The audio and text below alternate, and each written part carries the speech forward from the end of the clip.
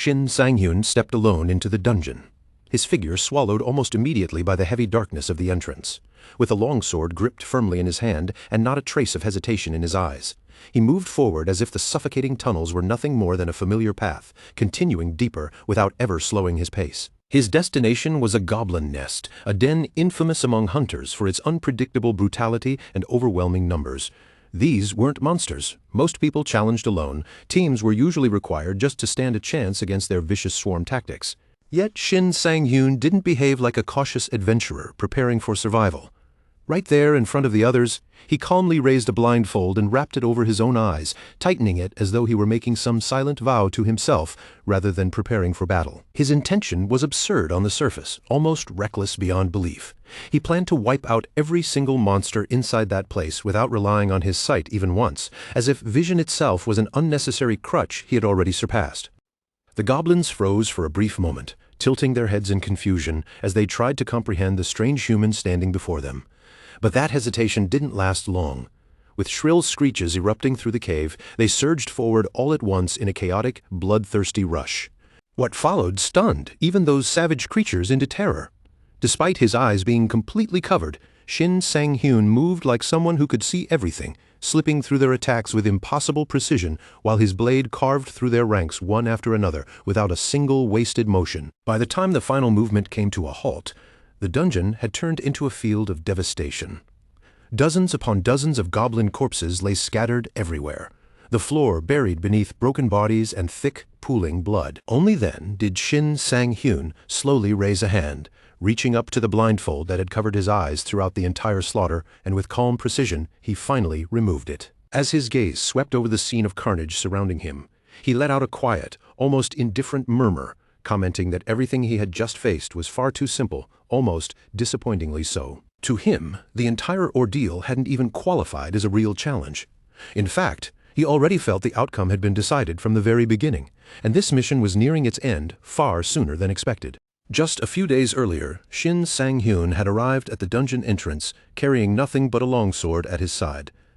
The moment he stepped into view, the surrounding atmosphere among the gathered adventurers subtly shifted, turning tense and cold. As soon as the others noticed the weapon on his back, several hunters exchanged sharp, irritated glances, silently communicating their annoyance without needing a single word. They didn't even bother hiding their disdain.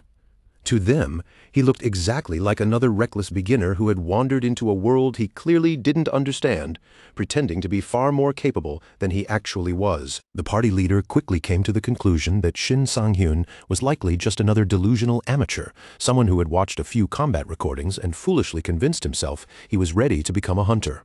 In their eyes, he wasn't a threat or even a real competitor.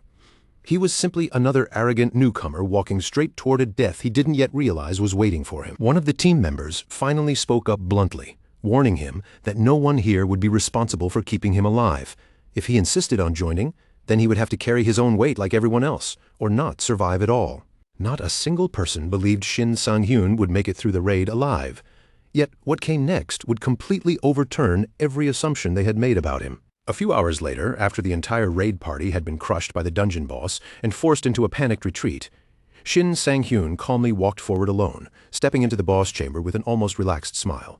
Inside, he moved through the storm of violent attacks with effortless ease, slipping past each strike, while even mocking the veterans who had earlier insisted he would only be a burden to them. Then, without leaving anything behind alive, he proceeded to annihilate every creature in the chamber. Both the terrifying boss and all the monsters hidden within it were cut down without mercy. When Shin Sang-hyun finally emerged from the depths of the dungeon, he was no longer empty-handed.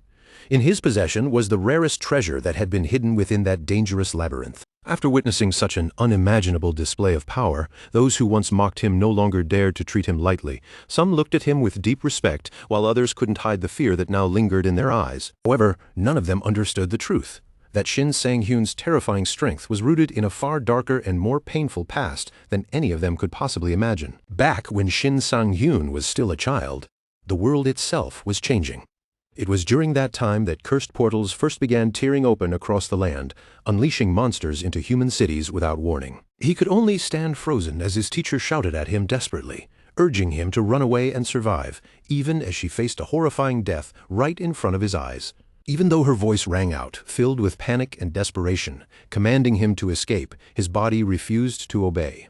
His legs remained locked in place, as if the fear itself had rooted him to the ground. Paralyzed by shock, he could only stare at the collapsing battlefield, his mind convincing him that humanity had no hope of surviving against monsters like these, and that resisting at all felt utterly meaningless. Then, without warning, a blinding flash of light tore through the chaos, slicing across the battlefield and obliterating every monster in its path within an instant. The warrior who appeared in that moment was so overwhelmingly powerful that simply witnessing him left a permanent imprint on Shin Sang-hyun's mind, something that would never fade.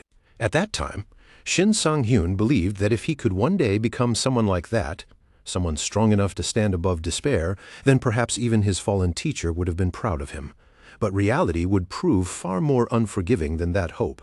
More than 30 years passed after that day. Shin Sang-hyun eventually became a hunter, training relentlessly and steadily growing stronger, yet no matter how much he advanced, the endless tide of monsters never stopped invading the world. In the end, even the very hero who once saved his life eventually fell in battle, dying right in Shin Sang-hyun's arms, leaving him with a truth he could never escape. There was something unbearably cruel about it. The realization that even the strongest, most admirable figures in the world were still mortal, still capable of dying just like anyone else. Even with his heart shattered by loss, Shin Sang-hyun kept fighting. He continued pushing forward for another 20 years, refusing to stop even when everything inside him had already broken. By the time he reached 55, he stood alone on a battlefield reduced to ruin and ash, the last surviving presence amid endless destruction, stretching in every direction. And yet, even then, a quiet thought lingered in his mind. Why was he still pushing himself this far, still fighting so desperately when he was already approaching 60 years old? 30 years earlier, Shin Sang-hyun had begun as nothing more than an ordinary swordsman. At best, his achievements only placed him somewhere within the top 100 hunters in the entire country. Even that ranking, once considered impressive, now felt insignificant. Surrounded by countless extraordinary hunters, he was still just a small, unremarkable presence lost within the wider world.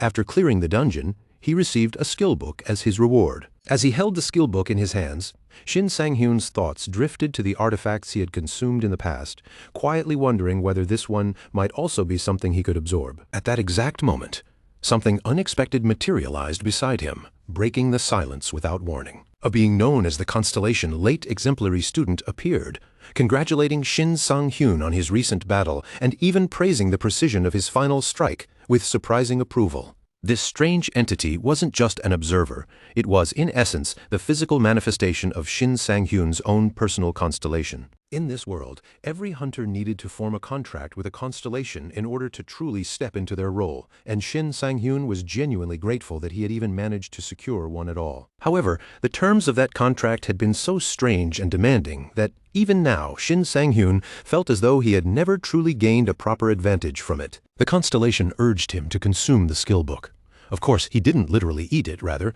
He activated his unique ability to absorb it directly, the same strange power that had awakened within him alone. Before discovering that ability, Shin Sang-hyun had been completely unable to use magical artifacts in any meaningful way, no matter how powerful they were. Out of desperation, he once tried forcing himself to consume artifacts, hoping something would change, but every attempt ended in failure, leaving him with nothing but frustration and emptiness. For 30 long years, he lived like that, unable to properly use a single valuable artifact he obtained from countless dungeon runs, as if the world's treasures were forever locked away from him. Eventually, he discovered a breakthrough.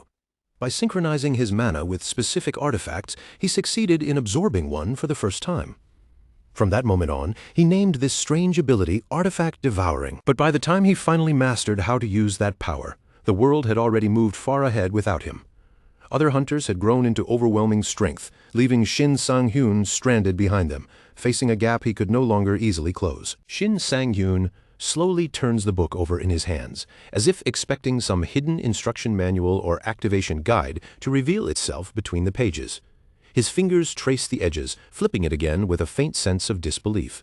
But no matter how many times he checks, every page is completely blank. No diagrams, no explanations, not even a single line that could hint at how this thing is supposed to function. The realization settles in heavily, and he ends up just staring at it in silent, almost stunned confusion, unable to make sense of what he's holding. His constellation reaches forward and carefully takes the book from him, as though it might be able to sense something he cannot. It turns the book slightly, attempting to interact with it directly, probing for any hidden response or activation trigger.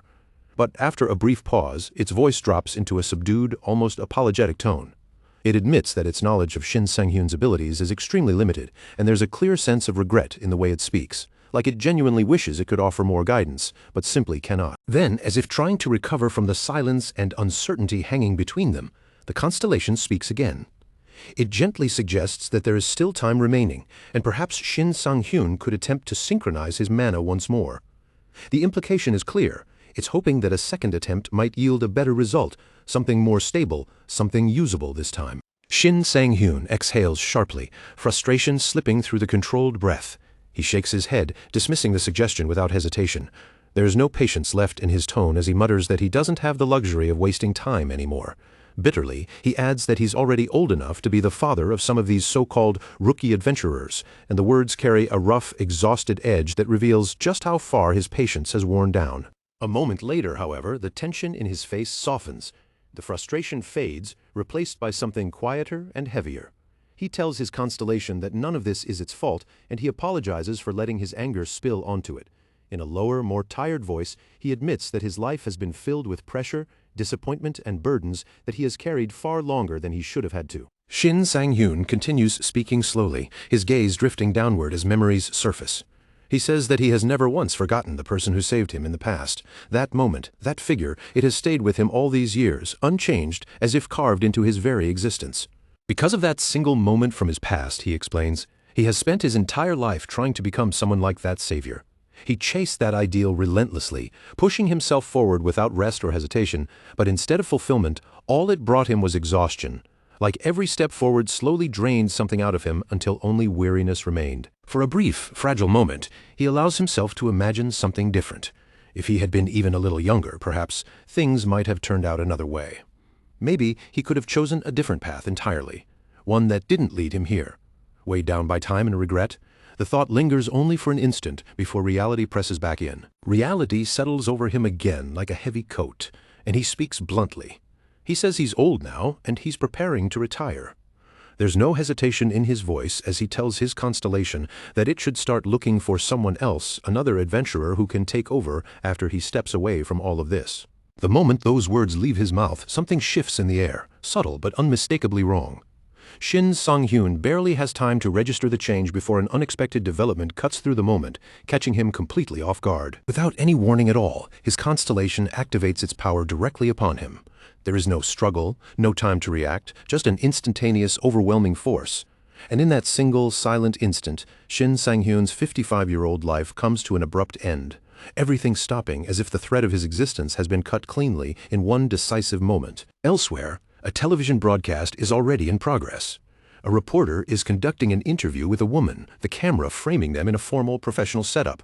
The reporter asks whether dungeons can truly be considered the workplace of adventurers, setting the tone for a serious discussion being watched by the public. The woman being interviewed is the CEO of Hyunjung Corporation. She responds calmly and without hesitation, explaining that dungeons function as essential stepping stones for all adventurers who are trying to rise in rank and status. Her tone is steady, as if stating something widely understood in their world. She continues her explanation, adding that beyond dungeons, there exist portals as well. These portals act as gateways leading adventurers into alternate dimensions, connecting them to unknown and uncharted regions far beyond ordinary understanding. Her words carry a measured authority as the broadcast continues. Meanwhile, back at home, the protagonist sits quietly in front of the television. The room is dimly lit, the glow of the screen reflecting in his eyes as he watches the interview unfold in real time, taking in every word with calm attention. As he listens, something unsettling begins to form in his mind. A chilling sense of recognition creeps in. He has seen this exact interview before. Not just something similar, but this precise moment, this exact exchange, as if he is watching a memory replay itself perfectly in real time. 4 days into this new life, he has already confirmed something that should be impossible. He has been thrown 30 years into the past, placed into an earlier version of the world he once lived in. The realization is no longer speculation, it has become certainty. It all began suddenly without any warning at all. One moment he was living his life normally, and the next, consciousness slipped away from him completely. When he finally opened his eyes again, he found himself lying in the bedroom of the exact apartment he had lived in 3 decades ago, as if time had folded back on itself. What shocked him even more than the location was his own reflection. His body had reverted, he was physically 30 years younger than before, yet his memories remained untouched, perfectly intact, as though his mind had refused to let a single fragment of the past disappear. Shin Sang-hyun still cannot understand how any of this could have happened, but in his mind there is no doubt about one thing. His constellation must have been involved in this impossible reversal of time. Even if the method remains a mystery, he feels certain it is connected. Even with confusion still lingering in his thoughts, he makes a decision. Standing there in this unfamiliar version of his own past, he tells himself that the only reasonable thing to do is move forward. Instead of freezing in uncertainty, he chooses action. He will get back to work. At the moment, the only weapon in his possession is a simple bronze dagger. Nothing elaborate, nothing advanced, just basic equipment, the same kind he once started his journey with all those years ago. It feels familiar in his grip, almost nostalgic. But unlike before, something has changed within him. This time he understands something fundamental that he had never realized in his previous life. There is a depth to what he once overlooked, a truth hidden beneath what seemed ordinary. That seemingly weak bronze dagger actually contains a hidden ability. Its rank may be low on paper, but its true potential makes such classifications almost meaningless. What once looked like a simple tool is far more significant than it appears. Before he makes his next move, Shin Sang-hyun already knows exactly where he needs to go. There is no hesitation in his steps or uncertainty in his direction, as if the destination has already been firmly set in his mind from the very beginning. He heads toward the space of unconsciousness, fully aware of what awaits him there. This is the only place where he can safely consume an artifact without interference or risk.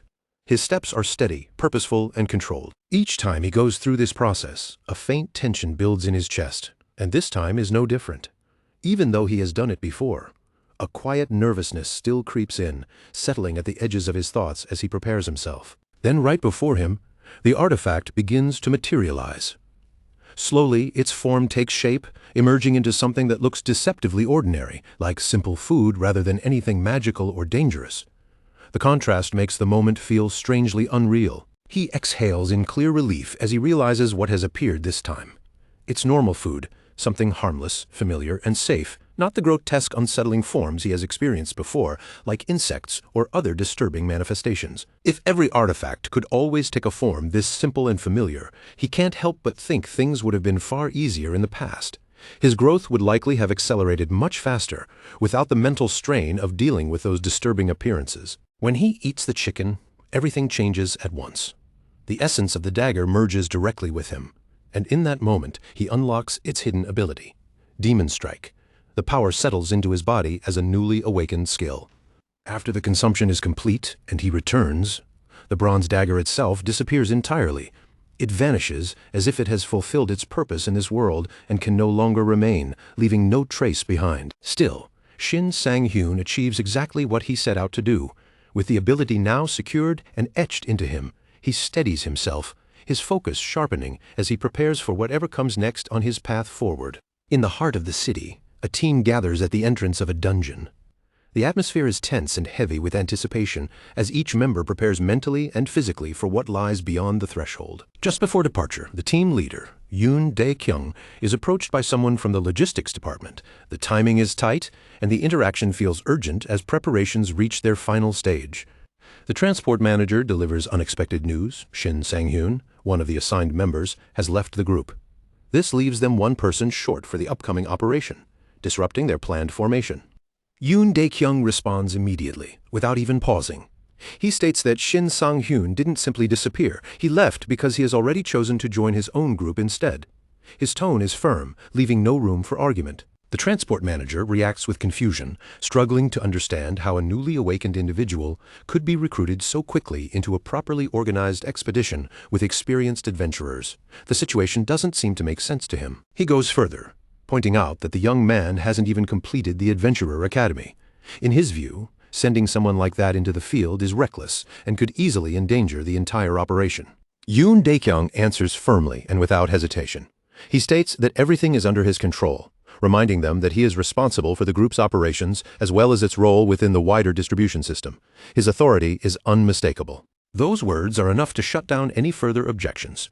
The transport manager quickly backs off, offering an apology under the pressure of the leader's firm stance. The matter is effectively closed. Soon after, even one of the team members' voices concerned directly. He questions the decision, clearly uneasy about the inclusion of someone so inexperienced in their mission. The discomfort is visible in his expression. Dae-kyung explains that the rookie was allowed to join because he volunteered himself.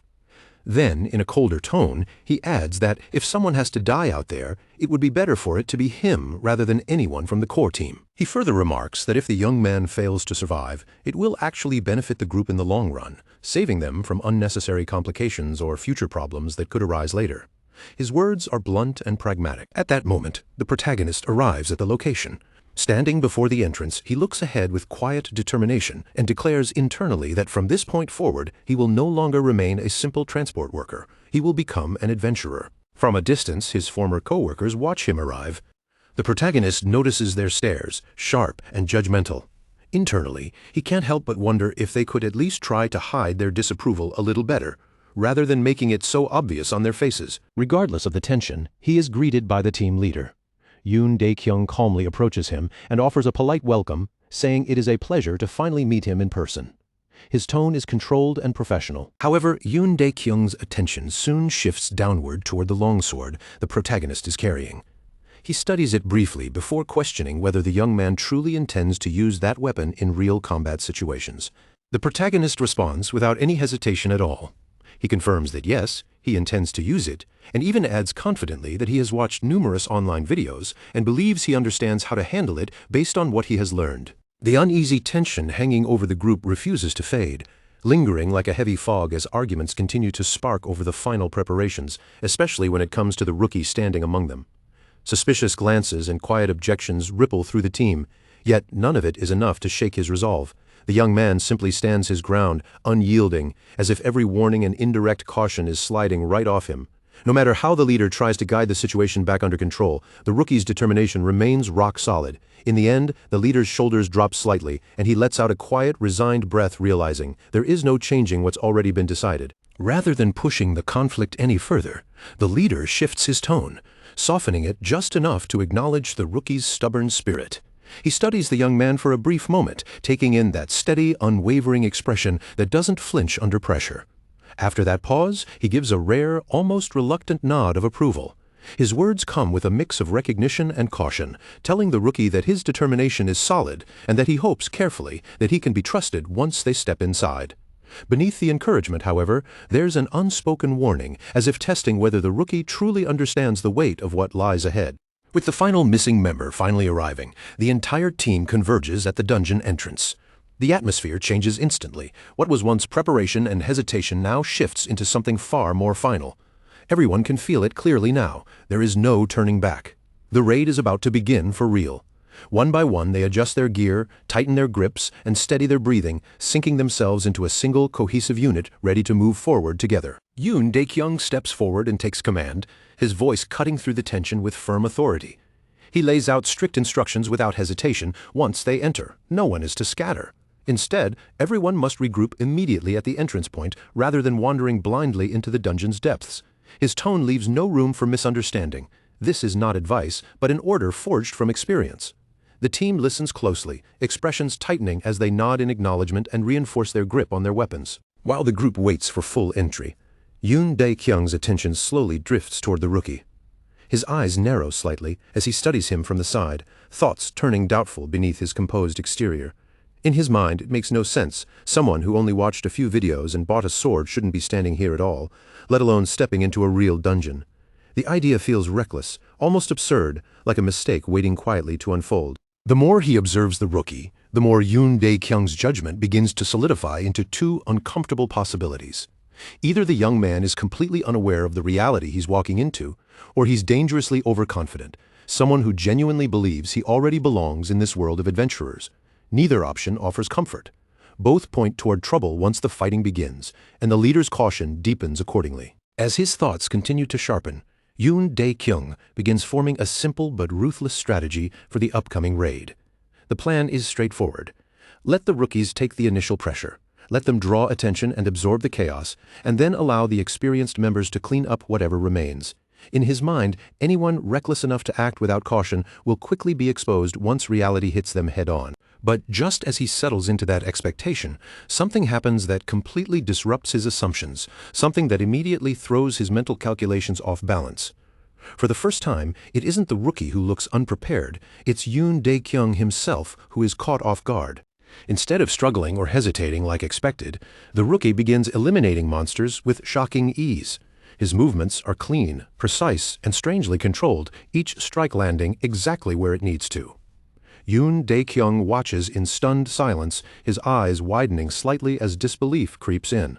What he assumed about the young man moments ago begins to collapse in real time, unable to match the reality unfolding in front of him. In this world, orcs exist just as they do in the tales of video games and fantasy novels.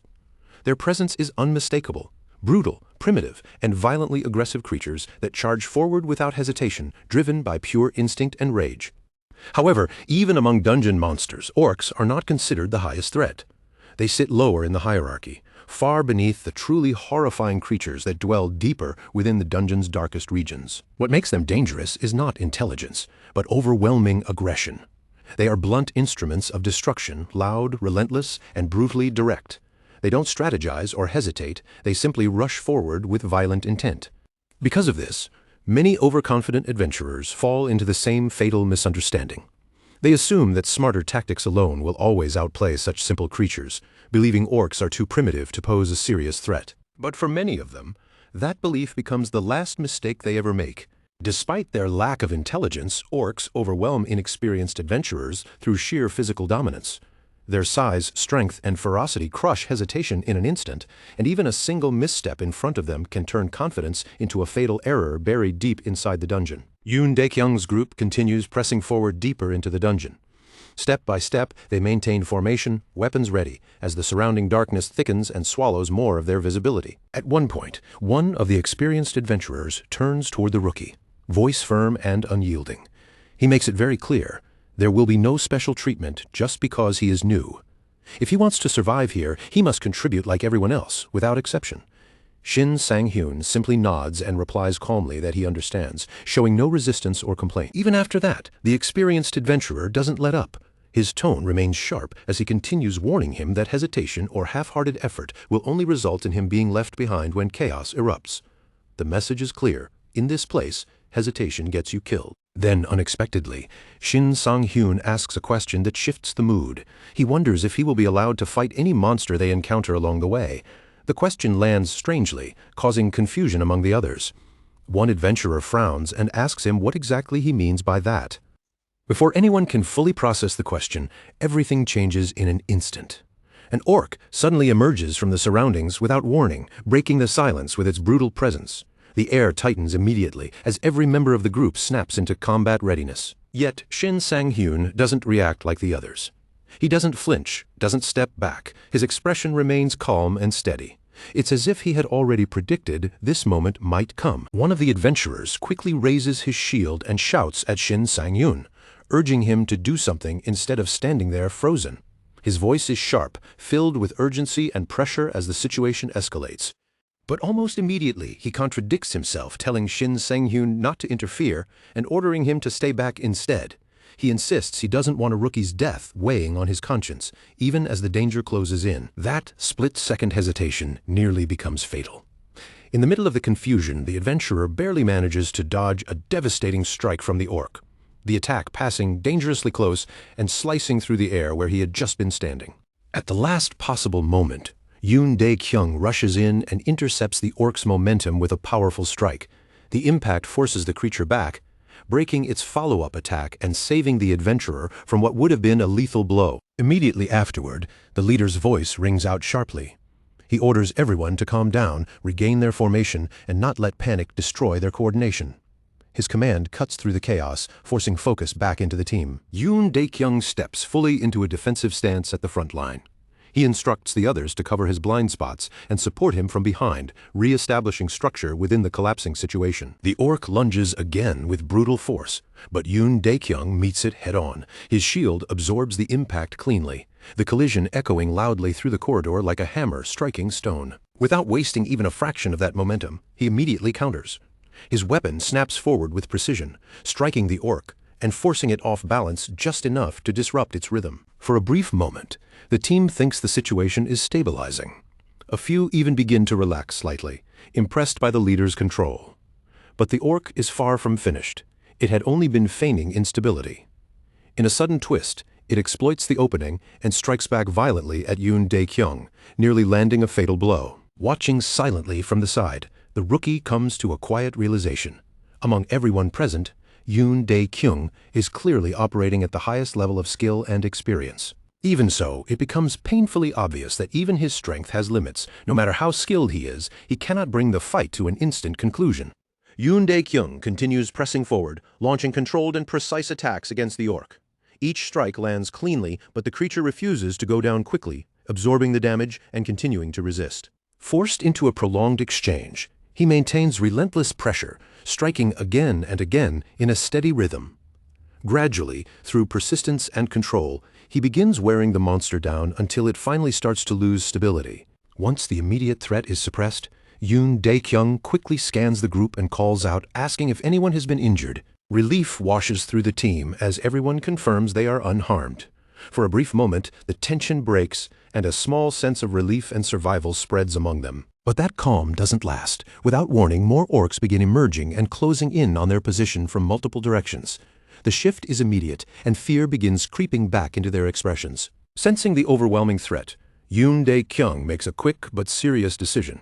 It's safer to fall back for now. Engaging such numbers head-on would put the entire formation at unacceptable risk. In the middle of that tense retreat decision, Shin Sang-hyun suddenly steps forward and calmly asks if he can take a shot at them. The request instantly shocks everyone. No one can understand why a rookie would volunteer for such a dangerous role in a situation this overwhelming. Even Yoon Dae-kyung immediately warns him not to act recklessly, emphasizing just how deadly the approaching enemies are and how quickly everything could spiral out of control. But Shin Sang-hyun doesn't respond. Without hesitation or hesitation in his stance, he steps forward and leaps straight into the battle. In an explosive burst of speed, Shin Sang-hyun closes the distance instantly and delivers a single decisive strike, cutting down one of the orcs in an instant. The entire group freezes for a heartbeat, unable to process what they just witnessed. The efficiency and speed of the attack leave them stunned into silence. Shin Sang-hyun glances back briefly and calmly asks if they're surprised just because they thought he was only level 1, his tone steady but sharp. Both the adventurers and the remaining orcs are thrown into confusion by the sudden reversal. The monsters quickly shift their focus onto him, their aggression flaring as instinct takes over. For Shin Sang-hyun, this chaotic shift is exactly what he wanted all along. Being surrounded by strong enemies gives him the perfect opportunity to push himself to his limits. Even as multiple enemies close in, he moves with astonishing agility. He slips through attacks with precise timing and counterattacks, without breaking rhythm, maintaining full control of the battlefield. Watching this unfold, the adventurers begin to question everything they thought they understood about him. The idea that he is just a rookie no longer fits what they are seeing. Shin Sang-hyun continues his relentless assault, cutting through enemy after enemy with relentless precision. One by one, the orcs fall until only a single leader remains standing, staring him down as the confrontation reaches its most intense peak. The orc leader, now fully consumed by uncontrollable rage, explodes into a relentless barrage of attacks. It charges forward without rhythm or restraint, swinging wildly as it tries to overwhelm everything in front of it, refusing to give even a single breath of space. Yet Shin Sang-hyun remains calm through it all. His body moves with eerie precision, slipping between each incoming strike as though he can already see the path of every blow before it is even fully formed. And every time that chaotic assault opens even the smallest gap, he strikes instantly. His blade flashes forward in sharp, disciplined counters, punishing the orc's aggression the moment it exposes itself. There's no hesitation, no wasted motion, just clean, decisive retaliation that cuts straight through the monster's rhythm. From a short distance away, Yoon Dae-kyung watches the exchange with rising unease. His eyes tighten as he sees just how dangerously close Shin Sang-hyun is fighting, and in his mind it looks less like control and more like reckless exposure. To him, the rookie is standing too deep in the storm, gambling with every step he takes. Meanwhile, Shin Sang-hyun doesn't even glance toward that concern. The leader's worry, the tension in the air, none of it seems to register. In his eyes, Yoon Dae-kyung is overthinking the situation, reacting far more intensely than the battlefield actually demands. Then, suddenly, the orc leader lets out a guttural roar and activates its hidden technique, Demon Bash. A violent surge ripples through its body as its muscles swell and tighten, raw power erupting outward in a visible spike of strength that instantly changes the pressure in the air. Instead of backing away, Shin Sang-hyun's expression sharpens with something closer to excitement than fear. His gaze locks in, focused and intense. This escalation doesn't intimidate him. Instead, it feels like exactly the kind of challenge he has been waiting for. The enraged orc unleashes another charge, this time far more chaotic and explosive, swinging with pure, overwhelming force as it tries to crush him through sheer momentum and violence alone. But Shin Sang-hyun moves even faster. In a seamless burst of motion, he slips directly into the orc's attack range, avoiding the full force of the charge and striking first. His blade cuts in before the monster can stabilize its power, ending the exchange before the attack even fully matures. Seeing something like that, an enhanced orc leader collapsing so abruptly leaves Yoon Dae-kyung stunned in place. His eyes widen slightly as disbelief creeps in, and for the first time he seriously wonders just how far Shin Sang-hyun's abilities actually extend beyond what he's been showing. He can barely accept what he's witnessing. In his experience, there is no logical scenario where a newly awakened adventurer should be capable of suppressing something like this so effortlessly. Everything he knows about power scaling in the dungeon feels like it's being rewritten in real time. What makes it even more disturbing is not just the strength, but the technique. Shin Sang-hyun's swordsmanship is unnervingly refined, every movement executed with clean angles, perfect timing, and a level of control that feels far beyond beginner standards. Nothing about his style looks accidental. And it isn't just that he defeated the orc leader. He pierced through its reinforced armor as if it were nothing more than thin sheet metal. The resistance that should have stopped or slowed a blade simply doesn't matter to him at all. The entire party is left shaken by what they've just witnessed.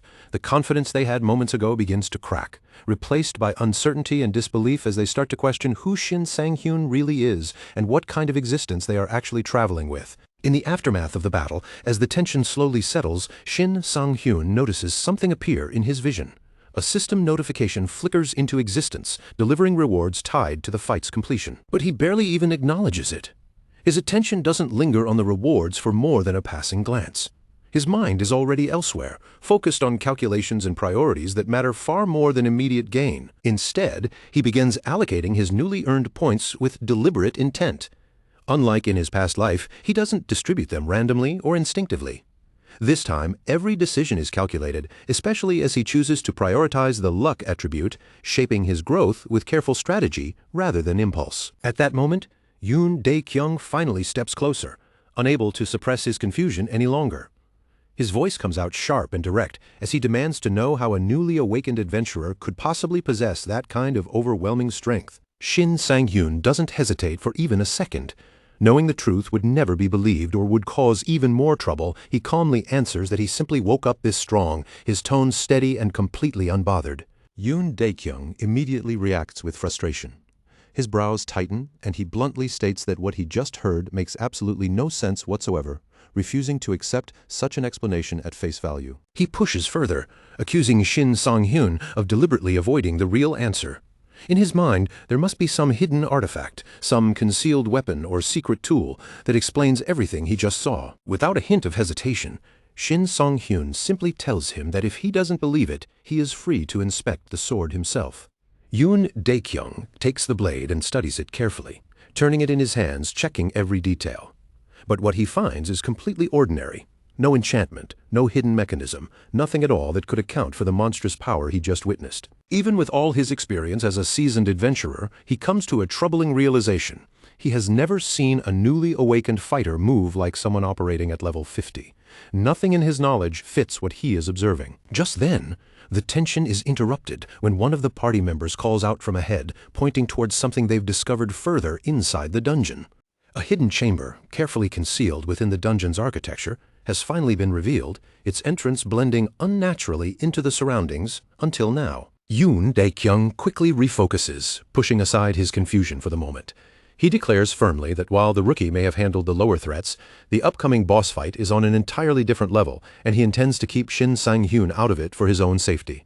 But Shin Sang-hyun quietly realizes something important. None of them truly understand what he is capable of.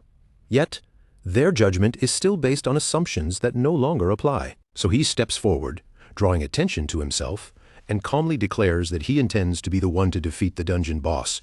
Not only that, but he also requests that he be allowed to claim the boss's drop as well. In this world, there exists a rare and highly coveted item known as the Scarlet Stone. It only drops from a demon orc, and even then the probability is so low that it is considered one of the most valuable treasures an adventurer can obtain. In his previous life, Shin Sang-hyun's party failed to defeat a demon orc, and another group ended up securing the Scarlet Stone instead.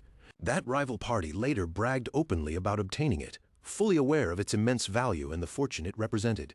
But for Shin Sang-hyun, the real importance of the Scarlet Stone isn't money, it's its hidden function. The delay skill, a crucial ability he needs for what he intends to accomplish in the future. That is exactly why he cannot afford to miss it again. This time, the outcome must be different. Back in the present, after the battle has settled, Shin Sang-hyun calmly points out something crucial.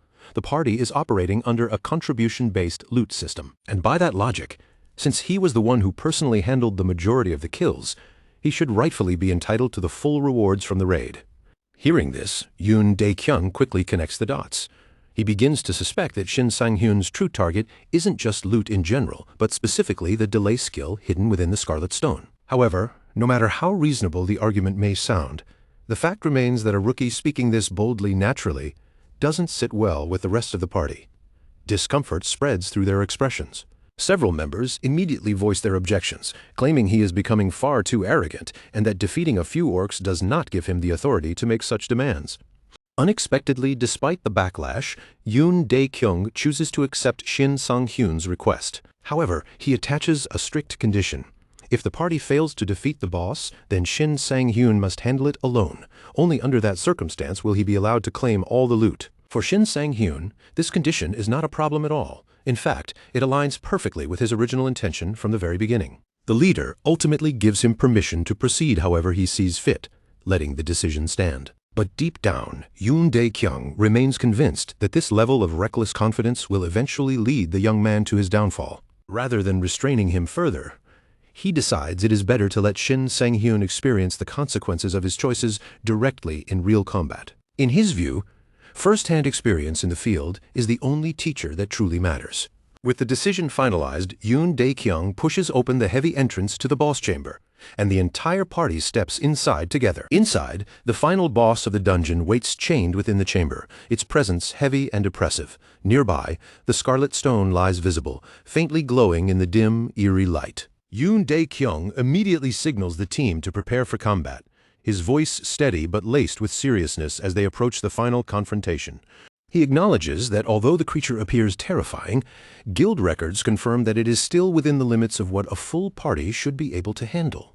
However, he also admits a harsh truth. If anyone were to face this monster alone, survival would be nearly impossible under normal circumstances. Yoon Dae-kyung and his entire squad explode forward with absolute confidence, launching a tightly coordinated assault straight at the boss without a single moment of hesitation. Their formation is sharp, their timing synchronized, every step driven by the belief that overwhelming force will decide the outcome. But that confidence shatters almost instantly. The moment they make contact, the boss absorbs and counters their advance with terrifying ease. Their formation breaks apart, members are knocked off rhythm one after another, and the coordinated push collapses into chaos as they are forced backward, completely overpowered and unable to regain control of the fight. Reeling from the failed charge, the team leader stands stunned, barely able to steady his breathing as he tries to process what just happened. His mind keeps replaying the clash over and over again, searching for a mistake, a miscalculation, anything that would explain the result. But nothing fits. The enemy they had confidently judged as manageable has instead turned the entire situation upside down. Instead of being overwhelmed, it was them who were pushed to the edge, left struggling just to survive the exchange.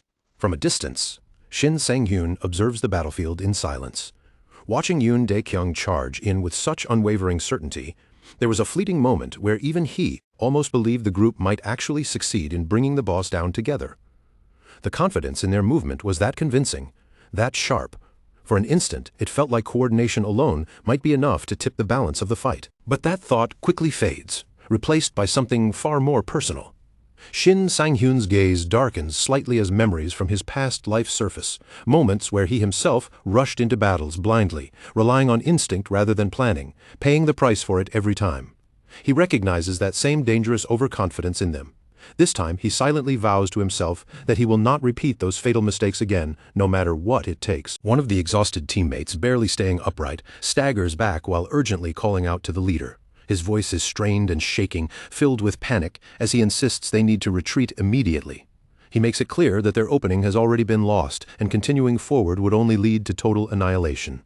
Every word carries the weight of desperation as he tries to pull the team out of a situation that is already spiraling beyond control. Hearing the desperate warning, Yoon Dae-kyung finally confronts the reality he has been resisting. His expression tightens as he grits his teeth, acknowledging that their so-called strategy and guidance are far from absolute. With a tense exhale and a hardened gaze, he makes the decisive call. He orders everyone to disengage immediately and pull back from the fight before things spiral any further out of control. As the retreat order echoes across the battlefield, Shin Sang-hyun's eyes sharpen instantly. Something inside him clicks into place. He recognizes this exact moment as the opportunity he has been waiting for all along. The shifting chaos, the broken formation, the withdrawal, it all aligns perfectly. There is no longer any reason for him to hold back or remain on the sidelines. Yoon Dae-kyung notices it too, his attention snapping toward Shin Sang-hyun at the edge of the battlefield. What he sees makes his expression tense. The young man is not retreating. Instead, he is stepping forward into the danger zone alone, showing no hesitation whatsoever.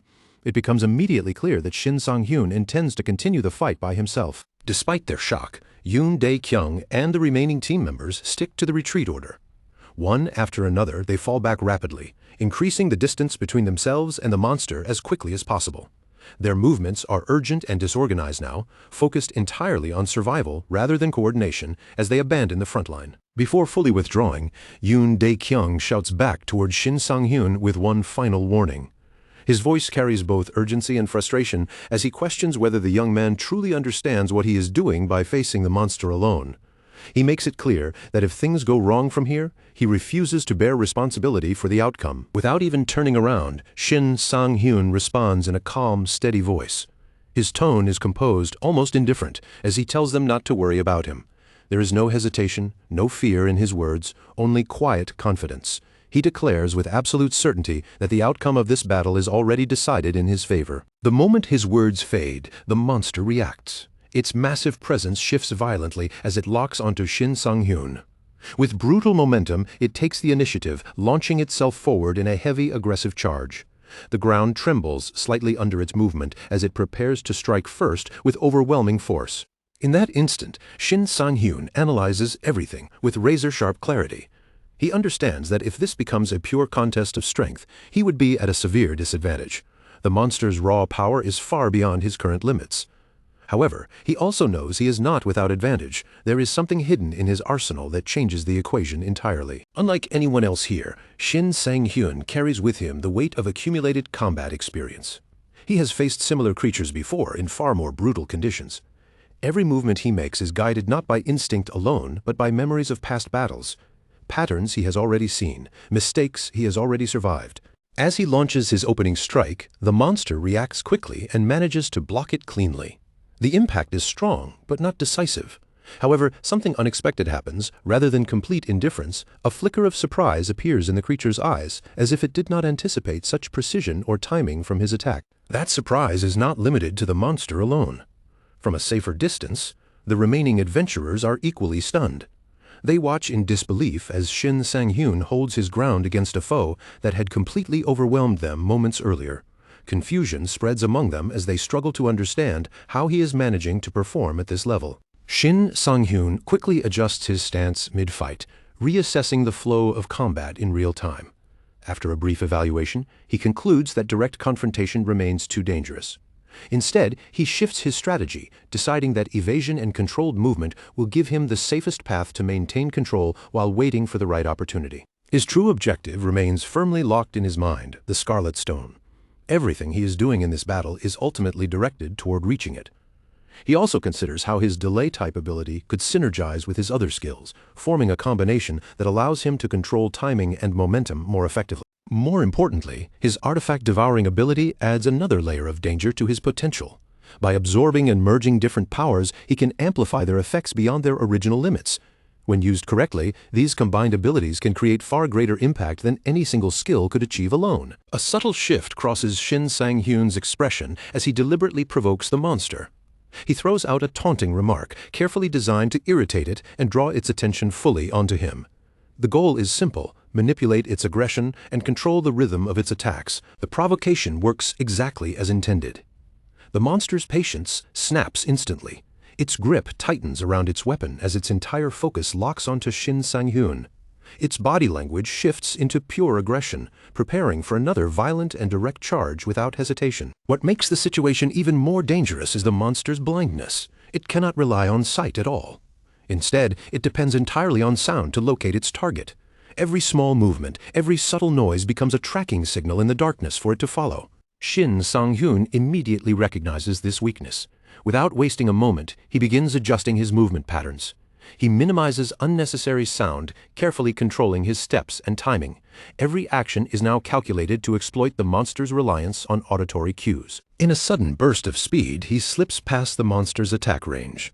The movement is clean, precise, and almost effortless. Before the creature can properly register his position, Shin Sang-hyun delivers a sharp, accurate strike, hitting with perfect timing and control. The impact forces the monster to stagger violently. Its massive body reels from the blow, and in the confusion, its grip loosens. The heavy axe slips from its hands and crashes to the ground, leaving it momentarily unarmed and exposed in the opening he created. This opening was no accident. Shin Sang-hyun's skill has temporarily disrupted the monster's senses, creating a brief but critical stun effect. It is only a short window, but it is enough to break its rhythm and allow him to reposition or strike decisively. Watching everything unfold, Yoon Dae-kyung cannot hide his shock. His expression tightens as he struggles to comprehend what he is seeing. A skill that can disrupt a boss-level monster this effectively feels unreal to him, and he begins questioning whether something like this can truly exist in practical combat. Even in the middle of the fight, Shin Sang-hyun speaks calmly. His voice carries steady confidence as he remarks that orcs, while physically powerful, are fundamentally simple once their patterns are understood.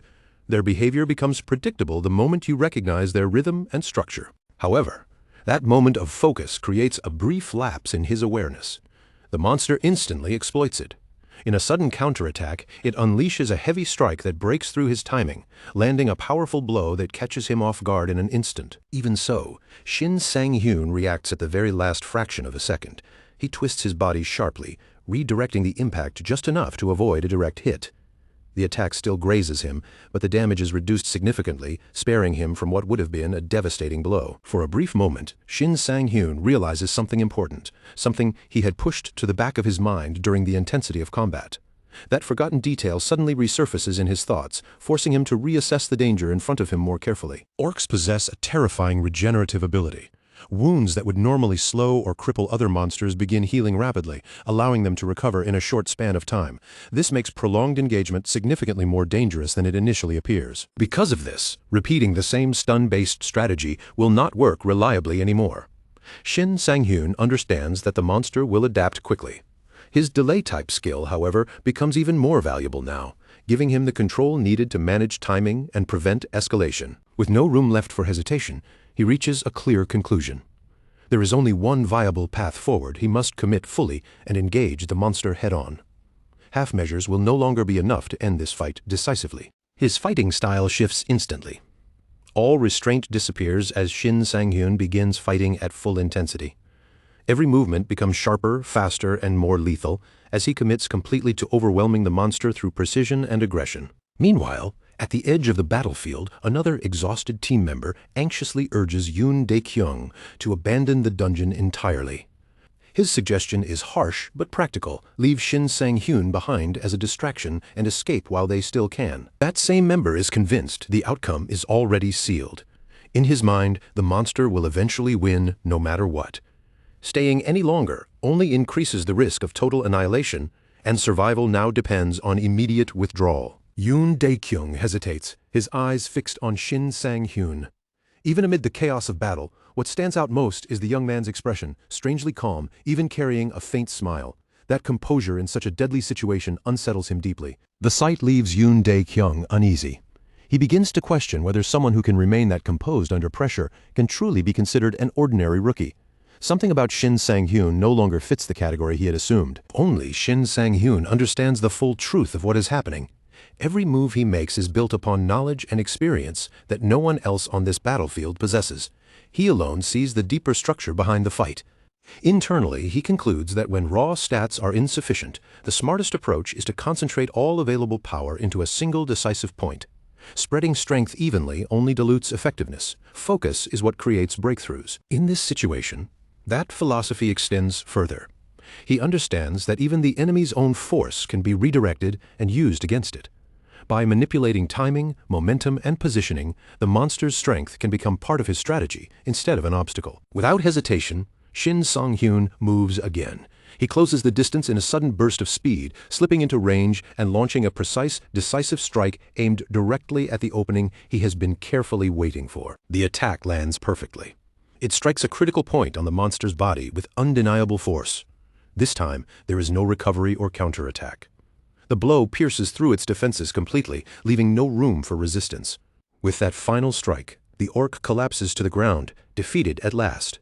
Shin Sang-hyun not only secures victory, but also absorbs all associated rewards and bonuses tied to the kill, stacking additional gains from the system. As system notifications appear, he notices something significant. He has already obtained 2 separate reward titles. It becomes clear that solo combat is dramatically accelerating his growth rate compared to team-based engagements. Shortly afterward, Yoon Dae-kyung cautiously approaches the battlefield. His steps are slow and measured, each movement reflecting the lingering disbelief as he tries to process the outcome of what he has just witnessed. Yoon Dae-kyung's expression says everything he cannot put into words. Shock, confusion, and uncertainty mix together as he stares at Shin Sang-hyun, unable to reconcile what he saw with what he thought was possible. Sensing that reaction, Shin Sang-hyun quickly evaluates the situation. He determines that there is only one safe way to handle the aftermath without drawing unwanted suspicion or attention from the others present. He immediately shifts his expression and tone, deliberately downplaying his performance. Acting as though the fight had been far more dangerous and exhausting than it truly was, he claims that without the team's earlier efforts weakening the monster, he would never have been able to secure the victory. While one of the party members accepts the explanation almost immediately, showing no real sign of doubt, Yoon Dae-kyung stands slightly apart from the rest. His eyes narrow in silence, studying the situation with growing suspicion. The more he replays everything in his mind, the less the story adds up. Deep inside, a quiet certainty forms this kid is definitely hiding something important, even if there's no proof to grasp onto yet. Meanwhile, the protagonist keeps his face completely composed, carefully masking every trace of tension. He silently hopes the explanation he gave is enough to satisfy them and close the matter. The fewer questions they ask, the smoother his path forward will be, and he knows he can't afford unnecessary scrutiny right now. Not long after that uneasy exchange fades, the defeated monster suddenly begins to disintegrate. From its collapsing body, a single scarlet stone drops heavily onto the ground.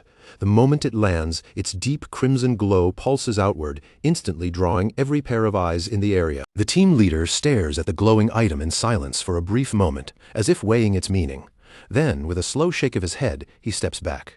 Since his squad wasn't the one who landed the final blow, he states firmly that he has no right to claim the reward, exactly as they had previously agreed. After resolving the distribution of the drop, the leader straightens his posture and announces that the mid-boss has finally been defeated. However, his tone quickly shifts into something more serious. He reminds everyone that this was only one obstacle and the true danger, the final boss, still awaits them ahead. Preparation is no longer optional. With that warning hanging in the air, the expedition team regroups. Weapons are adjusted, breathing steadies, and without wasting another moment, they begin moving deeper into the dungeon once again, advancing toward the final stage of the raid. Left alone with the dropped item, Shin Sang-hyun lingers behind for a moment. His gaze locks onto the reward with barely restrained anticipation flickering in his eyes. After everything he has endured so far, he can feel it clearly now. He is finally getting closer to the thing he has been chasing all along. Some time later, the protagonist returns to the abandoned farm where everything had previously unfolded. The area is still eerily silent, with unconscious bodies scattered across the ground in disarray, as if the battle had frozen time itself and left only stillness behind. By now, the artifact he obtained earlier has undergone a complete transformation. Instead of its previous form, it has turned into a steaming bowl of pork stew, its surface rippling with heat.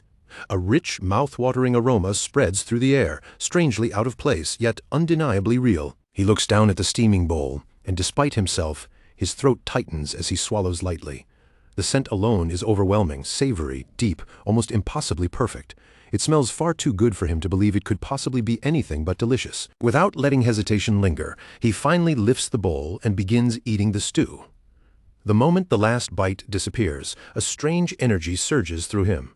The artifact's presence is absorbed directly into his body, and a new skill, delay, awakens within his consciousness. For the first time in quite a while, Shin Sang-hyun feels something unfamiliar rise in his chest. A subtle tension settles over him. Nervousness, sharp and real, something he hasn't allowed himself to feel easily in recent times. Because this wasn't just another acquisition. This was something he had been waiting for. Something he had silently hoped would come to him for a long time. The weight of that expectation now presses down on him more heavily than he expected. Then, almost suddenly, another realization strikes him like a flash.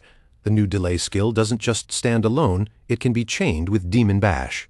And when those two abilities overlap, their effects don't just stack, they amplify each other dramatically. Shin Sang-hyun freezes for a brief moment as the full meaning of this discovery sinks in. His eyes sharpen slightly, as if seeing the system in a completely new light. He realizes he may have accidentally uncovered something far more powerful than he ever anticipated. He recalls vague rumors and half-formed theories he had once heard in passing. Stories about skill combinations that could multiply power in unexpected ways. But since he had never witnessed anyone successfully perform such a feat, he had always dismissed them as mere speculation, nothing more than battlefield myths. Just as he becomes fully absorbed in his thoughts, a presence breaks through his concentration. Yoon Dae-kyung approaches and interrupts him, stopping close enough to speak directly. In a calm but serious tone, he asks if they can talk privately for a moment. Yoon Dae-kyung explains without hesitation that the next area ahead is the final boss chamber. Waiting there for them is the Orc Berserker, a threat unlike anything they have faced so far in this dungeon. His tone carries both warning and resolve. But what surprises Shin Sang-hyun is not the warning itself. It's the fact that this time, the leader does not tell him to stay behind like before. There is no attempt to exclude him from the upcoming battle. Instead, Yoon Dae-kyung openly admits something unexpected. If he cannot properly utilize a capable teammate like Shin Sang-hyun, then he has no right to call himself the leader of this party. His words carry both pride and accountability. He continues by stating that, from this point forward, he will be relying on Shin Sang-hyun's strength. At the same time, he makes it clear that all previously agreed conditions still stand exactly as they were. Nothing has changed between them. A short while later, one of the party members raises their voice, announcing that everyone is ready. Equipment is checked, stances are set, and the team confirms they are fully prepared to move forward into the final phase. Even so, one of the teammates clearly cannot hide his displeasure. His expression tightens, and the irritation directed toward the protagonist is written plainly across his face, especially after everything that has happened recently. Shin Sang-hyun notices it immediately. That hostility doesn't go unnoticed, not even for a second. His gaze briefly shifts toward the source of that tension before returning forward, as if quietly acknowledging it without reacting. Trying to ease the growing friction within the group, the leader speaks up in a casual tone. He suggests that once the mission is complete, everyone should go out for drinks together. It's an attempt to lighten the mood and rebuild some sense of unity among them. After pressing deeper into the dungeon, the group eventually reaches the massive doors of the final boss chamber. The air here feels heavier, almost suffocating, as if the space itself is aware of what lies beyond. The moment the doors begin to open, an overwhelming pressure floods outward. The Orc Berserker's presence alone fills the entire chamber, its terrifying aura pressing down on everyone. Several members visibly stiffen, their bodies reacting instinctively to the sheer weight of its killing intent. Even under that crushing atmosphere, Yoon Dae-kyung steps forward without hesitation. He declares firmly that, as the leader, he will initiate the first strike himself, taking responsibility for the opening move of the battle. But before anyone else can react or follow his lead, Shin Sang-hyun calmly walks past the group. Without breaking his pace, he takes the front position himself and tells them in a steady voice to stay behind and follow his lead instead. Inside his mind, Shin Sang-hyun rapidly assesses the situation. Compared to the earlier monster, this boss appears to have weaker resistance against status effects. If he stays composed and times it correctly, landing a stun should not be particularly difficult. Yet even as he calculates everything logically, he is slightly surprised by his own confidence. In his previous life, he never would have stepped forward like this so naturally, especially not in front of others without hesitation. Back when he was younger, fear had controlled nearly every decision he made.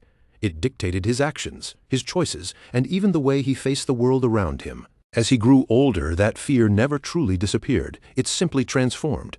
His life became a constant struggle for survival, where every day was about enduring just a little longer than the last. That is why he knows things cannot continue the same way this time. If he repeats the same pattern as before, he will only end up walking straight back into the same miserable ending he once lived through.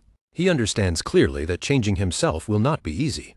Still, if he wants others to recognize his worth, he has no choice but to accomplish something undeniable, something powerful enough that no one can ignore what he is capable of. And judging by Yoon Dae-kyung's reaction alone, that change is already being noticed.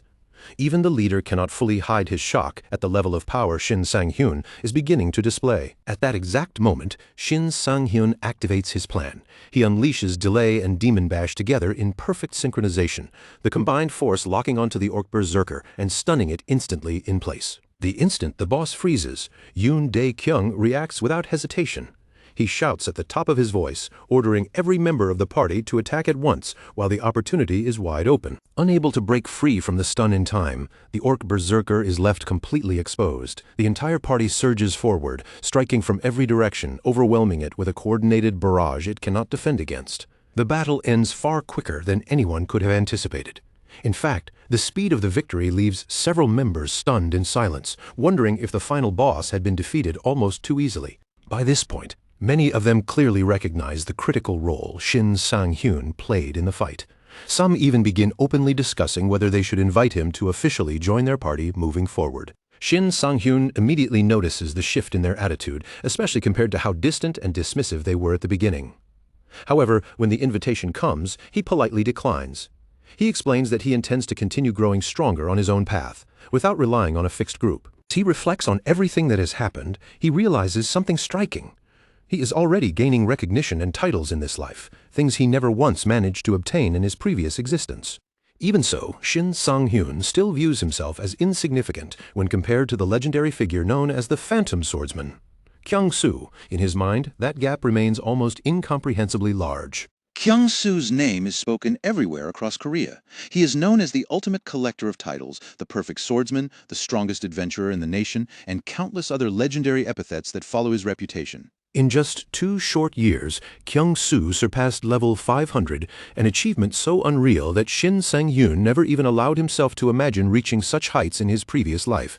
It felt beyond the limits of possibility. But now, with this second chance at life, something inside him has changed. His ambition is no longer limited by what he once believed. He wants to reach that same level one day, and for the first time, he genuinely feels that it might not be impossible. Not long after, Yoon Dae-kyung approaches Shin Sang-hyun once again, this time carrying an item in his hand. He walks up to him quietly, as if already having made his decision. He tells Shin Sang-hyun that, in truth, he was the one who carried the team through the hardest parts of the battle. Because of that, he deserves the reward more than anyone else present. Yoon Dae-kyung adds that although the item itself may not be especially valuable on its own, it is still something he wants Shin Sang-hyun to accept. It serves as a sincere token of gratitude from both him and the entire party. Deep within his thoughts, Shin Sang-hyun quietly dissects the situation unfolding in front of him. The team leader's behavior doesn't feel like genuine goodwill at all. Instead, it feels calculated, almost detached, as if he already knows this is the final time their paths will cross, and offering a bit of kindness now costs him absolutely nothing.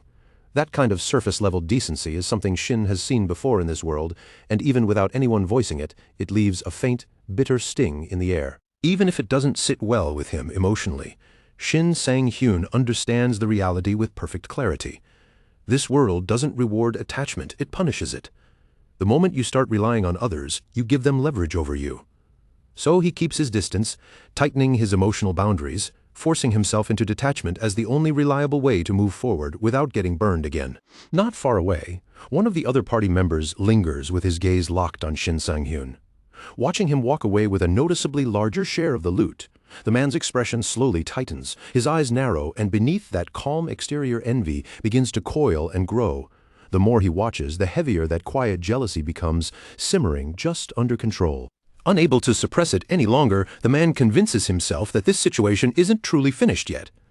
His jaw clenches slightly as he pulls out his phone, his expression sharpening with intent. Without hesitation, he begins making a call, clearly setting something in motion that goes far beyond what just happened in the dungeon. Sometime later, Shin Sang-hyun is back inside his home. The tension that had clung to him throughout the mission finally loosens, replaced by a rare sense of relief.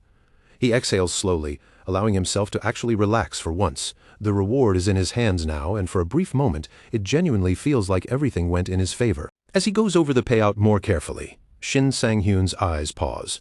6 million won earned from a single mission. For most carriers, that kind of number would be almost unimaginable, something spoken about in rumors rather than reality. But for him, it's already become a fact, a clear sign of just how abnormal his progression is becoming. And that isn't even the end of it. On top of the cash reward, there's an additional bonus layered in, something extra that pushes the total value of the haul even higher. The mission didn't just pay well, it over-delivered in a way that quietly signals how quickly his trajectory is changing. Among the rewards lies an item known as the Berserker's Ring. A drop straight from the dungeon boss itself. Just holding it carries weight, but its effect is even more straightforward, boosting stamina and pushing the wearer's physical endurance beyond normal human limits. It's simple, but undeniably useful. Even if it's categorized as a low-tier artifact, Shin Sang-hyun doesn't dismiss it. There's no cost attached to it, no loss in trying it, and that alone makes it valuable in his eyes. In prolonged fights especially, anything that extends his staying power becomes a tool worth using to its fullest. He turns the effect over in his mind, considering its practical impact. Most ordinary players drain their mana and stamina so quickly that they can barely keep their weapons moving before exhaustion takes over. Against that weakness, this ring offers a clear advantage: smoother combat flow, fewer breaks, and sustained pressure in longer engagements. But Shin Sang-hyun isn't an ordinary player. Even though his awakening came late after turning 50, he carries something most others don't: years of accumulated understanding from his previous life. He has studied this world deeply before, learned its systems, its artifacts, and the way they behave under pressure. From that experience, he learned a crucial truth. Artifacts that rely on mana or similar energy systems often come with hidden drawbacks at first. But those limitations aren't always permanent. With enough time and mastery, what once felt like a weakness can shrink, fade, or even disappear entirely. Because of that understanding, he no longer hesitates over side effects or hidden costs. His focus has shifted entirely. Growth is the only thing that matters now: stacking skills, accumulating advantages, and pushing forward without wasting time second-guessing every tool he acquires.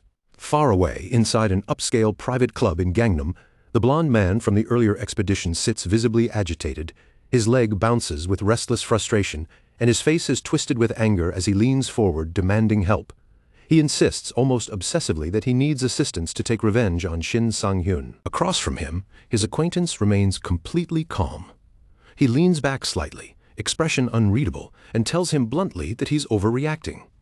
His tone is steady, almost dismissive, as he advises him to calm down before he ends up making a decision he can't control. Then he goes further, questioning why he should get involved in someone else's personal vendetta at all. From his perspective, it's not his fight, and dragging others into revenge simply because of pride or anger doesn't make any logical sense. But the blond man refuses to back down. His voice sharpens as he insists there's something deeper going on with Shin Sang-hyun. No one rises that fast without backing, he argues. In his mind, there has to be money, influence, or something hidden supporting him from behind the scenes. Still, none of them agree to help. The atmosphere shifts sharply as frustration boils over. One of the gang members suddenly snaps before anyone can react. Violence erupts, and the blond man is struck hard, injuring his ear. The message is immediate and brutal. They are not his subordinates. Coldly, the enforcer explains the reason without emotion. The blond man's mistake wasn't just his anger. It was the assumption that he had authority over them. That arrogance alone was enough to bring consequences crashing down on him. Once the warning is delivered, the tone shifts again.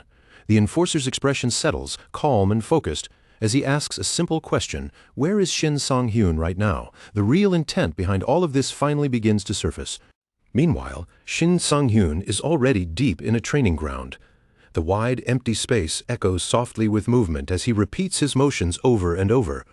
Every swing, every step, every controlled breath is part of a relentless routine aimed at refining himself further. After finishing another intense session, he finally stops. His shoulders lower slightly as he exhales, allowing his body to recover. For a brief moment, he simply stands there in silence, taking in the stillness before pushing himself again. During that short pause, a memory drifts into his mind.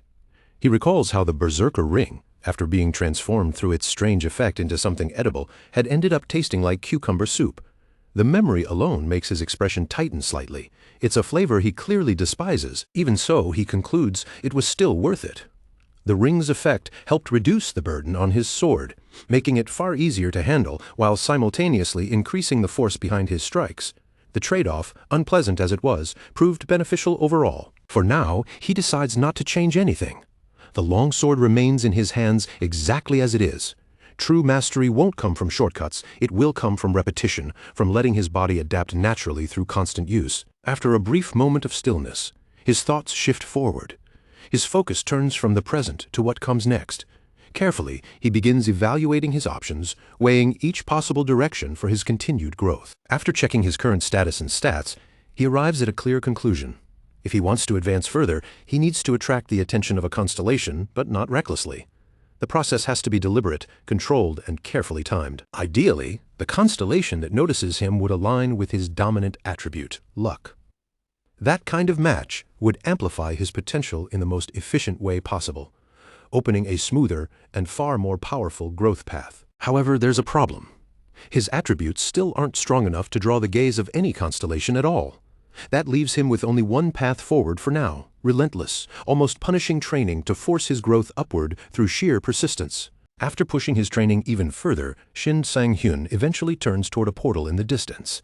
His steps are steady and controlled, but there's an unmistakable sense of direction in the way he moves, like someone walking straight toward a test he intends to pass. As he walks, he reflects on everything he just went through. 3 straight days of training without sleep, followed by hours spent driving. It pushed even his limits, but it wasn't wasted. He has now fully mastered dual-handed longsword usage, and he's ready to test that refinement in real combat. He also understands why he came this far out. Going to the capital would have made securing a solo dungeon nearly impossible, crowded as it is with other adventurers. So instead, he deliberately traveled far beyond it, searching until he found an untouched dungeon no one had claimed. But as he gets closer, something feels wrong. A subtle unease creeps in, and he slows slightly. A realization begins to form. He's not alone here. That suspicion is confirmed when he notices it clearly. A car has been following him all the way into this remote mountainous area. It has maintained distance the entire time, tracking his movements without ever breaking pursuit. What bothers him most is the lack of clarity. He still can't understand their motive. There's no obvious reason for anyone to go this far just to tail him, and that uncertainty makes the situation more dangerous than it appears. Even so, he quickly reaches a decision. Whatever their intentions are, he will deal with it inside the dungeon itself. Once he's inside, the environment will be under his control, and that gives him the advantage he needs. Without hesitation, Shin Sang-hyun steps through the dungeon entrance. Moments later, the group that had been following him also moves forward, entering right behind him without slowing down or disguising their intent. He glances back briefly and points out the obvious fact. This is a dungeon designated for solo adventurers only. A group like theirs shouldn't even be here under normal rules. It's too deliberate to be accidental. He states firmly that he arrived first. According to the basic rules of dungeon priority, ownership belongs to whoever enters first. He makes it clear he has no intention of giving up this space to anyone. The group leader responds with a cold, almost amused smirk. He mutters under his breath that Shin Sang-hyun is clearly not the naive target they were originally told about. At that moment, everything clicks into place for Shin Sang-hyun. This isn't coincidence, it isn't misunderstanding. This group came here specifically for him, and the situation is far more deliberate than it first appeared. He quickly scans their formation, reading them like a battlefield map. No healers, no mages, only swordsmen and archers. That structure tells him everything he needs to know. They are not explorers. They are hunters, and he is the target. On their side, the intention is finally spoken aloud. They confirm it without hesitation. They plan to eliminate him here, deep inside the dungeon where no witnesses exist and no trace will remain. For a brief moment, Shin Sang-hyun's thoughts drift back to his previous life. He remembers how organizations like this eventually met their end, wiped out by the Adventurers Association once enforcement became strict enough to crush them completely. He also recalls another critical detail from experience. Among groups like this, archers are always the most dangerous. They strike first, often before the target even realizes the battle has begun. With that knowledge in mind, he calmly states that he hasn't been standing there idly. Every second of silence, every pause, has been intentional, part of his preparation for what's about to happen. Then, with quiet certainty, he delivers his warning. Before this is over, there will be 4 bodies on the ground, and he casually asks how they plan to explain that once they leave the dungeon alive. One of the enemies instantly explodes in anger, stepping forward aggressively. But the leader raises a hand, stopping him before things spiral out of control. He insists they can still handle this situation in a measured, efficient way. However, the large man among them doesn't look interested in restraint at all. His stance shifts forward, muscles tightening, clearly preparing to engage without waiting for further discussion or orders. Shin Sang-hyun notices it immediately. Instead of backing down, he tilts his head slightly and deliberately provokes him, telling the man to listen carefully to his own boss before doing anything reckless. That final taunt is the breaking point. The large man's expression snaps from irritation into pure fury, veins tightening across his face as his patience finally shatters.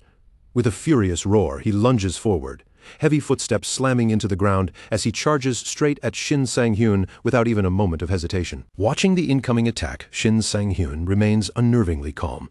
As he observes the man closing in, a thought surfaces in his mind. This is exactly what a dungeon truly is. In a place like this, strength alone decides everything. There is no fairness, no justice, no protection. Only the outcome of survival matters. And as that realization settles, another memory follows. He recalls how dungeons were never just filled with monsters lurking in the dark.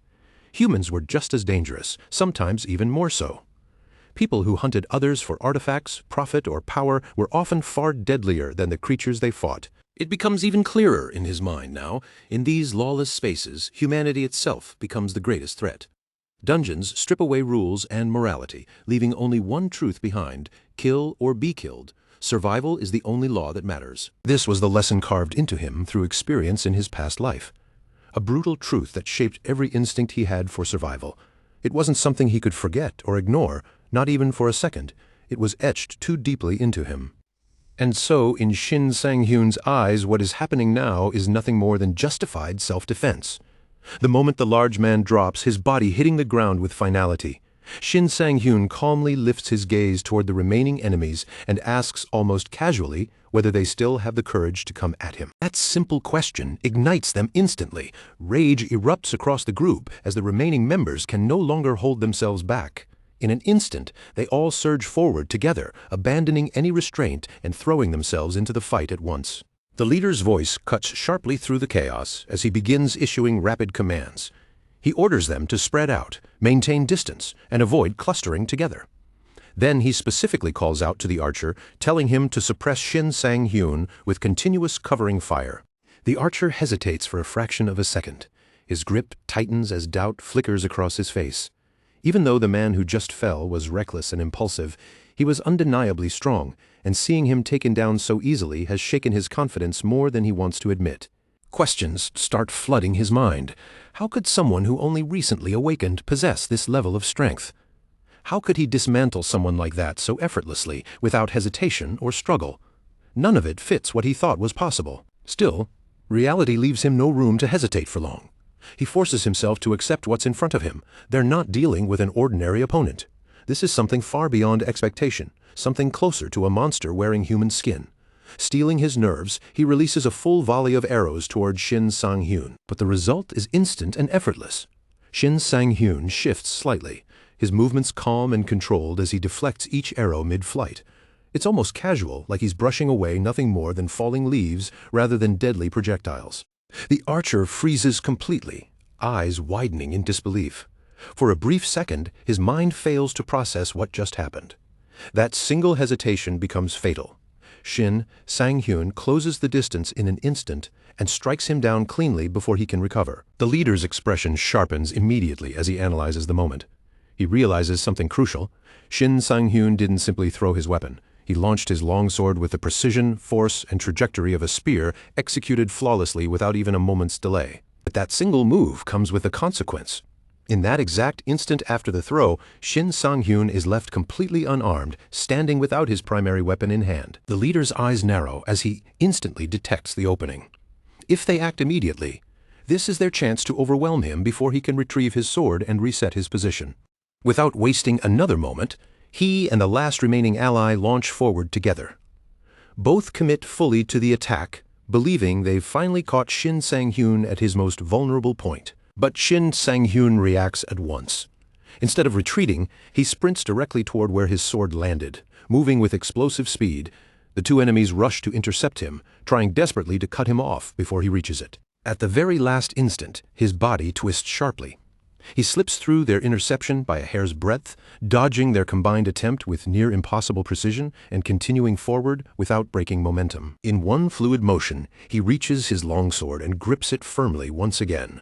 Now fully armed, he stands at close range with both enemies dangerously near him, the balance of the fight shifting in an instant. Moments later, the battle comes to an abrupt end.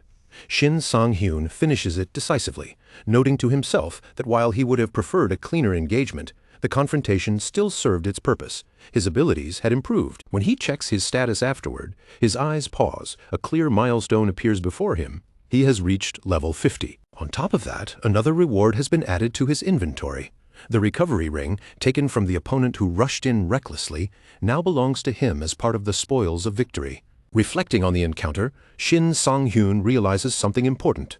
If he had blindly relied on rigid timing and effects without caution, the situation could have easily turned against him in an instant. That realization settles firmly in his mind. From now on, he must handle his abilities with far greater precision and awareness. Carelessness, even for a moment, is no longer an option. Deep within the same dungeon, a group of goblins continues mining as usual, completely unaware of the storm about to reach them. Their movements are routine, almost mechanical, as they go about their work without suspicion. Then, without warning, Shin Sang-hyun appears before them, stepping directly into their territory.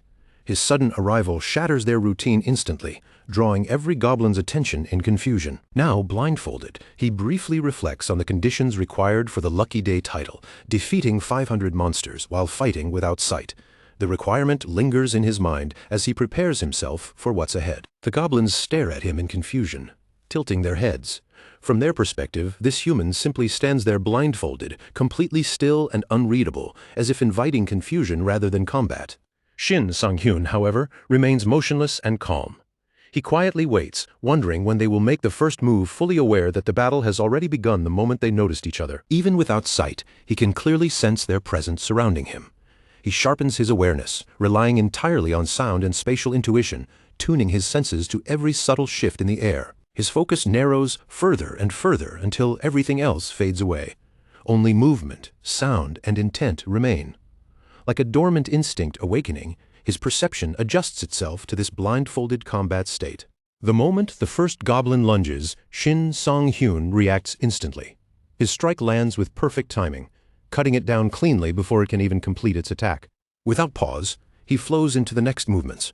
One after another, goblins fall around him as he moves through them with increasing rhythm, and a strange sense of exhilaration begins to build within him. Then he senses another threat approaching, this time from a distance.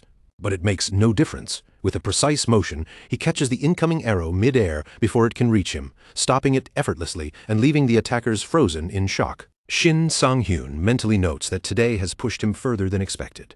Yet within that chaos, something from his past has resurfaced, sharpening his awareness and pushing his perception even further. With renewed clarity, he speaks with absolute confidence. Fear is no longer something he feels. If they want to fight, they can all come at him together. He will take them on without hesitation. The goblins respond immediately, swarming him in waves. But each one that rushes forward is cut down before they can coordinate properly, collapsing one after another. Shin Sang-hyun shows no restraint as he continues forward. The battlefield quickly turns into a one-sided slaughter, and with every fallen goblin, the remaining ones sink deeper into despair. In the end, not a single goblin remains standing. The entire area falls silent once more. Once the system confirms his achievement and grants him the title he aimed for, Shin Sang-hyun slowly removes the blindfold. Light floods back into his vision as the blind test comes to an end. However, even after that victory, the dungeon is far from fully cleared. The deeper sections still remain active. Soon after, More goblins begin to arrive. They freeze mid-step as they take in the aftermath, dozens of their kind already lying defeated across the area. Shin Sang-hyun notices the newcomers immediately. Instead of resting, he decides that a bit more experience farming wouldn't hurt at all. After clearing the area completely, he pauses for a moment, reflecting on just how much his luck seems to have improved throughout the entire battle. As he walks away from the battlefield, his mind briefly calculates the total gains from wiping out so many goblins. The profit is clear, and the efficiency is undeniable. But then, without warning, the atmosphere begins to change. The air grows heavier, darker, almost suffocating, as if something massive is beginning to descend upon the dungeon. Shin Sang-hyun immediately senses it. This is not random. It's the moment he has been anticipating, the turning point where something far greater is finally about to appear. And then it happens. 3 constellations reveal their attention toward him at once. Shin Sang-hyun now stands at a decisive crossroads, faced with a choice that will shape everything that comes next. All 3 constellations stood before him at once, their presence pressing down on the space like an unseen weight. For Shin Sang-hyun, it was a moment that arrived far earlier than anything he had ever predicted. Even he, someone who had lived through a previous life, felt a rare flicker of uncertainty. When the goddess of luck stepped forward, his confidence wavered just slightly, just enough for him to question whether he had been too bold in assuming control of this situation. This kind of encounter, this direct contact with multiple constellations at the same time, was something completely outside his experience, leaving him momentarily speechless as he tried to process it all. Before he could even gather his thoughts, the goddess of luck spoke first. Her voice was calm, smooth, almost gentle, but beneath it carried a quiet curiosity. She revealed that she had taken an interest in him, specifically because he didn't resemble any swordsman she had ever observed. There was something irregular about him, something unpredictable, as if his very presence refused to follow the usual patterns of fate. That irregularity, rather than pushing her away, was exactly what drew her attention. Shin Sang-hyun quickly forced himself back into composure, answering in a tone that sounded light and controlled. He said he felt lucky to hear that, but underneath the calm words, his mind was still tense. Still, a wave of relief quietly settled in as he confirmed something important. This wasn't just observation. All 3 constellations were genuinely interested in forming a contract with him. That realization alone shifted everything. As he processed the situation further, his attention turned toward the janitor of the fallen dimension. In his mind, the meaning became clear.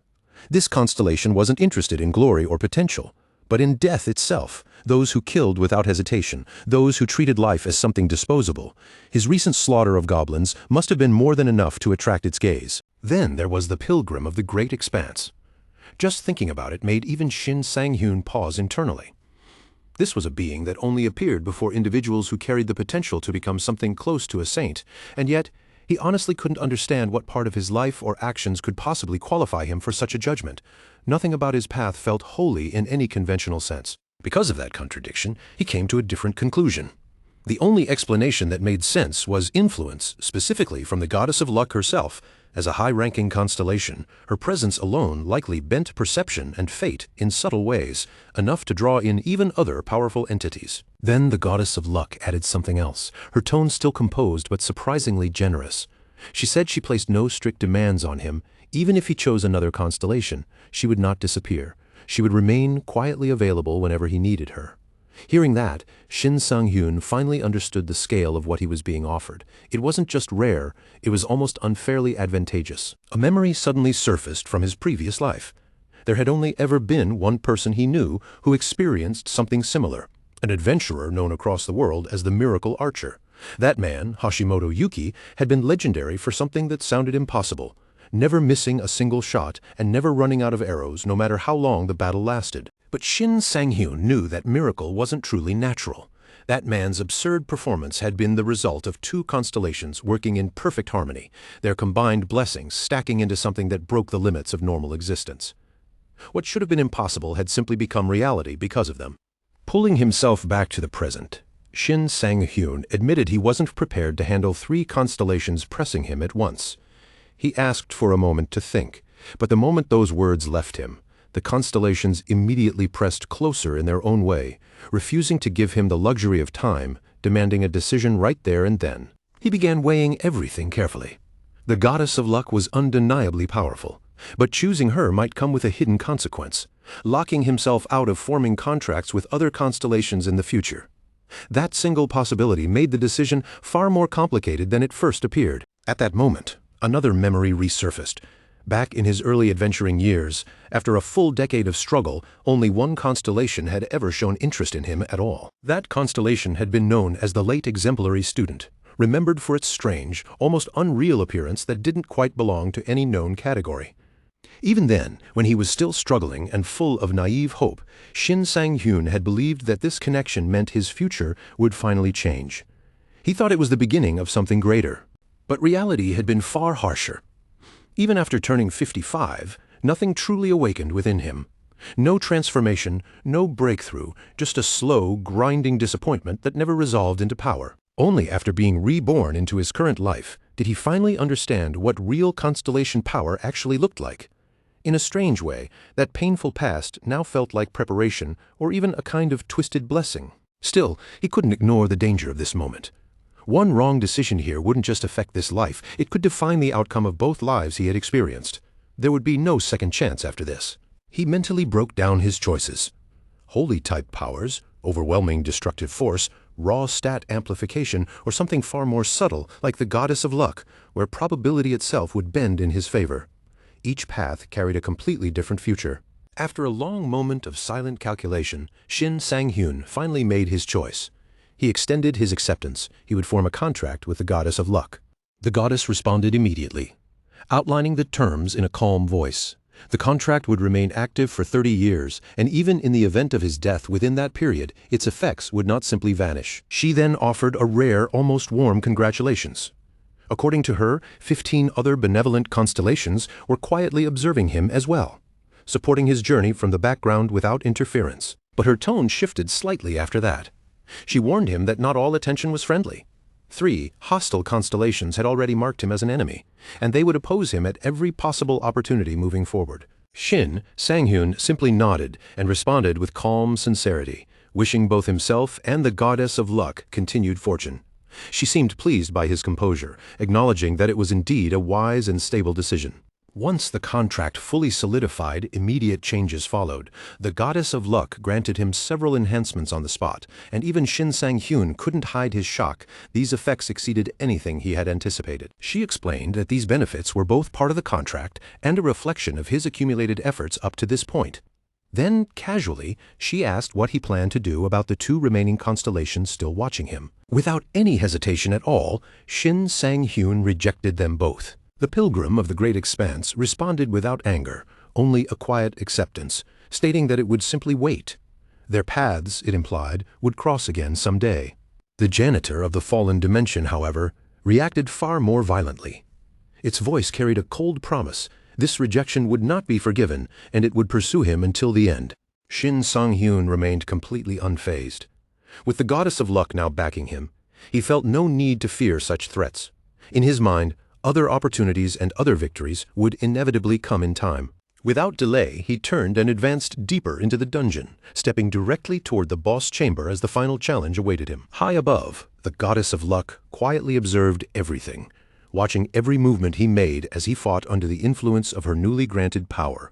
Inside the dungeon, the boss reacted instantly, shifting into full defense mode and doing everything in its power to resist his relentless pressure. It was a goblin lord, an entity driven by greed and power, far stronger than ordinary monsters due to massively enhanced stats that elevated it far beyond standard goblin ranks. Enraged by the annihilation of its subordinates, the goblin lord lashed out at Shin Sang-hyun, pushing itself into an overloaded state.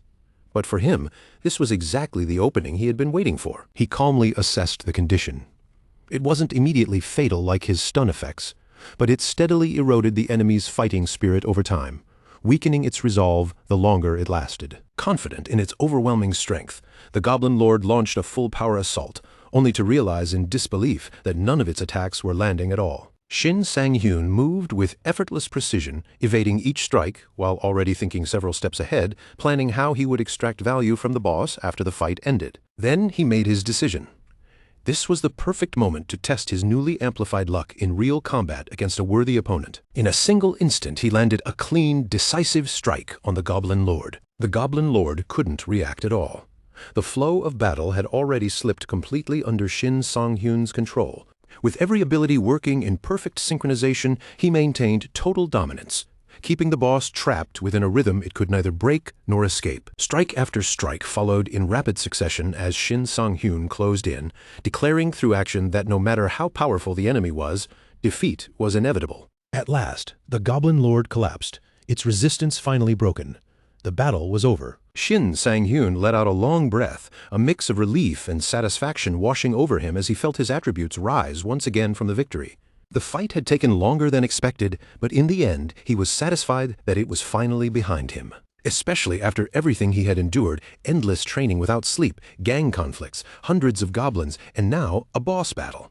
It had been a brutal sequence of trials, stacked one after another. The Goddess of Luck commented lightly that his fortune was far beyond normal limits, noting that surviving such a chain of events already placed him in an exceptional category. She added that luck itself could be considered a form of skill, and expressed genuine satisfaction in having chosen someone whose fortune continued to rise so naturally. When Shin Sang-hyun checked his status, he noticed something astonishing. His luck attribute had exceeded 100 points, triggering a special bonus threshold effect. And with that breakthrough, every aspect of his abilities now began to subtly shift. Luck wasn't just a stat anymore. It was becoming a force influencing everything he did, dramatically increasing his overall success rate in future actions. At that moment, Shin Sang-hyun notices something far more significant than he first realized. His luck isn't just influencing combat outcomes or rare drops, it is extending even deeper, subtly affecting the very quality and tier of the loot that monsters leave behind. It's as if fate itself is re-rolling reality in his favor after every kill, quietly reshaping the results of every battle he completes. Because of that hidden layer of influence, the dungeon boss ends up dropping an additional piece of equipment, a shield that normally wouldn't appear under standard conditions. When Shin Sang-hyun inspects it, he immediately recognizes its value. It is a silver rank item, far above the usual trash tier or low-grade equipment most hunters would ever expect to obtain. The difference in quality alone makes it a highly coveted piece of gear. Looking at the reward with calm eyes, Shin Sang-hyun silently acknowledges what just happened. With the Goddess of Luck backing him, this is no longer random chance. It feels more like a guaranteed pipeline of high-tier artifacts flowing directly into his hands. If this continues, his rate of growth won't just increase, it will explode beyond normal limits. Without wasting even a second, he places his hand on the newly acquired shield and begins syncing his mana with it. The moment his energy connects, the item responds instantly, as if recognizing its new master.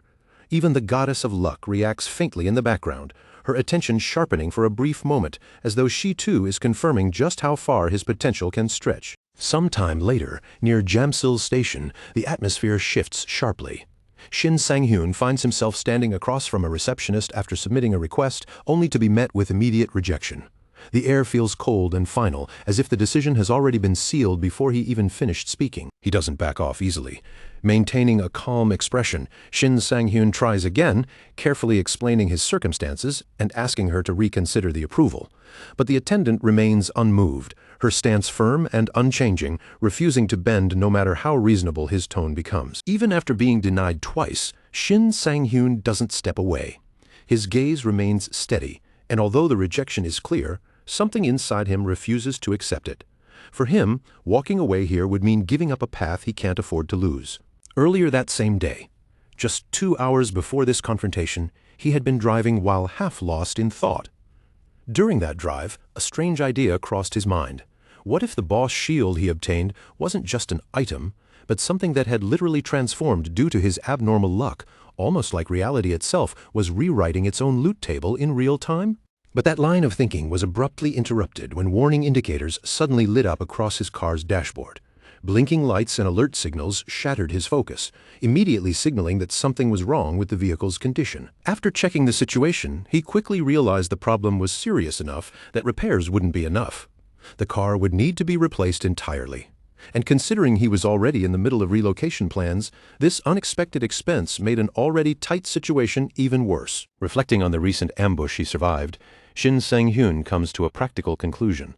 The safest place for him right now would be the player's city, where constant monitoring, security, and dense adventurer presence would reduce the chances of being targeted again. But that decision isn't free. Moving there means sacrificing a large portion of his savings that could have been used for equipment upgrades, training resources, and progression materials. And now, with a car replacement added on top, The financial pressure becomes even heavier. In the end, all the calculations, risks, and sacrifices collapse into a single unavoidable truth: he needs money. A lot of it. And he needs it fast enough to keep up with everything closing in around him. At this point, there is only one realistic path forward that makes sense to him: the Adventurers Association. It is the only place where consistent income and real combat opportunities exist side by side. By officially registering and taking on structured missions, he can not only earn the money he desperately needs, but also continue growing stronger through real high-risk combat experience. For him, it becomes both survival and training at the same time. Back in the present, the receptionist's tone grows even more strict as she firmly refuses Shin Sang-hyun's request to enter a level 100 dungeon. She insists that someone of his current level should choose a far more appropriate mission instead of attempting something so dangerous. Shin Sang-hyun remains composed, not raising his voice or showing frustration. He calmly insists that he won't cause any trouble and reassures her that even at level 17, he is capable of handling the mission safely. The receptionist immediately pushes back, her expression tightening. She explains that she has heard those exact same words before from another adventurer, and that person ended up nearly losing their life. She refuses to let history repeat itself under her watch. Shin Sang-hyun understands her concern. Many adventurers overestimate themselves and mistake confidence for capability. But he knows his situation is different because he has experienced regression. He has a clearer understanding of his real limits and strengths than most people ever will. As the argument grows more tense, a new voice suddenly cuts through the exchange, breaking the escalating confrontation. Someone approaches and asks what is going on, interrupting the heated discussion. The newcomer is Kim Mi-seo from the Eden Guild, a well-known figure within the high-level adventurer community. Her presence alone immediately shifts the atmosphere in the room. Shin Sang-hyun recognizes her instantly. She is known as the Devastation Shooter, the first adventurer to reach level 100 and earn the prestigious shooter title, a name that carries immense weight in the community. Her influence doesn't stop at combat achievements. She is also the daughter of Kim Yoon-chul, the chairman of Shinsung Biotech, meaning her background extends into one of the most powerful corporate families in the country. On top of that, she frequently works alongside Shin Tae-ri, the infamous shadow assassin, one of Korea's most feared and efficient assassination-class adventurers. And among her known allies is also Cho Jin-ho, widely regarded as one of the strongest swordsmen in the entire nation, further cementing the elite circle she moves within. All of these individuals operate under the Eden Guild, a powerful organization heavily influenced by Kim Yoon-chul's financial and strategic control. In simple terms, Kim Mi-seo stands at the center of an environment where wealth, power, and combat strength converge, making her one of the most privileged and influential figures in the adventurer world. Kim Mi-seo studies Shin Sang-hyun with calm curiosity, stating that she has never seen him before. Then she directly asks why someone like him is so determined to enter a level 100 dungeon. Nearby adventurers quietly watch the exchange, assuming Kim Mi-seo is simply being polite. In their eyes, Shin Sang-hyun must be just another reckless newcomer who doesn't understand the danger he is asking for. Shin Sang-hyun answers honestly, without embellishment. He says he needs money, and he fully understands how dangerous the mission is. He isn't ignorant of the risk, he's choosing it knowingly. In the back of his mind, he briefly recalls a past timeline where he once attempted to join Kim Mi-seo's guild, only to be rejected. However, he doesn't hold any resentment toward her for that outcome. Kim Mi-seo then points out a crucial issue. Under current rules, he cannot participate at all, because solo entry is not permitted for this kind of mission. Hearing that, Shin Sang-hyun immediately remembers the timeline details. Solo dungeon access won't become available for another 4 years. Realizing his oversight, he calmly apologizes and prepares to leave. But just as he turns to go, Kim Mi-seo unexpectedly stops him. She offers him something completely unanticipated, an invitation to join her party for the dungeon run. The surrounding adventurers freeze in shock. The idea that a high-ranking figure like Kim Mi-seo would personally invite someone like him sends waves of jealousy and disbelief through the crowd. Shin Sang-hyun, however, remains outwardly calm. Internally, he begins analyzing the situation, wondering what her true motive could be for extending such an unexpected offer. Kim Mi-seo explains that she simply doesn't want to ignore someone who seems to be struggling. Shin Sang-hyun responds honestly that it isn't personal distrust toward her. It's just that he doesn't trust people easily in general. She replies that she has no strict conditions for him joining, but warns him clearly, If he disappoints her during the mission, there will be consequences he will have to face afterward. At that moment, Shin Sang-hyun understands the situation more clearly. This isn't simple kindness or charity. Kim Mi-seo is testing him, observing how he reacts under pressure. He also recognizes her broader influence. As both a public figure and a model, anything she wears or endorses quickly becomes a trend, spreading rapidly across the industry and affecting public perception. At the same time, she is known for being extremely strict, with confidence and arrogance. If she senses someone is overstepping or acting too boldly without substance, she cuts them off immediately without hesitation. Before entering the building earlier, Kim Mi-seo had already intended to recruit a temporary partner, assuming many of her guild members would be unavailable. She expected to need external support for the mission. So when she saw Shin Sang-hyun persistently requesting entry despite rejection, she became curious. With the party size restriction leaving him no alternatives, his unusual confidence stood out even more and caught her attention. Returning to the present moment, Kim Mi-seo turns to the receptionist and asks which specific mission Shin Sang-hyun originally requested. The receptionist explains that it is a defensive-type mission, an assignment requiring the elimination of all monsters along the path leading toward the Guardian Tower. Kim Mi-seo reacts with surprise upon hearing this. It isn't a standard hunting or collection request, but a far more demanding mission focused on protection and full area clearance. According to the rules, success requires eliminating every single monster along the route.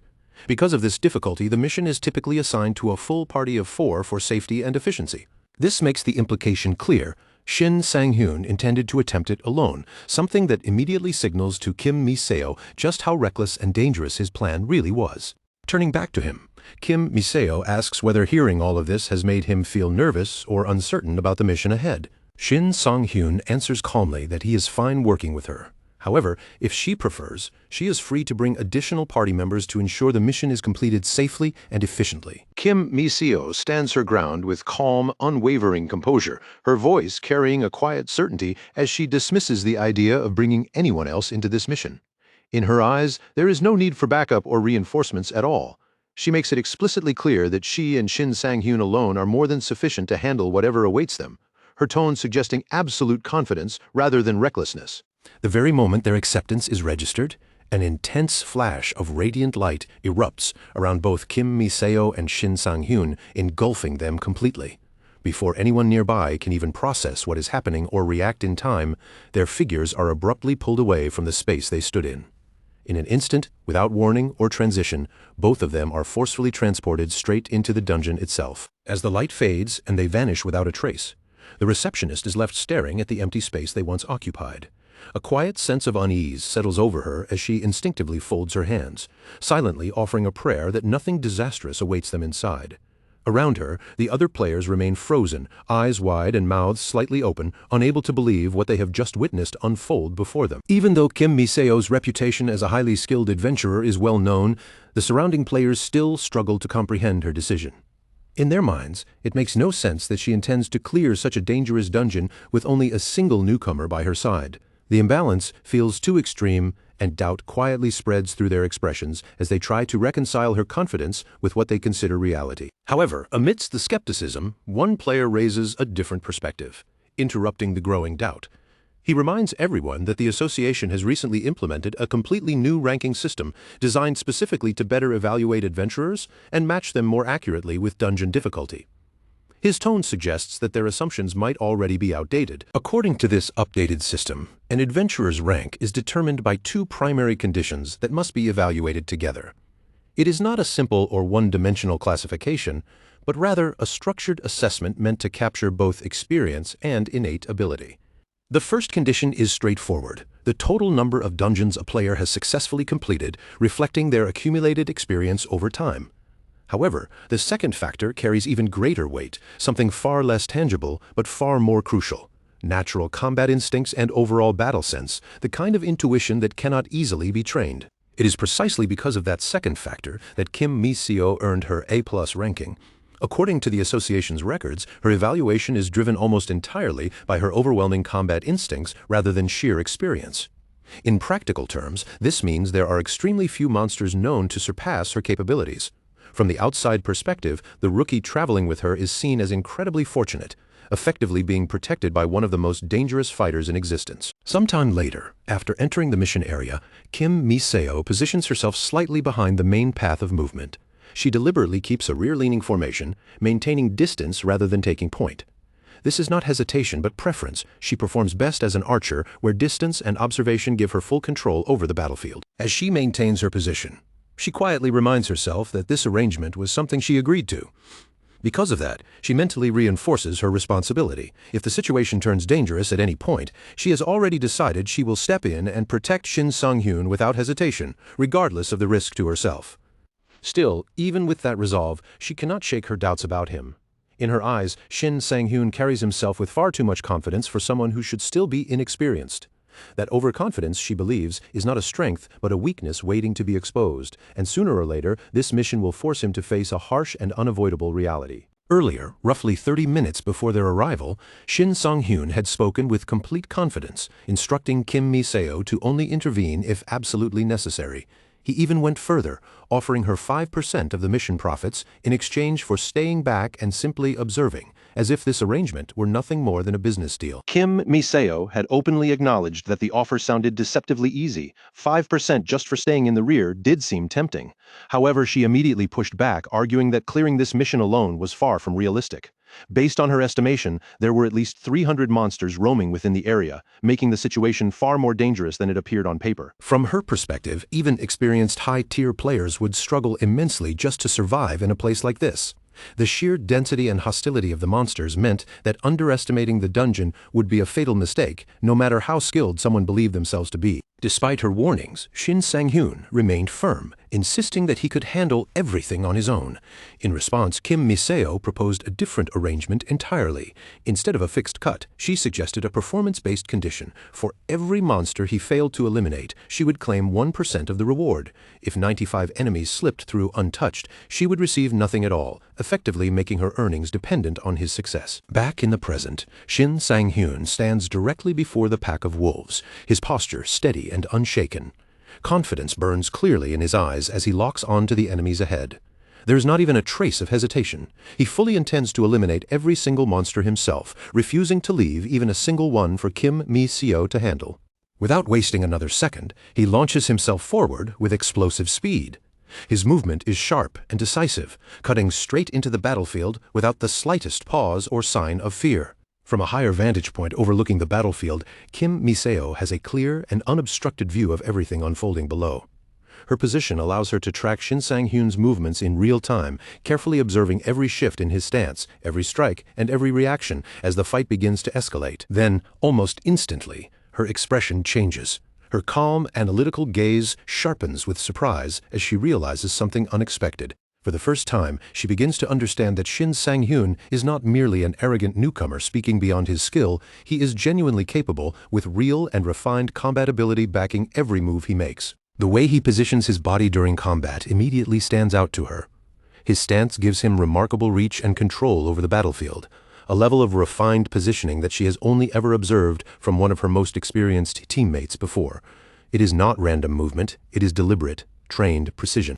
On top of that, every motion he executes is incredibly efficient. There is no wasted movement, no unnecessary flourish.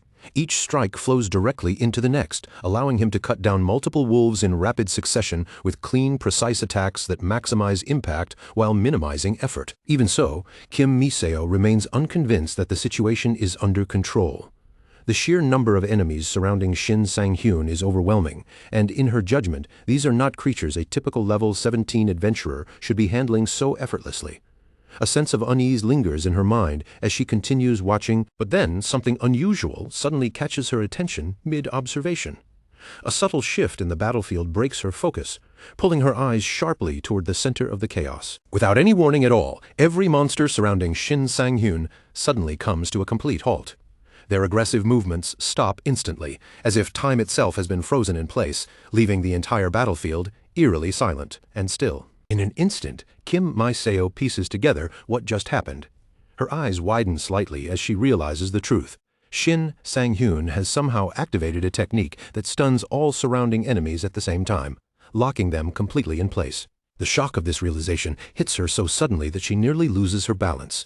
Her footing slips for a brief moment, and she instinctively steadies herself, almost falling from the elevated position she is standing on as disbelief overwhelms her senses. At that moment, everything clicks into place for her.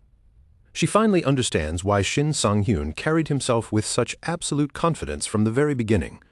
However, even with that realization, a single question continues to echo in her mind. Just who exactly is this man, and where did someone like him come from? Meanwhile, Shin Sang-hyun continues his relentless assault without the slightest slowdown.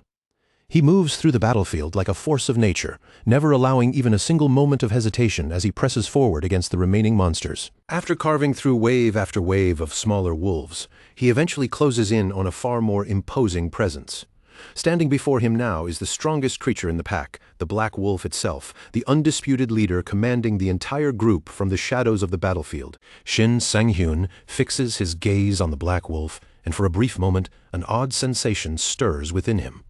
There is something strangely familiar about this creature, an instinctive feeling he cannot immediately explain, even though he is certain he has never directly encountered it before. A second later, he understands why that feeling exists. The Black Wolf possesses an ability identical to his own: stun. The realization settles heavily in his mind as he recognizes the source of that unsettling familiarity. Even from her elevated position at a distance, Kim Mi-seo is still within the effective range of the Black Wolf's ability. The influence of the skill spreads wider than expected, reaching her vantage point despite the height advantage she maintains. Fortunately, the protective artifact she carries activates in time. Its defensive properties resist the incoming effect, preventing the stun from fully taking hold and shielding her consciousness from being completely overwhelmed. Even so, she immediately recognizes just how dangerously close she came to being affected. The realization sends a chill through her as she understands that had the artifact not reacted in time, she would have been completely incapacitated. Despite her relief, concern quickly returns. Kim Mi-seo assumes that Shin Sang-hyun likely did not have the same protection she did, and she prepares herself mentally to intervene the moment he shows any sign of being overwhelmed or put in danger. In her judgment, even if Shin Sang-hyun can use a stun ability himself, a player of such a low level should not realistically be able to resist an enemy wielding the same effect against him. The logic in her mind is simple. Experience and level should determine the outcome of such a clash. However, that assumption collapses almost immediately. To her disbelief, Shin Sang-hyun moves again, without any sign of being affected at all. Watching him continue the fight completely normally, she is left stunned, unable to comprehend how he managed to bypass what should have been a guaranteed restriction. The longer she observes him, the more impossible he seems.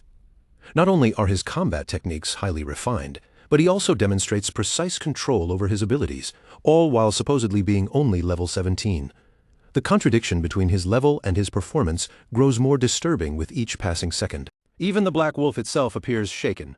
It visibly reacts with confusion and unease upon realizing that its prey has resisted the expected effect. The creature hesitates, as if struggling to process how the human in front of it managed to slip free so effortlessly. That brief hesitation becomes the opening Shin Sang-hyun was waiting for. In an instant, he closes the distance and delivers a devastating critical strike with perfect timing and precision, sending the massive Black Wolf crashing down in a single decisive blow. After the battle ends, Shin Sang-hyun casually glances down at his clothes, noticing how completely ruined and covered in grime they have become. With a relaxed grin, he remarks that things are already this messy anyway, so he might as well keep going and enjoy himself a bit longer rather than hold back. From a distance, Kim Mi-seo watches everything unfold with growing astonishment. Each new action from Shin Sang-hyun only deepens her disbelief, and she genuinely cannot understand how someone with such extraordinary skill could have remained completely unknown until now. As his chain of victories continues, Shin Sang-hyun suddenly notices something himself. His level is rising at a rapid, almost abnormal speed right before his eyes. The progression is far faster than what should normally be possible in a standard dungeon encounter. At the same time, he becomes aware of Kim Mi-seo's gaze fixed on him from afar, recognizing that she has likely witnessed everything he has done so far. He concludes internally that she has probably already seen enough to fully understand and trust his abilities. However, Shin Sang-hyun remains fully aware that the situation is not yet resolved. The dungeon still holds its true final challenge and the most dangerous presence within it. The boss has yet to reveal itself or make its move. Without warning, the Full Moon Wolf Lord suddenly bursts into action, launching a fierce and aggressive attack directly toward Shin Sang-hyun. The force behind its movement is immediate and overwhelming, signaling the true beginning of the final confrontation. Despite the speed and ferocity of the assault, not a single one of the Wolf Lord's strikes manages to land. Shin Sang-hyun moves with precise timing and control, evading every blow effortlessly as if reading each attack before it even begins. Analyzing the pattern mid-fight, Shin Sang-hyun quickly identifies that this monster relies on chaotic and irregular attack sequences designed specifically to disorient and trap its opponents. Its strength lies not just in power, but in unpredictability meant to break focus. With complete calm, he states that in 30 years from this point in time, every single one of these attack patterns will eventually be fully studied, broken down, and documented in detail. However, because he originates from that future timeline, he already possesses full knowledge of all of them, allowing him to anticipate every move in advance. Shin Sang-hyun immediately counters with his own attack, striking back with force and precision. However, even with his timing and accuracy, his blows fail to produce significant damage, as the full moon Wolf Lord's body exhibits overwhelming resistance, absorbing much of the impact without breaking its momentum. Even after everything she has seen up to this point, Kim Mi-seo still cannot hide her growing astonishment. Her gaze keeps snapping back to Shin Sang-hyun as he swings a heavy sword with shocking ease like it weighs nothing at all, almost as if he's handling a simple wooden stick rather than a real weapon. That effortless control completely shatters her expectations and pulls her full attention toward him once again. Shin Sang-hyun keeps advancing across the chaotic battlefield without a single moment of hesitation. His body slips and shifts between incoming attacks as the enraged wolf hurls itself at him with savage, unrelenting force, each strike aimed to tear him apart. Yet he continues moving forward with steady precision. In the middle of the exchange, he subtly adjusts his blade into a defensive angle, almost like he's turning it into a moving shield. Watching from above, Kim Mi-seo finally realizes what's really happening. He isn't reacting blindly or improvising. Every movement he makes is deliberate. He already knows the enemy's attack patterns inside and out. What unsettles Kim Mi-seo even more is not just his skill, but his attitude while fighting. Shin Sang-hyun seems to be asserting himself with every swing, every step, every counterattack, as if each motion is a quiet declaration of confidence meant to prove something. That relentless intensity only deepens the mystery surrounding him in her mind. For Shin Sang-hyun himself, however, the battle is starting to drag on longer than expected. The rhythm of combat feels heavier now, each exchange stacking pressure on his movements as the fight refuses to end quickly. At this stage, he has already pushed through nearly every technique and trick he can think of, one by one. His options have been exhausted, leaving him with nothing new to rely on as the battle continues to escalate. What confuses him even more is the monster's endurance. Despite everything he has thrown at it so far, the creature continues fighting with what feels like limitless stamina, refusing to slow down or weaken in any noticeable way. Shin Sang-hyun can feel it now. His own body is approaching its limit. Every movement adds more strain, and a grim realization creeps into his mind. If this drags on much longer, he might collapse simply from exhaustion rather than damage. Then, in a split second, he notices it. The subtle shift in the monster's stance. Its weight drops slightly, muscles coiling as it prepares a full-force charge straight toward him. But this isn't just a straightforward rush. The wolf is layering its attack, disguising a deadly follow-up within the momentum of its charge, a piercing strike designed to finish the fight in a single decisive moment. It's a notorious combination technique, one that has already claimed countless adventurers who failed to read the hidden timing behind it. A move built not just on power, but on deception. Seeing it unfold in real time, Shin Sang-hyun makes a razor-sharp decision. There is no room for hesitation here, only full commitment. He understands instantly that hesitation will mean death. He moves first, countering immediately.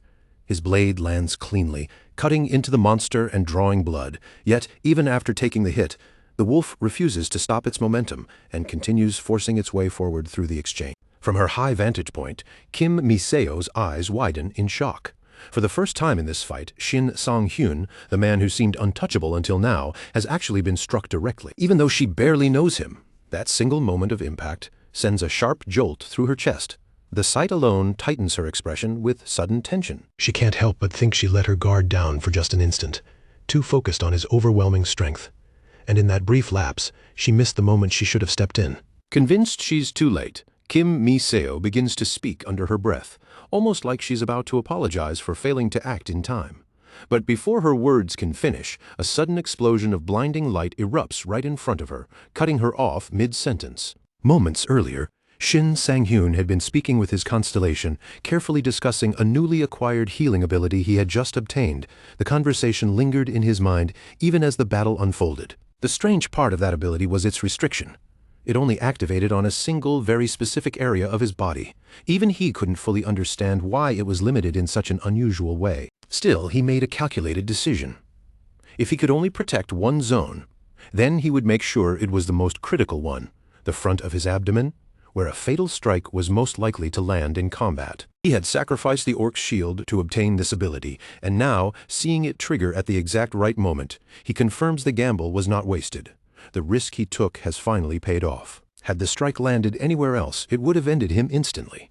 But by sheer alignment of timing and positioning, the enemy's attack connects exactly where he had prepared for it. Because of that, the damage that should have been fatal is instead absorbed and converted, the system redirecting the force and turning the wolf's own power back against itself. At the same time, Shin Sang-hyun's counter also severs the monster's right arm, disrupting the protective resistance coating that had been reinforcing its entire body. With its defenses now broken and its balance thrown into chaos, the battlefield shifts instantly. Everything is now aligned for the final finishing blow. After the boss finally collapses, Kim Mi-seo cautiously steps forward toward Shin Sang-hyun, her eyes still filled with lingering tension as she approaches him. Shin Sang-hyun casually mentions that his stun ability activated 3 times during the fight, sounding almost satisfied as if he is quietly evaluating his own improvement in control. Then, glancing in her direction, he remarks lightly that she has finally decided to step out from her hiding place. Kim Mi-seo immediately snaps back, frustration breaking through her composure as she tells him he should have informed her of the plan beforehand. She admits she was genuinely worried he had actually died. She continues pressing him, demanding to know how he could possibly predict every attack pattern so precisely. Half joking, she even wonders aloud if he is living through some kind of second life or something beyond normal explanation. Kim Mi-seo admits openly that she has met countless adventurers before, but Shin Sang-hyun is the first one who has ever left her completely speechless. Every time she thinks she understands him, he reveals something even more unbelievable. In response, Shin Sang-hyun simply asks her in a calm tone whether she enjoyed what she just witnessed. At that moment, he notices a subtle change in her expression. She looks slightly lost in thought, as if trying to piece together everything she just saw into something that makes sense. To her, what she witnessed doesn't feel like the performance of a beginner at all. It feels like the precise, controlled execution of a veteran who has spent years in real combat. That realization briefly unsettles Shin Sang-hyun. He worries he may have revealed too much of his true capability. Right then, Kim Mi-seo notices the monster is still barely alive and asks if he intends to finish it. Confirming that it is still breathing, Shin Sang-hyun steadies his grip and prepares himself, deciding there is no reason to leave it unfinished. He will end it properly. With a final decisive strike, he brings the monster down for good. The system registers his achievement, his first rank C title, along with a specialization in solo combat. Kim Mi-seo casually mentions that she already holds the same title herself, having cleared a similar challenge alone in the past. However, she openly admits that her success came only because she relied heavily on a powerful artifact to do it. Shin Sang-hyun responds calmly, saying that even obtaining an artifact requires real skill. Kim Mi-seo lightly thanks him, taking it as a compliment. What she doesn't say out loud is that her artifact alone cost nearly 200 million won, making any comparison between their performances feel completely unfair. Changing the topic, she suggests that he should take this moment to test the effects of his new title. But Shin Sang-hyun quickly realizes there is no one else left in the area to test it on. The battlefield is empty, except for the 2 of them. Not feeling fully recovered or ready to face another strong encounter, he declines her suggestion for now. With the mission complete, Kim Mi-seo announces she will leave first and call in a support team to handle the rewards and loot recovery. Shin Sang-hyun considers leaving as well, feeling the exhaustion settle into his body, and quietly acknowledges to himself that he must have left a strong impression. But just before she departs, Kim Mi-seo surprises him by saying she is giving up her 5% share of the reward. Shin Sang-hyun immediately objects, insisting that it isn't fair and that he should find a proper way to repay her contribution. Kim Mi-seo simply replies that there will be other chances for them to work together in the future, and tells him to treat it as an investment in that possibility. At that moment, Shin Sang-hyun realizes once again that he cannot afford to underestimate her. Kim Miseo is far more perceptive and unpredictable than she initially appeared. With everything finally settled, his attention shifts away from the battlefield and toward the true reward he came for, the Blue Moonstone. As he finally obtains it, a surge of excitement rises within Shin Sang-hyun. Holding the rare platinum rank artifact in his hands, he realizes he has truly secured something extraordinary at last. Shin Sang-hyun's gaze lingers on the artifact a moment longer than he realizes, as if his mind is quietly testing the reality of what he's holding. At this level of rarity, it isn't just valuable in any ordinary sense, it crosses straight into absurd territory, the kind of item that could easily be priced beyond 1 billion won without anyone questioning it. A thought flashes through his mind almost instinctively. Selling something like this alone would be enough to secure a full apartment in Seoul, right in the heart of the city where prices crush most people's dreams before they even begin. The atmosphere subtly tightens as the goddess of luck speaks, her voice carrying a proud, almost possessive confidence. She insists that everything Shin Sang-hyun has obtained so far is the result of her divine blessing guiding him. But he doesn't simply accept that narrative. Instead, he answers with calm firmness, pushing back against the claim. In his view, what he achieved came from his own decisions, his own risks, and the way he fought through every dangerous moment inside the dungeon to earn this reward himself. Before the tension can settle, another presence cuts into the exchange, the constellation of torn lips. Its voice slices through the atmosphere with sharp disapproval, so intense it feels almost hostile. It openly challenges the goddess of luck, even going as far as suggesting she should be completely banned. The accusation hangs heavily in the air, warping the conversation into something far more unstable and dangerous than before. Yet the goddess of luck doesn't budge even slightly. She stands firm against the accusation, refusing to acknowledge any attempt to question her influence or authority. To her, the idea of her blessing being doubted seems almost laughable. With that unwavering stance, Shin Sang-hyun is left caught between conflicting divine forces, pushed forward under pressures he cannot see but clearly feels. Turning his attention back to the artifact, Shin Sang-hyun's mind already begins breaking down its hidden value. Being a platinum-grade item, he estimates he could safely absorb roughly 40% of its attributes without compromising its overall worth. The remaining portion could later be converted into profit, but for him, the immediate power gain is far more important in a world where survival depends entirely on strength. With that enhancement in mind, another conclusion naturally follows in his thoughts. That level of increase alone would make him overwhelmingly dominant against creatures like wolves or wolf-type monsters, especially during full moon conditions when their strength peaks. What once would have been tense, life-threatening encounters now begins to feel almost trivial in his calculations. Sometime later, Shin Sang-hyun finally steps through the dungeon portal, the distorted light swallowing his figure as he exits the unstable space. But the moment he reappears on the other side, he pauses slightly. Something feels off. Instead of the expected quiet extraction area, he finds a crowd already gathered, all of them seemingly waiting, specifically for his return. The mission manager exhales deeply, realizing only now that she had been holding her breath without noticing. She genuinely believed Shin Sang-hyun wouldn't be able to complete this mission alone. Yet here he stands, alive and unharmed. Relief washes over her expression, quickly mixing with disbelief that the outcome she considered impossible has actually become reality. Just then, Kim Miseo steps forward, her presence immediately shifting the focus of everyone in the room. Her eyes remain locked on the situation with composed intensity, clearly preparing to address what has just unfolded and evaluate it from her own perspective. With a calm, matter-of-fact tone, Kim Miseo remarks that if she had been in the mission manager's position, she also would not have allowed a rookie like Shin Sang-hyun to enter such a dangerous mission alone. Her words are not mocking or dismissive. They are grounded, practical, reflecting how extreme the risk level truly was. However, having now witnessed everything firsthand, her stance begins to shift. The conclusion she draws is clear. Shin Sang-hyun deserves far more attention and evaluation than he has received so far. Ignoring his capabilities any longer would be a serious mistake, and there is a quiet seriousness in her voice that shows she is already reassessing his entire profile. Meanwhile, Shin Sang-hyun suddenly remembers the staff member who had been anxiously waiting behind the scenes for his return. Seeing her reaction now, he feels a slight pang of guilt, realizing just how much worry she must have endured while he was inside the dungeon. Before the atmosphere can settle, guild recruiters begin moving in, circling like predators sensing opportunity. Each one is eager to secure Shin Sang-hyun for their own organization, and the room quickly shifts into a competitive negotiation zone. But Kim Miseo cuts through the chaos decisively, stating that he already has matters to handle with her guild, effectively shutting down competing offers before they can fully form. With a steady but probing look, Kim Miseo asks Shin Sang-hyun a direct question, clearly testing his direction and intentions.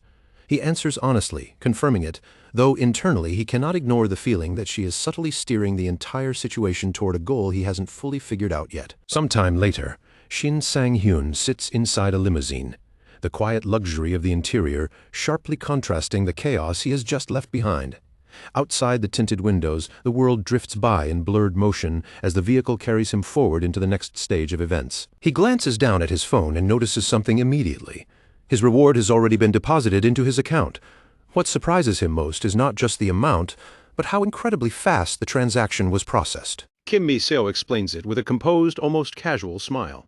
She attributes the speed to her high-ranking A-class carriers who cleared the dungeon in record time, though there is a subtle implication in her tone that her own influence played a key role in accelerating the entire process. Shin Sang-hyun responds with a short, sincere expression of gratitude. It isn't dramatic or emotional, but it carries genuine acknowledgement of her effort in ensuring everything was handled efficiently. Almost immediately afterward, Kim Mi-seo subtly shifts her posture. The change is slight but deliberate, and Shin Sang-hyun picks up on it instantly. Her demeanor suggests she is transitioning from simple conversation into something more strategic, as if another agenda is about to begin. Without hesitation, she brings up the Eden Guild directly. Then, with complete confidence, she extends an invitation for Shin Sang-hyun to join. The way she presents it makes it feel less like a question and more like a predetermined outcome she expects him to accept. After hearing the invitation, Shin Sang-hyun comments that she seems unusually confident he will say yes. There is a subtle curiosity in his tone, as though he is trying to read what assumptions are driving her certainty. Kim Mi-seo responds immediately, stating that there is a reason her organization carries the name Eden Guild. Her voice is steady and persuasive as she assures him that joining them would be a decision he would never regret. For a brief moment, Shin Sang-hyun's thoughts drift backward. He recalls his previous life when he belonged to a small guild. It wasn't powerful or prestigious, but at the time, it gave him something he had rarely felt before, a sense of belonging and quiet acceptance among others. But that fragile stability didn't last. What once felt safe and ordinary eventually collapsed after a single traumatic incident shattered everything, leaving behind consequences that changed the entire course of his life. Because of that memory, Shin Sang-hyun reaches a firm conclusion. Relying on others is too dangerous. In his current understanding of the world, solitude is the only reliable way forward if he wants to avoid repeating the same pain again. With that conviction settled, he rejects the Eden Guild invitation. Without hesitation, Kim Mi-seo immediately follows up, asking whether he intends to create a one-man guild instead. Her tone is sharp, but still controlled and analytical. Shin Sang-hyun lightly acknowledges her quick deduction, showing a hint of respect for her insight. In response, Kim Mi-seo reveals that she is the daughter of a major corporation director, a background that explains her sharp perception and ability to read people with such accuracy. She continues, explaining that given his abilities, his intentions weren't particularly difficult to infer. However, what matters most to her is something more personal, being the only person who truly understands what he is planning and how he operates. Hearing this, Shin Sang-hyun realizes she is no longer hiding her intentions at all. Everything she says is direct and transparent. There is no longer any pretense, only clear interest in him and what he represents. On top of that, he recognizes that she is structuring the entire conversation like a high-level negotiation. Every point is carefully positioned to reduce his options and gently guide him toward agreement, making it clear this is not simple persuasion, but calculated deal-making. Sometime later, Shin Sang-hyun arrives in a city filled mostly with C-rank players and steps into an apartment for a scheduled meeting. The moment he enters, he is immediately met with an acquisition proposal already prepared and waiting for him. As he studies the representative, he senses something unsettling beneath her polite smile. While her tone remains courteous and professional, the proposal itself carries an undercurrent of pressure that makes the situation feel far more serious than it first appears. Despite that tension, the representative maintains her composure and insists the arrangement benefits both sides equally. With a polite nod, she even thanks Shin Sang-hyun for taking the time to consider their offer at all. Shin Sang-hyun reflects briefly on how quickly everything has escalated. The pace feels almost unreal, as if events are unfolding faster than normal life should allow. For a moment, he wonders if the goddess of luck is still subtly influencing his path. Moving into his new residence turns out to be surprisingly simple. With almost no belongings to carry, the process feels less like a relocation and more like stepping cleanly into a completely new chapter of his life. Inside the quiet space of his new home, Shin Sang-hyun finally allows himself to sit and reflect. Everything that has happened in such a short time feels overwhelming, even for him, as he tries to mentally piece together how drastically his life has changed. After his sudden regression, he spent 2 full days trying to process the situation. Every possibility, every contradiction, every memory was examined repeatedly as he struggled to ground himself in this new reality. Uncertain of what path to take, he quickly realized that hesitation would only put him at a disadvantage. Whatever this new life truly was, standing still was not an option. Yet, despite the confusion, something within him began to stir. The surge of energy running through his body reminded him of something long forgotten: youth, vitality, and a sense of possibility he thought he had already lost. From that moment forward, he made a firm decision. He would pursue every opportunity that came his way, refusing to let this second chance at life slip through his fingers. Since then, opportunities haven't just appeared occasionally. They've been coming one after another, as if the world itself is actively opening doors for him at every turn. Back in the present, Shin Sang-hyun is caught off guard when he learns that a well-known reporter known as Miss Kim has contacted him regarding his recent activities. The sudden attention feels unexpected, even slightly unsettling. Adventurers Gazette reporter Park Young-min remarks that information spreads quickly in their world, and he is already aware that Shin Sang-hyun is currently in the same area as Kim Mi-seo. His tone suggests he is carefully probing for deeper insight into the situation. Shortly after, while still dealing with the unexpected contact, Shin Sang-hyun is dropped off at his residence by Kim Mi-seo. Before leaving, she casually mentions that her guild is preparing to investigate an unknown portal and asks if he would be interested in joining the operation. She explains that it will be a 4-person team designed for players level 120 and below, adding calmly that she understands if he chooses to decline. Her tone is measured, giving him space without pressure. Without hesitation, Shin Sang-hyun immediately accepts the invitation. His response comes quickly and decisively, as if this opportunity aligns perfectly with exactly what he has been looking for. Given how firmly he rejected her earlier guild invitation, Kim Mi-seo had expected him to decline this offer as well. His sudden acceptance clearly catches her off guard. But Shin Sang-hyun's attention is fixed elsewhere. What draws him in is not the guild or the people. It is the chance to enter a high-level portal, an environment that promises growth, danger, and real challenge. In his understanding, dungeons are structured and predictable. Their monsters, traps, and routes follow patterns that can be studied, memorized, and eventually overcome with preparation and experience. Portals, however, are something entirely different. They are unstable, chaotic, and unpredictable by nature. For Shin Sang-hyun, that uncertainty is not a drawback. It is exactly what makes them valuable, dangerous, and worth entering. Shin Sang-hyun doesn't allow even a single trace of hesitation to creep into his thoughts, keeping his expression steady and unreadable as he pushes forward mentally. From everything he has experienced so far, one principle has always held true for him. Whenever the danger climbs higher, the reward waiting beyond it tends to rise just as sharply.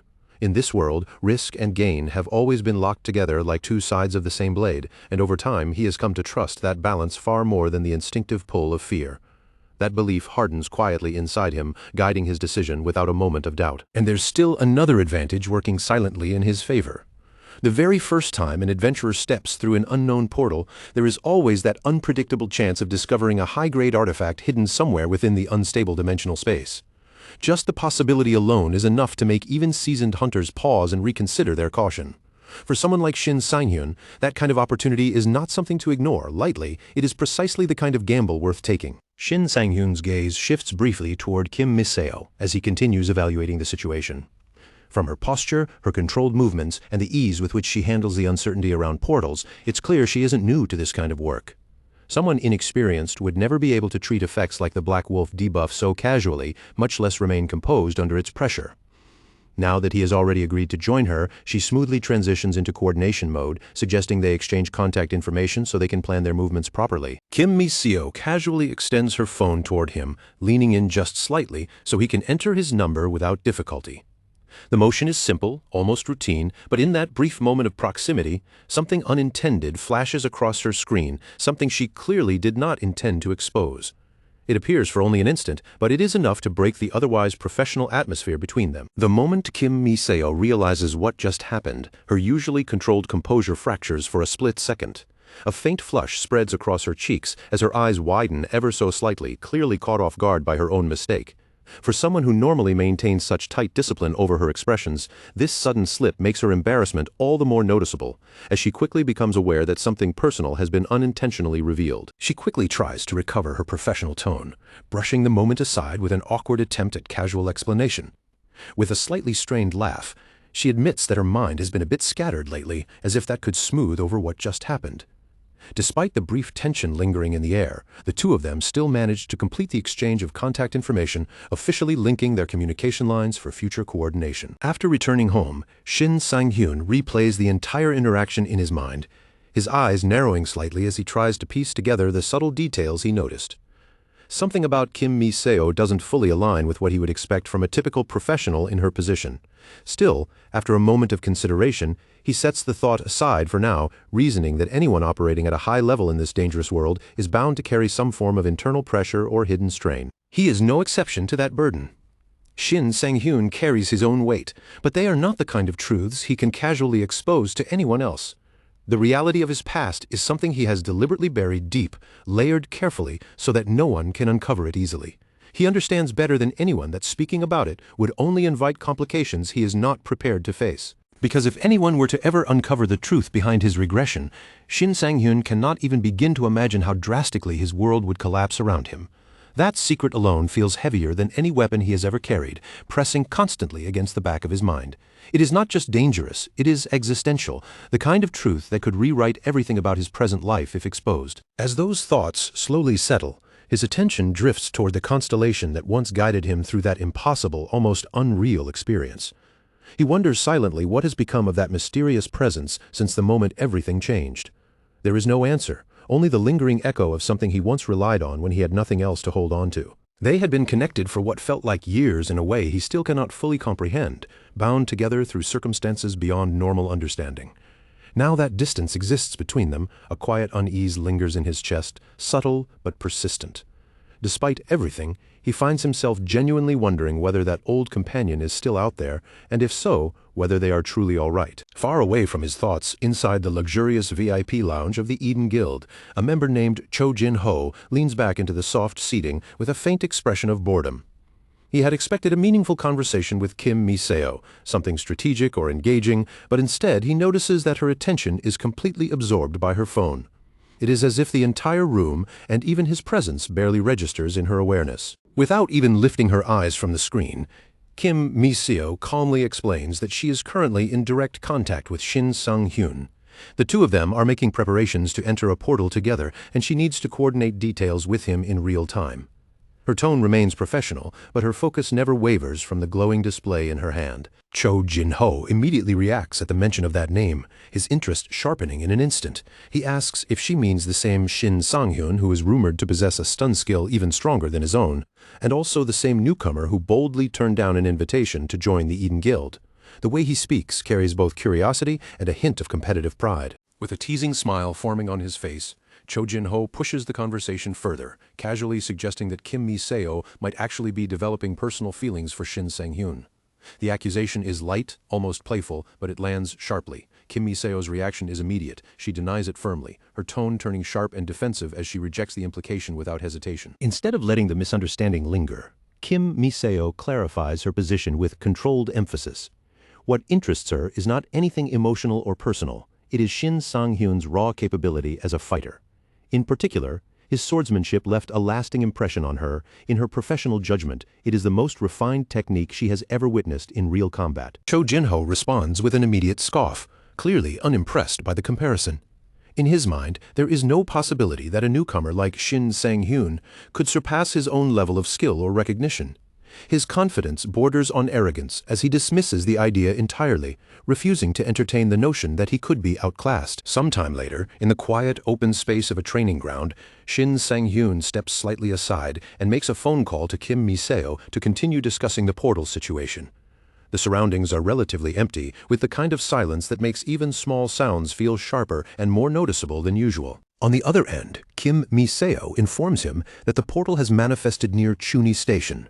According to the scouting reports, the area leading up to the checkpoint has already been thoroughly surveyed and secured, meaning the approach route is relatively safe compared to typical unstable zones. Not long after their conversation, She sends him a detailed file containing all available intelligence regarding the portal and the surrounding terrain. The data is organized for easy review, allowing Shin Sang-hyun to go through everything at his own pace without missing critical details. As Shin Sang-hyun studies the materials carefully, a strange sense of familiarity begins to surface in his mind. The structure of the portal, the conditions described, and even the environmental patterns align almost perfectly with the new ability he recently acquired. It feels less like coincidence and more like the situation itself was designed for him to test its limits. After finishing his review, he expresses his gratitude to Kim Mi-seo for the thorough briefing. In a calm but decisive tone, he tells her that he will contact her again once he is fully prepared to proceed. There is no hesitation in his voice, only quiet certainty about the next step.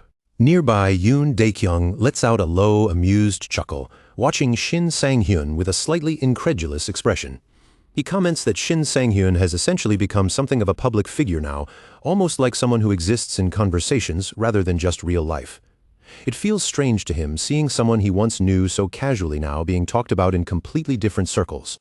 Shin Sang-hyun quickly downplays the remark, insisting that it is not nearly as dramatic as Yoon Dae-kyung makes it sound. However, Yoon Dae-kyung observes his reaction closely, and in that brief exchange, he immediately picks up on something important. Shin Sang-hyun has not yet been formally informed about what is being discussed. Curiosity sharpening his tone, Shin Sang-hyun asks directly what he means. Yoon Dae-kyung then reveals the surprising truth. Shin Sang-hyun's name has already appeared on the front page of the Player Gazette. The statement lands with unexpected weight, shifting the atmosphere instantly. The revelation strikes Shin Sang-hyun like a sudden invisible blow. He genuinely had no idea that his information had already been published and circulated publicly. For a rare moment, he is left speechless, his thoughts momentarily frozen as he processes the implications of being exposed in this way. What unsettles him most is not just the exposure itself, but the complete lack of control over it. He never intended to attract attention or become a known figure, and now he is forced to question how such a publication could happen without even basic verification or consent. The situation feels far too loose for something that affects lives so directly. Yoon Dae-kyung simply shrugs it off, suggesting that Shin Sang-hyun should actually consider it a positive development since visibility often brings opportunity. But Shin Sang-hyun is not interested in fame or recognition. With a firm tone, he cuts the conversation short, reminding him that he came here for an entirely different purpose. Yoon Dae-kyung then reaches down and places a heavy bag onto the table, the weight of it producing a solid thud that suggests careful preparation. He explains that everything Shin Sang-hyun requested has been gathered and stored inside, ready for inspection. Shin Sang-hyun thanks him sincerely, but Yoon Dae-kyung immediately waves it off, refusing the gratitude outright. He makes it clear that this is not a favor or a gift. It is a straightforward transaction between them, nothing more and nothing less. He then points out, with a skeptical look, that the items in question are his old personal equipment. From his perspective, it makes little sense why Shin Sang-hyun would prefer used artifacts instead of acquiring brand new ones that are easier to optimize. His tone carries a testing edge, as if probing for the real reason. Shin Sang-hyun responds with a vague explanation, saying that he simply wishes to preserve Yoon Dae-kyung's legacy through the items. However, Yoon Dae-kyung is not convinced at all, immediately calling out how weak and unconvincing that excuse sounds. The tension between honesty and deflection hangs briefly in the air. In truth, Shin Sang-hyun knows exactly why he wants them. Older artifacts tend to have significantly higher absorption efficiency, making them far more useful for his purposes than newly manufactured gear, but that is not something he can openly admit, so he keeps that knowledge hidden behind a carefully chosen excuse. At that moment, the atmosphere subtly shifts as a young woman arrives at the location, stepping into view with a composed yet slightly hurried presence. Her entrance draws quiet attention, breaking the flow of the conversation. She casually explains that she arrived a bit late due to difficulty finding parking nearby, though her tone suggests it is not a serious issue. With a quick glance around, she reassures them that she is now ready to proceed with the task at hand without further delay. Yoon Dae-kyung introduces her as the appraiser he personally called in for this transaction. Her role is to ensure neutrality in the evaluation process, making sure neither side is able to exploit or misrepresent the value of the deal. Without wasting time, the appraiser begins her work immediately. She carefully inspects each item one by one, activating her specialized appraisal ability to assess authenticity, quality, and value with professional precision. Her focus is absolute, cutting through distractions. Once the evaluation is complete, she confirms that everything matches expectations and gives her approval for the transaction to proceed. However, just as things seem to conclude smoothly, Yoon Dae-kyung suddenly interrupts, requesting one additional condition: he wants to witness Shin Sang-hyun's swordsmanship with his own eyes. Shin Sang-hyun immediately refuses, shaking his head with a quick, almost instinctive rejection. He states firmly that he is not yet at a level where he should be demonstrating his abilities publicly, especially not under observation like this. But Yoon Dae-kyung does not withdraw the request. Instead, he presses forward, pointing out that after everything they have been through together, he is not naive enough to believe Shin Sang-hyun is revealing his full strength. His suspicion is calm, but unshakable. Shin Sang-hyun had hoped the situation would not escalate in this direction, but it becomes clear that avoiding it is no longer possible. The atmosphere shifts subtly, tightening as the conversation moves toward confrontation rather than negotiation. After a brief pause, he reasons that refusing someone who is sincerely asking to see his skill would be disrespectful. With a quiet exhale, he agrees to demonstrate, instructing Yoon Dae-kyung to proceed while also asking the appraiser to step back to a safe distance. Yoon Dae-kyung draws his weapon, the sound of metal breaking the silence as he transitions into a serious stance. His posture changes immediately, the atmosphere tightening as he begins to demonstrate his sword techniques with disciplined precision. Almost instantly, Shin Sang-hyun recognizes the difference in him. Yoon Dae-kyung has clearly grown stronger since their last encounter, his movements refined and sharpened through continuous training and relentless effort. There is a noticeable weight behind every motion. But as the demonstration continues, Shin Sang-hyun's expression shifts. Something feels off, subtle but undeniable. He suddenly raises his voice, telling Yoon Dae-kyung to stop immediately, his tone sharp with concern. His eyes narrow as he focuses on a specific detail and asks directly whether there is an issue with Yoon Dae-kyung's left arm. The precision of his observation makes it clear this is not a random guess. Caught off guard, Yoon Dae-kyung reacts with surprise, asking how he managed to notice something so subtle. Shin Sang-hyun explains calmly that whenever he strikes with his right hand, there is a visible tension in his left shoulder, as if his body instinctively protects that side from strain. Yoon Dae-kyung finally admits the truth. It is the result of an old injury concentrated on the left side of his body. Even now, long after healing, his instincts still unconsciously guard that area whenever he moves. After hearing the explanation, Shin Sang-hyun states calmly that the issue is not permanent. His tone is steady and confident, as if he has already mapped out the solution in his mind. There is no hesitation in his voice, only certainty. He goes on to explain that even injuries accumulated over years can be overcome, as long as one stops avoiding the weak point and instead confronts it directly. Only by facing those limitations head-on, rather than protecting them, can true recovery and growth actually begin. He speaks directly to Yoon Dae-kyung in a calm, steady voice, his tone carrying an unexpected sense of reassurance, as if he's already found his footing in this situation. Even as he talks, his hand tightens firmly around the sword's hilt, subtly testing its weight and balance, like he's measuring how it responds to him. His breathing gradually slows, settling into a controlled, deliberate rhythm, less like someone struggling against the weapon, and more like someone actively learning to synchronize with it, adapting instead of resisting. He continues speaking to Yoon Dae-kyung, warning him that nothing about this process will feel smooth or natural at the beginning.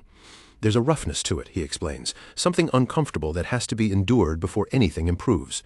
Yet, even with that warning, his voice remains calm and quietly confident, as if he can already see past the difficulty. He insists that over time, no matter how harsh the early stages may be, he will eventually overcome it completely and adjust to it as second nature. A short distance away, after having stepped back, the appraiser stands frozen in place, silently observing everything unfolding before her. Her expression is visibly unsettled, eyebrows slightly drawn together as confusion takes over. Her eyes keep shifting between the two men, trying desperately to piece together what kind of exchange she has just witnessed. The interaction feels completely outside her expectations, leaving her unable to determine whether this is some kind of training negotiation or something far more unusual happening right in front of her. As the moments pass and the tension from earlier begins to settle, the protagonist finds himself reflecting on the deal he just made. Instead of regret, a quiet sense of satisfaction starts to form in his mind. Even though he has spent more than 400 million won, he leans back slightly, mentally weighing the outcome. To him, the items he acquired feel like a solid investment, something that will prove its worth in the challenges that lie ahead. Yet even as he accepts the deal's outcome, one detail refuses to leave his thoughts. The memory of the appraiser's expression keeps resurfacing in his mind. When everything concluded, she had looked at him with a strange, unreadable gaze, neither approval nor suspicion, but something far more ambiguous. That lingering expression continues to bother him, replaying in his head as an unresolved question. More than anything else, his focus sharpens on a single priority. He needs to devour the artifacts as quickly as possible. There is no room for delay or hesitation in his thinking. The upcoming portal mission looms in his mind, setting a clear deadline that presses down on him. Everything else fades behind that urgency. He must complete the process before that mission arrives. Driving through traffic, his mind drifts deeper into thought, the steady motion of the car almost lulling his focus. For just a brief moment, his attention slips away from the road ahead. That single lapse becomes dangerous. He reacts too late as the situation suddenly tightens in front of him, the car jolting slightly as he jerks control back at the last possible second, narrowly avoiding disaster. Alarm immediately flashes through his mind, and he quickly calls out, asking if anyone has been hurt. But before he can fully process what just happened, the situation escalates sharply. A man storms toward his car, visibly furious, his movements aggressive and unrestrained. He shouts that he is already sick of waiting for Shin Sang-hyun and demands that he get out of the vehicle right now without delay. For a brief moment, Shin Sang-hyun sits completely frozen inside the car, trying to make sense of what he's seeing. The sudden hostility feels completely out of place, and his thoughts struggle to catch up with the situation. However, the intensity radiating from the man outside is unmistakable. It immediately puts him on edge, sharpening his instincts as concern and caution take over. The aggressive man steps even closer to the vehicle, leaning in with a menacing posture. His voice grows harsher, more threatening with each word as he issues a direct warning. If Shin Sang-hyun refuses to get out immediately, he threatens to set the entire car on fire with him still inside.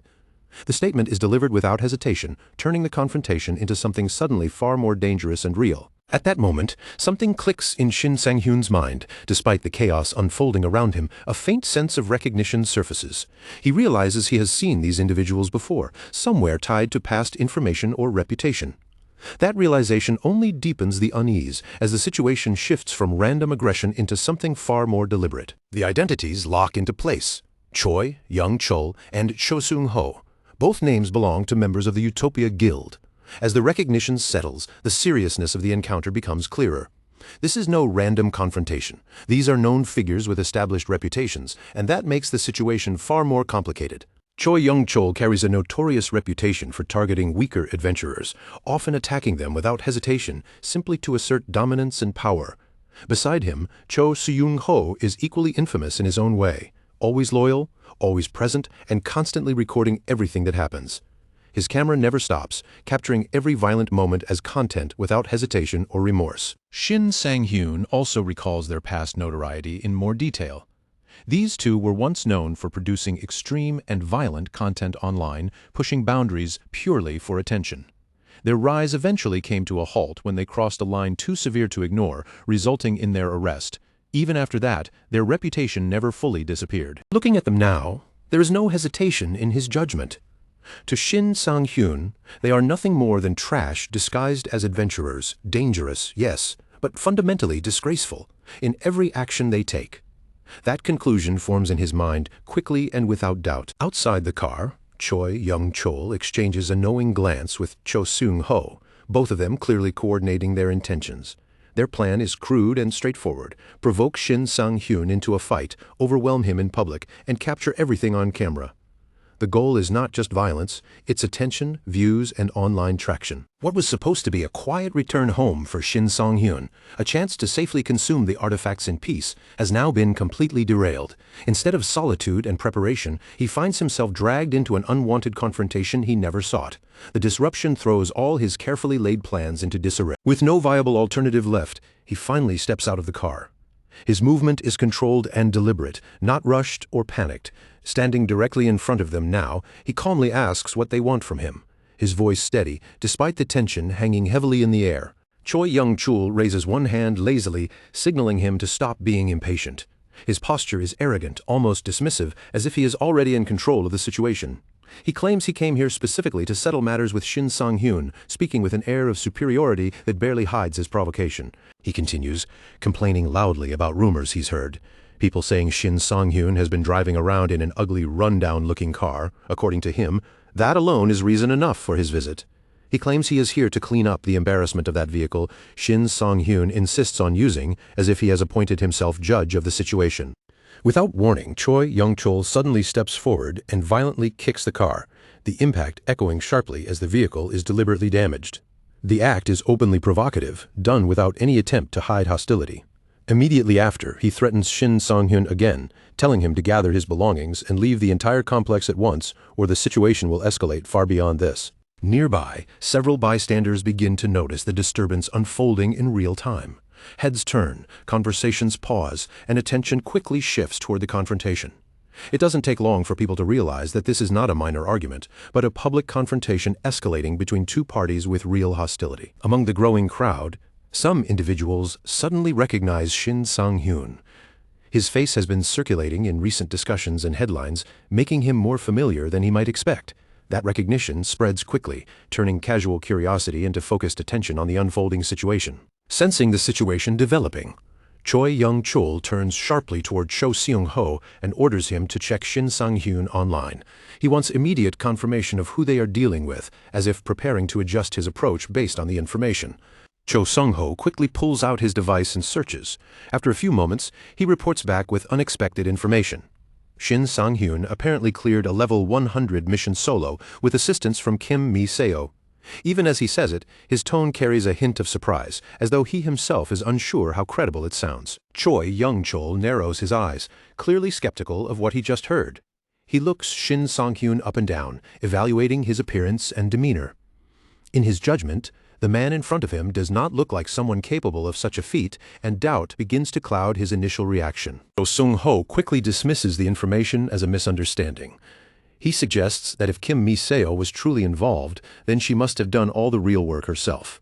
In his view, Shin Sang-hyun is nothing more than a lucky newcomer who happened to stand near success and took the credit for it. From that flawed assumption, the two of them come to a simple conclusion. Shin Sang-hyun will be an easy target. On top of that, they see an opportunity forming.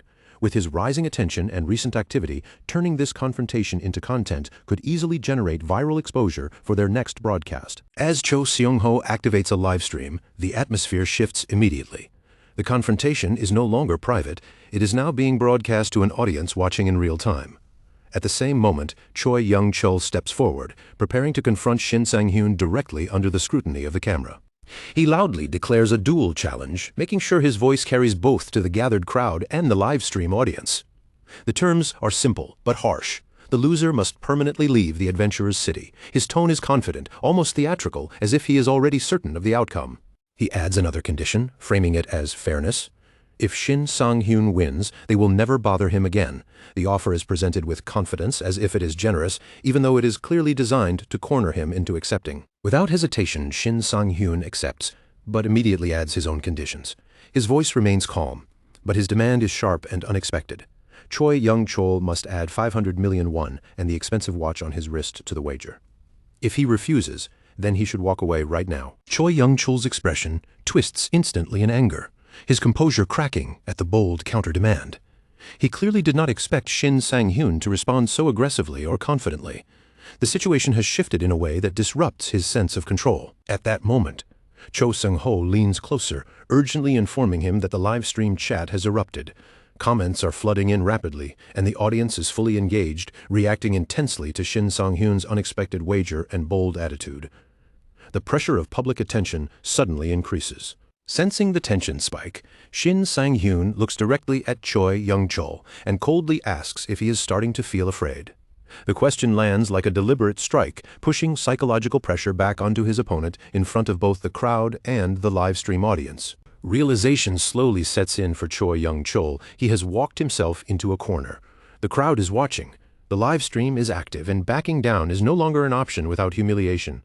With no escape route left, he is forced to commit fully to the duel he initiated. With the terms now locked in, both men begin preparing themselves. The air between them grows heavier, charged with anticipation as they face each other directly.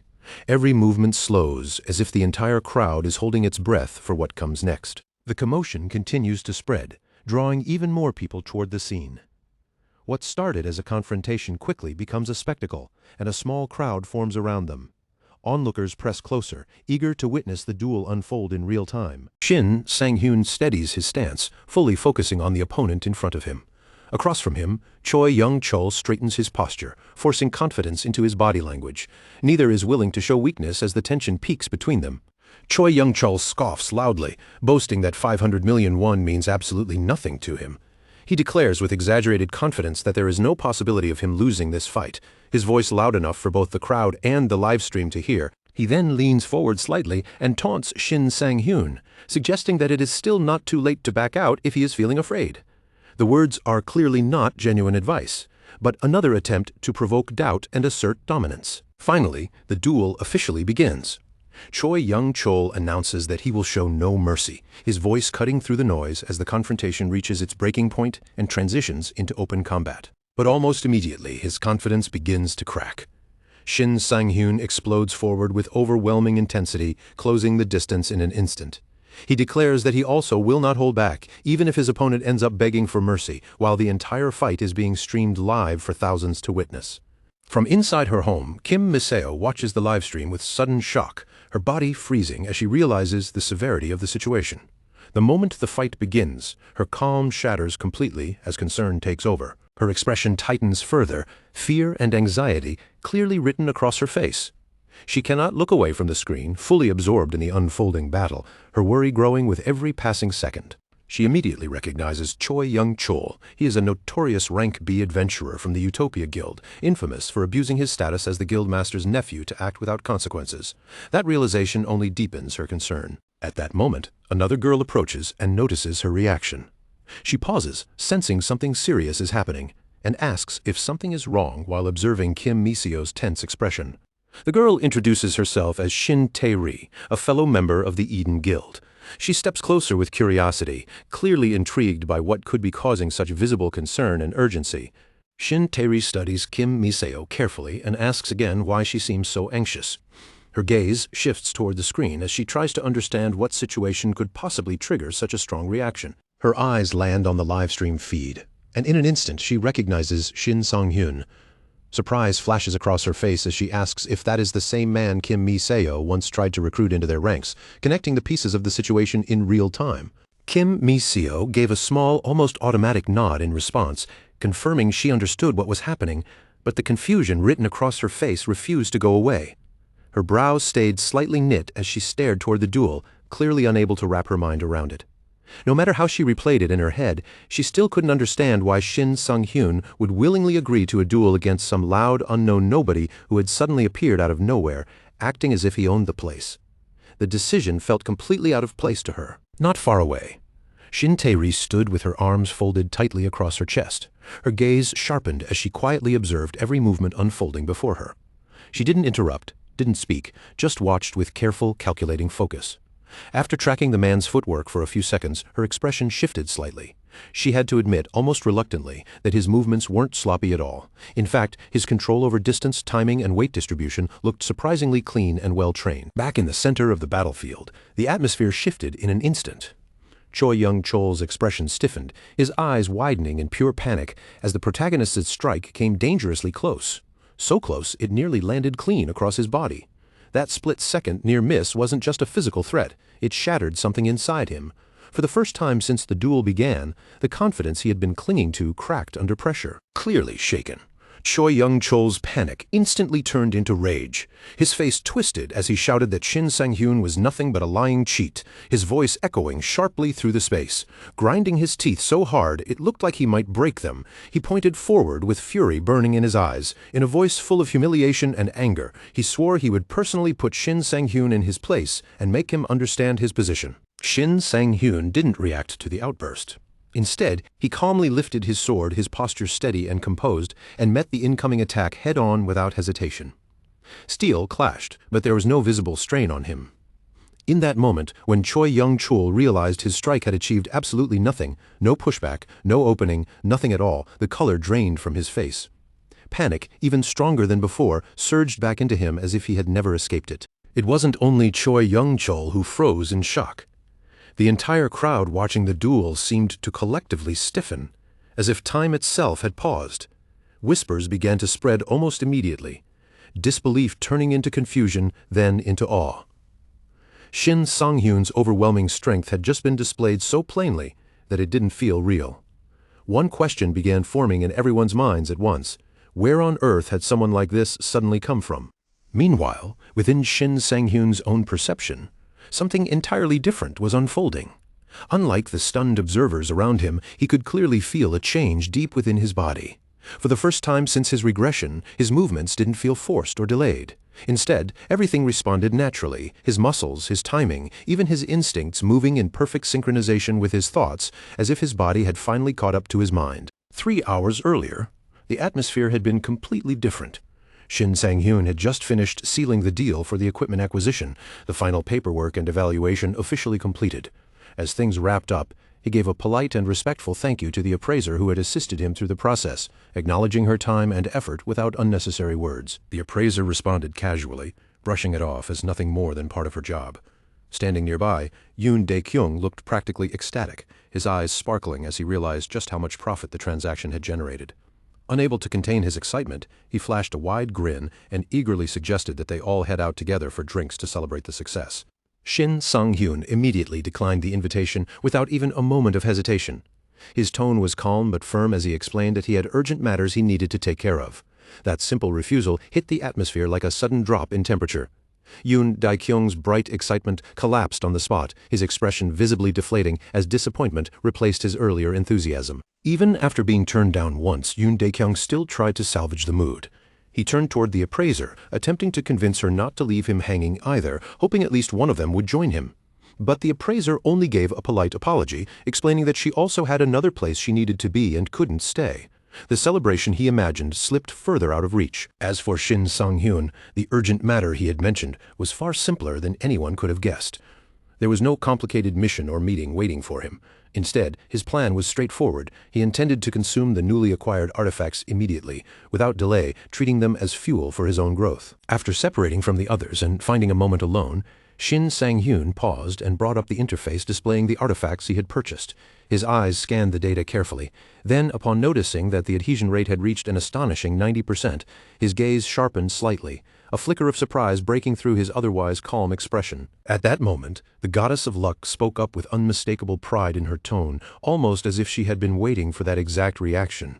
She openly took credit for the unexpectedly high result, sounding pleased and even a little smug about her contribution to his success. Honestly, Shin Sang-hyun had gone into this expecting far worse results. In his mind, anything involving second-hand equipment should have barely functioned. Maybe a 10% adhesion rate at best if he was lucky. So seeing numbers this high, far beyond his expectations, left him quietly satisfied. It wasn't just good, it was unexpectedly efficient. With the atmosphere slightly more relaxed, Shin Sang-hyun shifted the topic. He mentioned that the goddess of luck seemed to hold a surprisingly strong reputation among other constellations. Then, after a brief pause, he asked her something more specific, whether she had ever heard of a constellation known as the Late Exemplary Student. The moment that name left his mouth, the goddess of luck's tone changed immediately. Suspicion crept in as she narrowed her attention toward him, clearly wondering if he might be considering replacing her with another constellation. Shin Sang-hyun quickly noticed the shift and, without hesitation, clarified that he had absolutely no intention of doing anything like that. He went on to explain calmly that the Late Exemplary Student wasn't a rival or replacement in his eyes. That constellation was someone important to him personally. His only intention in asking was simple. He wanted to know whether that being was doing well or not, nothing more than that. Hearing his explanation, the goddess of luck visibly brightened, her earlier suspicion melting away almost instantly. In a lighter tone, she declared that she was feeling unusually generous that day. With that, she agreed to help him gather information about the constellation he was looking for, as if granting a rare favor. With that matter settled, Shin Sang-hyun finally turned his attention to something far more immediate, his next meal. Without needing any kitchen or preparation space, he activated his ability, transforming the newly acquired artifacts in an instant. Before him, they reshaped into a lavish, extravagant feast laid out as if it had been prepared by a master chef. The moment the feast appeared, his reaction was immediate. The sight alone nearly made him drool on the spot. Every dish had transformed into one of his 5 absolute favorites, arranged perfectly and emitting rich, mouth-watering aromas that filled the surrounding space. A wide grin spread across his face, pure excitement written all over him. Even though the equipment had originally been second-hand and seemingly unimpressive, Shin Sang-hyun quickly realized just how valuable they actually were. As he continued consuming them one after another, he began to reassess their worth entirely. With each bite, a new thought formed in his mind. If this was already this effective, just how far could he grow by fully consuming everything? Back in the present moment, Shin Sang-hyun's expression remained steady. But his thoughts had already settled into quiet evaluation. He acknowledged inwardly that he had indeed grown stronger since before, but at the same time, the overall effects granted by the artifacts felt somewhat underwhelming compared to what he had originally anticipated. The results were good, but not overwhelming. Across from him, Choi Young-chol's suppressed rage finally shattered completely. All restraint disappeared as humiliation and anger overwhelmed him. His breathing turned rough, his expression distorted, and in that moment he made a decision. He would no longer hold anything back. He was going to unleash everything he had, regardless of consequences. Watching from a distance, Kim Mi-seo's concern grew more visible with each passing second. Her posture stiffened slightly, worry creeping into her expression as she watched Shin Sang-hyun face the escalating situation. In contrast, Shin Tae-ri remained composed, her expression steady and analytical. She showed no fear at all, fully convinced that he would evade whatever attack was coming next without difficulty. Instead of retreating or defending, Shin Sang-hyun made a sudden and unexpected move. He charged forward directly toward his opponent. His steps were fast but controlled, cutting through the distance without hesitation. As he moved, he casually reminded Choi Young-chol not to forget their wager, the 500 million, along with the expensive watch they had staked on the outcome. From outside the arena, Cho Seung-ho narrowed his eyes as he watched the exchange unfold on the live feed. Something about the situation felt off to him. Instead of caution or retreat, Shin Sang-hyun's movement looked almost too direct, too confident, like he was stepping straight into a trap that had already been set and was waiting to spring. In the middle of his forward motion, Shin Sang-hyun suddenly came to a complete halt. The sudden stillness was jarring. Seeing him freeze in place, Choi Young-chol's expression twisted instantly, and he shouted in triumph, declaring that victory now belonged to him without question. In that same instant, a thick layer of ice erupted around Shin Sang-hyun's feet, spreading rapidly across the ground like a living thing. The freezing effect locked his lower body in place, binding him tightly. For a brief moment, it genuinely looked as though he had been completely immobilized and could not move at all. Even Shin Tae-ri, who had remained composed until now, showed a flicker of surprise. Her eyes widened slightly as she processed what she was seeing. She honestly hadn't expected Shin Sang-hyun to be caught so cleanly by such an obvious setup, and for the first time, doubt crept into her usually steady judgment. But the friend standing beside her quietly tilted her head, then slowly shook it. Her expression remained calm, almost knowing. She murmured that things were not as simple as they appeared, as if she could already see through what was about to happen next. She continued calmly, stating that the Shin Sang-hyun she knew would never struggle with something like this for long. In fact, that was exactly why she had tried to recruit him into her guild in the first place. Someone with that level of potential would not be stopped so easily by a basic trap. And just as predicted, the frozen silence didn't last.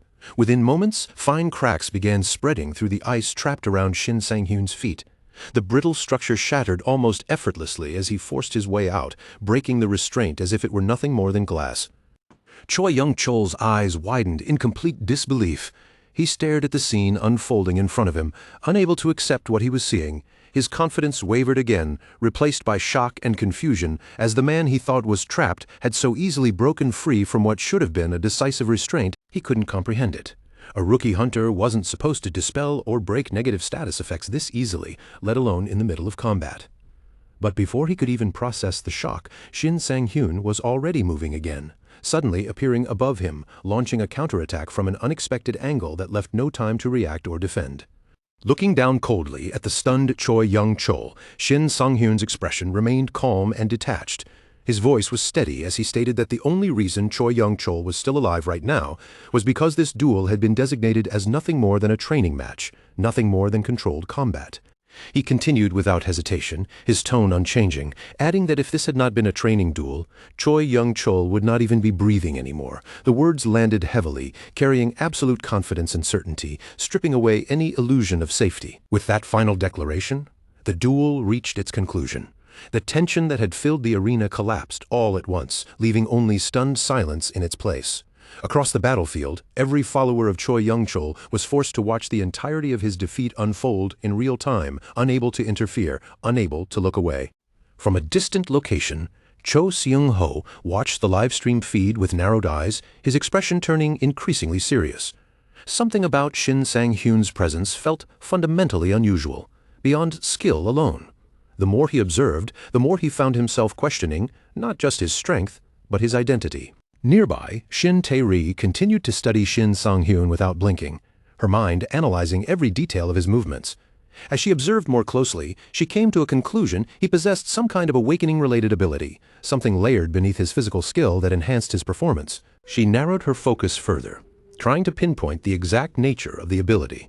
Unable to define it precisely, she noticed something unusual, the faint, dark tint spreading subtly within his eyes. Based on that visual cue, she made a careful guess that it might be some kind of psychedelic-type ability affecting perception or cognition. Abilities of that nature typically came with severe drawbacks, especially fatigue or strain on anyone affected by them during combat.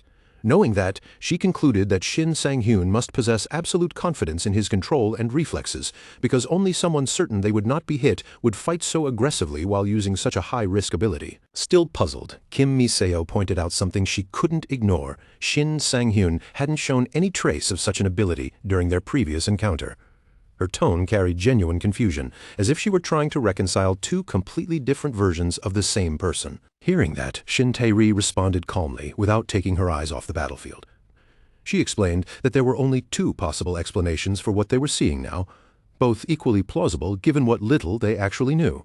Either Shin Sang-hyun had no reason to reveal that ability during their previous meeting, deliberately concealing it for strategic purposes, or he possessed an almost unbelievable level of adaptability, one that allowed him to develop and acquire entirely new abilities in an extremely short span of time. Far away, in the appraiser's workplace, the appraiser suddenly paused mid-thought, her expression shifting as realization hit her.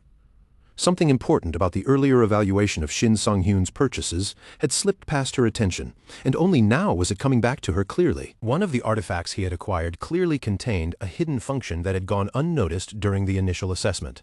She immediately frowned, realizing that she should have tested its full capabilities more thoroughly before allowing it to be used in an actual combat scenario. After further reflection, she identified the hidden effect as a psychedelic-type ability. What made it even more concerning was its extremely low activation rate. Under normal circumstances, triggering it would require an extraordinary amount of luck, far beyond what most users could ever expect to achieve. What she didn't realize, however, was that Shin Sang-hyun was not operating under normal circumstances at all. Due to the contract he had formed with the constellation governing luck itself, his fortune was abnormally amplified, making improbable outcomes far more likely than they should ever be. Meanwhile, back at the battlefield, Shin Sang-hyun looked down at the defeated Choi Young-chul with calm indifference. In a steady voice, he casually asked whether Choi Young-chul still intended to honor the bet they had made now that the duel had officially ended. Still burning with a restless, boiling rage, Choi Young-chul forces himself to rationalize what just happened. In his mind, the loss wasn't because of any real gap in ability, but simply because he let his guard slip for a single moment. He keeps replaying the fight, convincing himself that he misjudged the situation from the very beginning, thinking his opponent was nothing more than an arrogant rookie trying to put on a show. That careless assumption he believes is the only reason things went wrong. Refusing to accept what has already happened, he grits his teeth so hard it almost looks painful, his jaw tightening as anger floods his expression. Inside, he swears to himself that this is not where it ends. If the fight continues, then from this moment onward, there is no more holding back. He decides he will abandon any restraint and fight with full seriousness, as though the previous exchange never even counted. Thinking rapidly under pressure, Choi Young-chul starts planning his escape from the current exchange. He decides that the smartest move is to disengage first, put distance between himself and Shin Sang-hyun, and rebuild his entire strategy from scratch. A bitter thought crosses his mind. If he had known from the beginning who he was really dealing with, he never would have agreed to step into this duel in the first place. As he retreats step by step, his anger begins to twist in a new direction. Instead of only blaming the opponent, he suddenly directs his resentment toward the friend who fed him misleading information about Shin Sang-hyun. While still backing away from the confrontation, he already starts imagining, in cold detail, how he will settle things with that friend once this entire nightmare is over. But before he can successfully regain enough distance, Shin Sang-hyun surges forward without hesitation. The movement is sharp, immediate, and cuts straight through Choi Young-chul's attempt to escape, interrupting both his retreat and his thoughts in a single instant. With a cold, steady voice, Shin warns him not to grant himself the luxury of distraction in the middle of a real fight. Shin Sang-hyun doesn't slow down. His voice remains calm and almost detached as he continues pressing forward, step by step. He tells Choi Young-chul that if he still isn't satisfied, he can gladly experience an even deeper, more overwhelming taste of his power.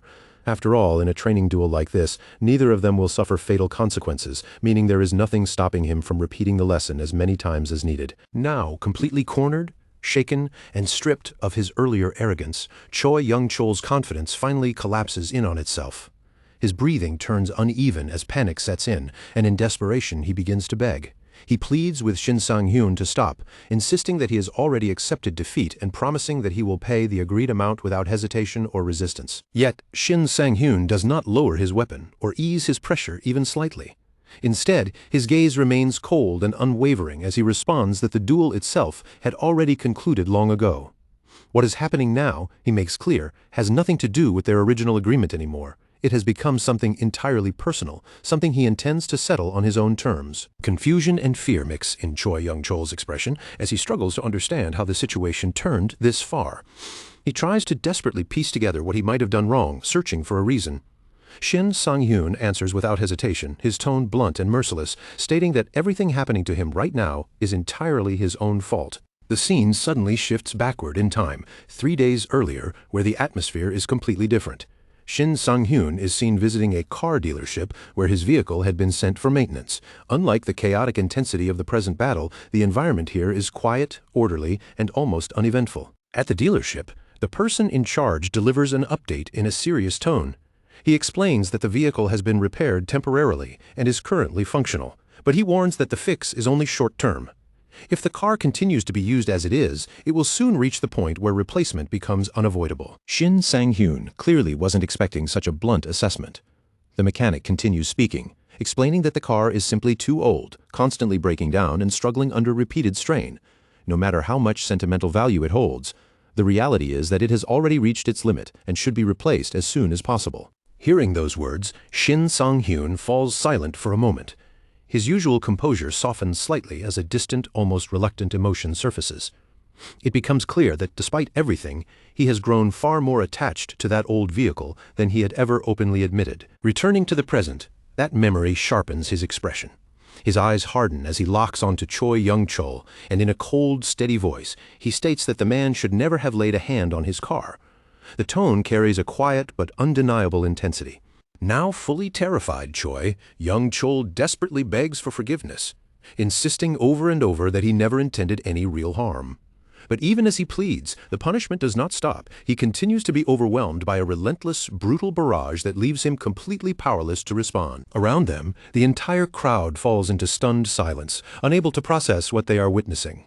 Online viewers watching the broadcast are equally frozen in shock, seeing a once proud fighter reduced to a broken, crying figure being overwhelmed in real time, his downfall unfolding publicly for everyone to see.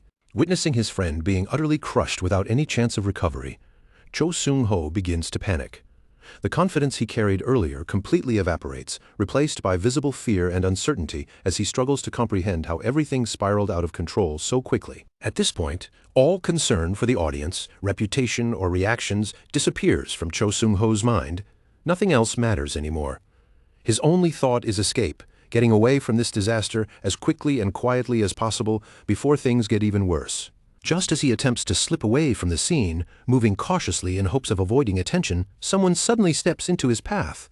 The sudden presence blocks his escape completely, forcing him to stop in his tracks. The guild manager appears, calm and composed, as if he had anticipated this exact moment. He states matter-of-factly that both he and his friend have caused a serious incident that cannot be ignored. Meanwhile, Moon Baekhyun watches the situation unfold with clear interest, finding the unexpected developments far more intriguing than he originally expected. After seeing how effortlessly Choi Young-chol was completely defeated by a newcomer, Moon Baekhyun cannot hide his curiosity. The outcome of the fight defies his expectations, and he silently acknowledges that the situation unfolding before him is far more unusual than anything he had predicted. Shifting his attention toward Shin Sang-hyun, the guild manager steps forward and introduces himself with formal composure. He explains that he has come to resolve the situation peacefully, emphasizing that his intention is to offer compensation for any damages caused by their side and to avoid further escalation. Instead of offering an immediate response or acknowledging the introduction, Shin Sang-hyun simply looks at him with a steady, unreadable expression. After a brief pause, he asks a direct and pointed question. Who exactly is he talking to, and on what basis is he addressing him like that? That blunt, almost dismissive response catches Moon Baekhyun completely off guard. He had expected at least some level of diplomatic acknowledgement, especially after witnessing Shin Sang-hyun's overwhelming strength moments earlier.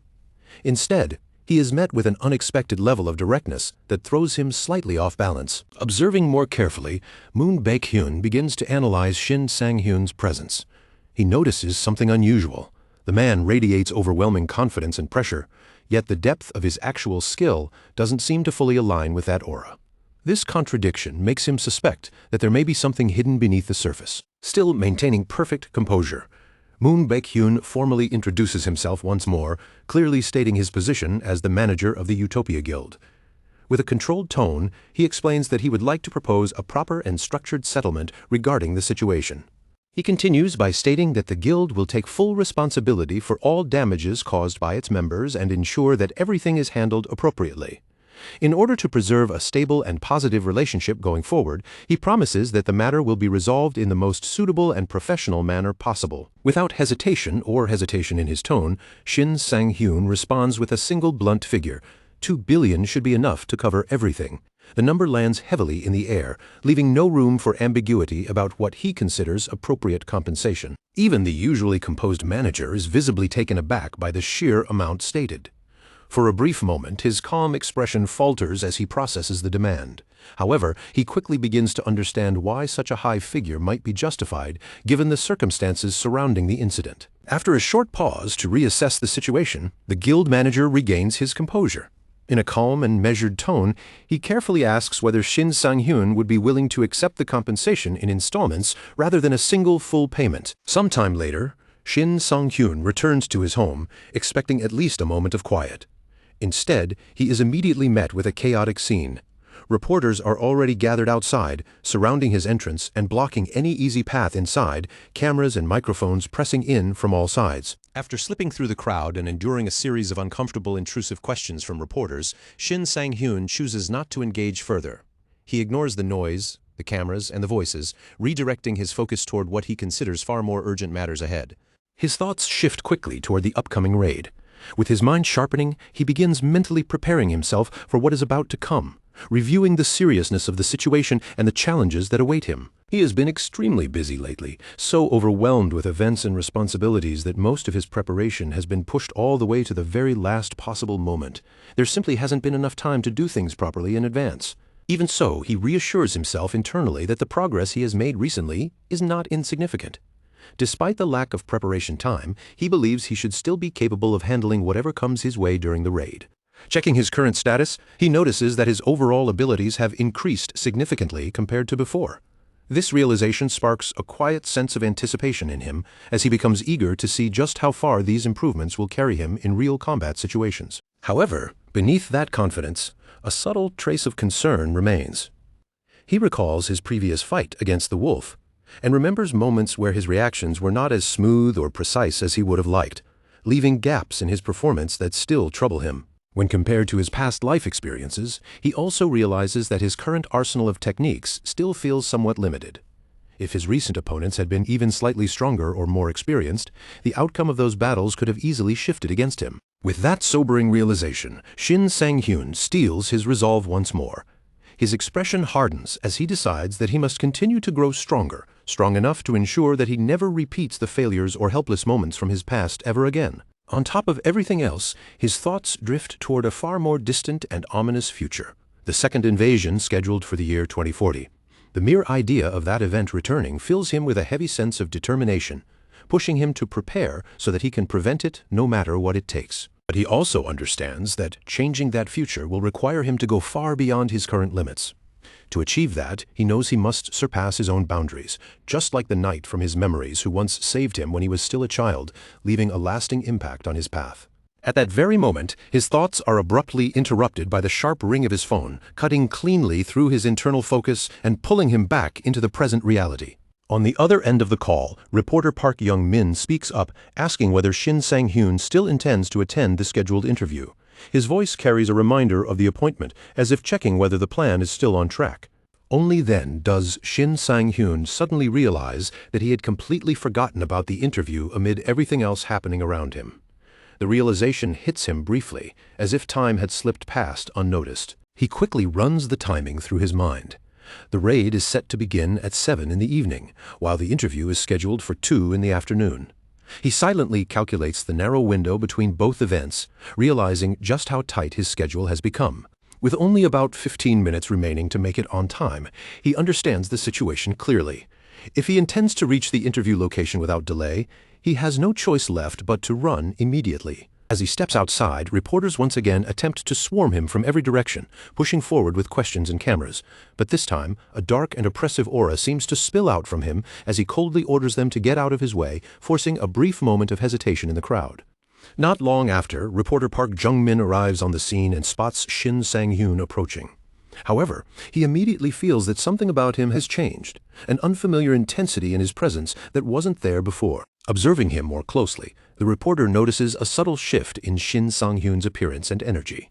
He cautiously asks whether he had just come out of a dungeon right before arriving, trying to make sense of the strange aura surrounding him. Shin Sang-hyun responds calmly, denying that assumption with a brief and composed answer. He then offers a short apology for being late, his tone steady despite everything that has just occurred. The interview kicks off with a thick sense of anticipation hanging in the air. Park Jung-min leans slightly forward in his chair, recorder already positioned and ready, his eyes locked on Shin Sang-hyun, as if not wanting to miss a single word. He opens by saying he's genuinely eager to hear Shin Sang-hyun's perspective on everything that has recently unfolded. After all, the young adventurer who once had no spotlight at all has now become the center of attention, drawing the gaze of the entire adventuring world without exception. Park Jung-min continues, pointing out that the newly established ranking system doesn't simply measure levels or experience anymore. In this era, raw numbers alone can't define a player's true value or potential.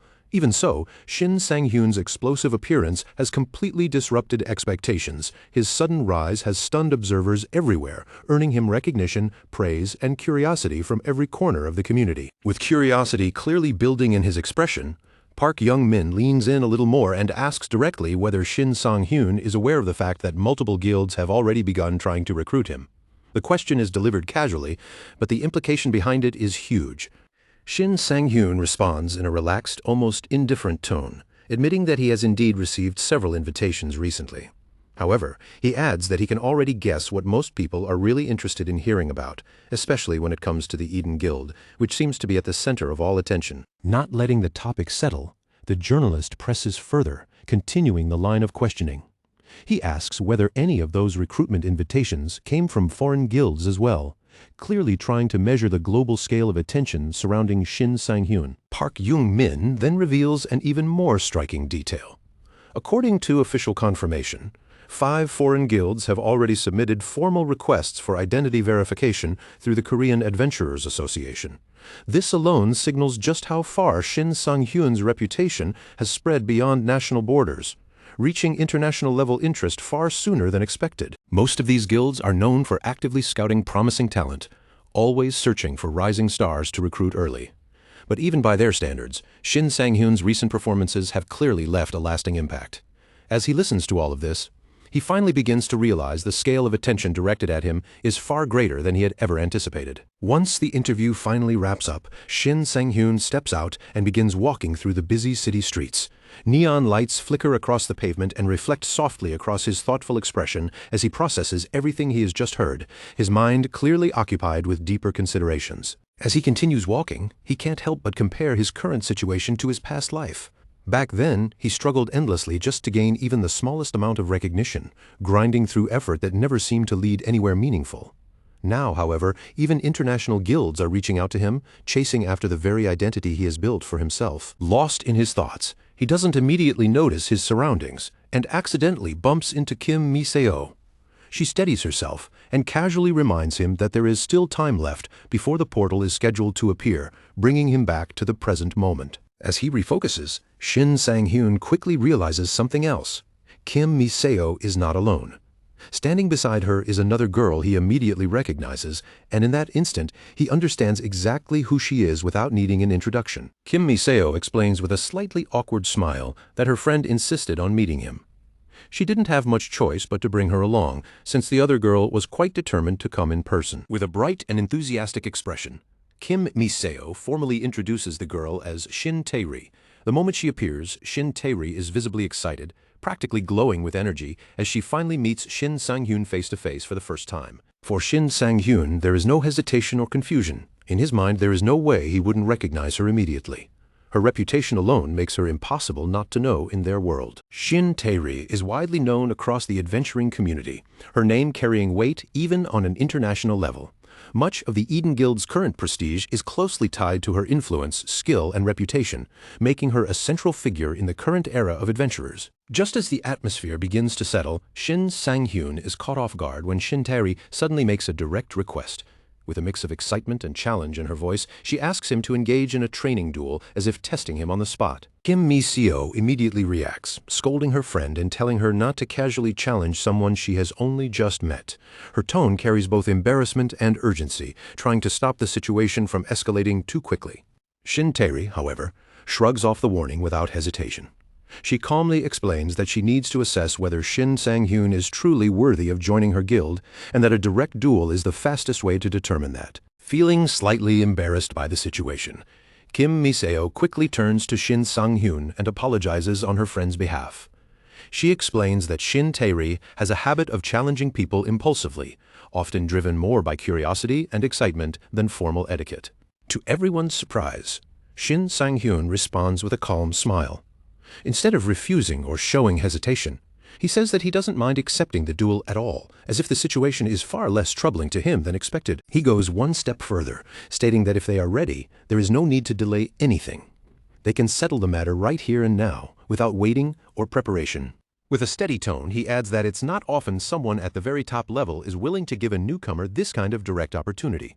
Because of that, he's more than willing to rise to the occasion and take it seriously. Shin Tae-ri studies him for a brief moment, then acknowledges that her friend's judgment about him may have been correct.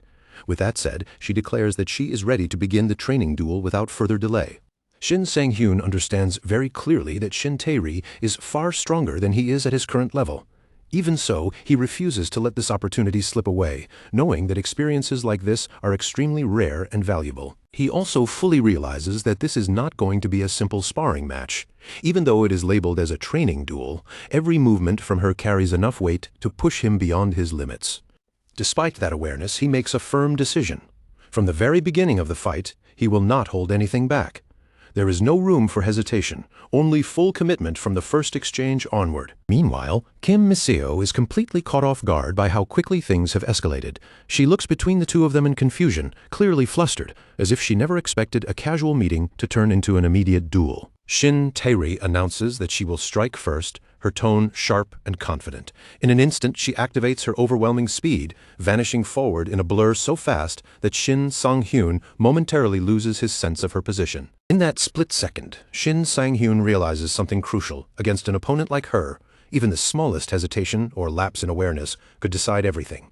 He immediately tightens his focus, preparing his body and mind to react without delay. Shin Tae-ri moves with visible excitement, clearly enjoying the intensity of the exchange as the duel begins to heat up.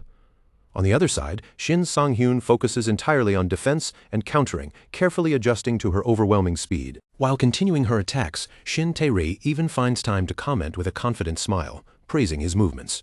She adds that she still hasn't shown everything she can do, and that she won't stop until she manages to land a clean hit on him. As the pressure intensifies, Shin Sang-hyun quickly comes to a sobering realization. Her speed and raw power are clearly above his current capabilities. In response, he slowly closes his eyes, shifting his reliance away from sight and instead sharpening his other senses, just as he once did in his previous life. Witnessing this, Kim Mi-seo can't hold back her shock and blurts out in disbelief. To her, it looks completely insane. Why would anyone close their eyes in the middle of such a fast-paced duel? But despite her confusion, Shin Sang-hyun remains completely composed. Internally, he is fully aware of what he is doing and trusts his judgment, even if others cannot understand it from the outside. The moment Shin Tae-ri launches another attack, Shin Sang-hyun reacts with precise timing. He successfully blocks and deflects the strike, his movement clean and controlled in a way that immediately draws attention. Shin Tae-ri narrows her eyes slightly, clearly impressed. She admits that most swordsmen would never be able to execute such a defensive maneuver under these conditions, recognizing the experience hidden in his response. With growing interest, she remarks that the feeling of fighting him is unusual. Instead of a typical newcomer, it feels like she is facing someone with years of battlefield experience behind every movement. Shin Sang-hyun then speaks up mid-exchange, calmly telling her not to hold anything back. He asks her to show him everything she truly has, including her full power in the next attack. Shin Tae-ri pauses for a brief moment, clearly surprised by his request. Her expression shifts slightly as she tries to understand whether he is being serious or simply reckless. Shin Sang-hyun clarifies immediately, explaining that this is not arrogance or overconfidence. Instead, he simply wants to witness the true strength of a top-tier player without any limitations holding her back. He continues by emphasizing that opportunities like this do not come often. Because of that, he insists she should not hold back even slightly, no matter how the duel turns out. Seeing how serious the situation is becoming, Kim Mi-seo nervously pleads with Shin Tae-ri not to push things too far. Her voice carries concern, worried that the duel may spiral beyond what was intended. Shin Tae-ri responds calmly, acknowledging the concern, but stating that she won't use her full strength completely. However, she does agree that she can at least demonstrate her maximum speed in this exchange. Shin Sang-hyun gives a small nod in response, accepting that condition. For him, that level of speed alone is already more than enough to test his limits. As the moment of escalation approaches, he mentally prepares himself. He understands clearly that from here on out, there is no margin for error. One misstep could decide everything in an instant. Shin Tae-ri suddenly explodes forward at full speed, unleashing a burst of force so intense that the surrounding windows shatter from the pressure alone. The environment itself reacts to her acceleration. Shin Sang-hyun swings his sword in an attempt to intercept the incoming strike, but in an instant she vanishes from his line of sight, leaving only a fading blur. Before he can adjust, she reappears behind him with terrifying precision. Before he has time to fully recover, Shin Tae-ri lands a clean and decisive hit. The impact catches him off guard, leaving him momentarily stunned by the sheer speed and timing of the attack. The duel now fully erupts into real combat, each exchange echoing through the street with explosive intensity. Every movement carries weight, and it becomes clear that both fighters are pushing themselves far beyond casual limits. Shin Tae-ri's strike connects cleanly, and in that instant, Shin Sang-hyun realizes with absolute clarity that this match is going to push him harder than anything he has faced so far. After taking the full force of that strike head-on, Shin Tae-ri immediately leans in with a sharp, worried gaze, scanning him from top to bottom as if checking for hidden damage. Her expression tightens with concern as she quickly asks if he's really okay, her voice carrying a rare hint of urgency. The protagonist steadies his stance, letting out a controlled breath as he regains balance after absorbing the impact. With a calm but slightly strained tone, he assures her that he's fine despite the hit. Still, there's a flicker of disbelief in his eyes. He can't ignore the fact that Shin Tae-ri actually used her ability directly on him. Not far away, Shin Sang-hyun grimaces, one hand briefly rising toward his temple as if trying to ease an invisible pressure. He complains that his head is pounding, while Shin Tae-ri lowers her gaze, visibly shaken by what just happened. Her shoulders tense as guilt creeps in, and she quickly apologizes for having turned her ability against them. The protagonist casually brushes off the tension, waving it away as though it's not worth worrying about. He tells her he's completely fine. His voice steady now, then shifts into something more sincere. He thanks her properly for treating the fight seriously and not holding anything back, acknowledging the honesty behind her attack. Shin Tae-ri's expression softens noticeably at his words, the sharp edge in her demeanor fading. In a quieter, more genuine tone, she says that next time, she would rather not meet him through blades or testing abilities at all. Instead, she suggests simply sitting down and talking, an invitation so natural and sincere that Shin Sang-hyun doesn't even hesitate in accepting it. Just as the atmosphere begins to relax, Kim Mi-seo cuts in sharply, her voice breaking through the moment like a warning bell. With a focused expression, she reminds everyone that the raid is about to begin, pulling them back into reality. Kim Mi-seo continues in a firm tone, directing her attention toward Tae-ri's companion. She instructs him to write a complete report detailing everything that happened today, emphasizing that Shin Tae-ri herself may not fully grasp how dangerous her actions were during the encounter. Shin Tae-ri bows her head again, offering another apology, her voice quieter this time. Before turning away, she pauses and looks back toward Shin Sang-hyun. With a slightly hesitant expression, she asks him to call her once the raid is over, as if wanting to make sure this connection doesn't end here. Left alone in his thoughts for a moment, the protagonist reflects silently on what just happened. He admits to himself that whether he likes it or not, this was the first time he has ever lost since returning, and the realization settles heavily in his mind. Even though the clash came without warning and under unusual circumstances, it still leaves a deep impression on him. He feels it clearly now. There is a new wall standing in front of him. From this moment onward, he knows he will not stop pushing forward until he surpasses Shin Tairi. Sometime later, the group arrives at Chunhui Station. In front of a looming portal structure, Kim Mi-seo steps forward and naturally takes command of the situation, beginning to introduce the members of the raid team one by one as the mission officially starts to take shape. As the introductions continue, the two other members of the team greet Shin Sang-hyun warmly, their tone friendly and welcoming as if acknowledging a new ally. Shin Sang-hyun responds with calm politeness, saying it's an honor to fight alongside players with such strong experience. A young man steps forward confidently, positioning himself slightly ahead of the group.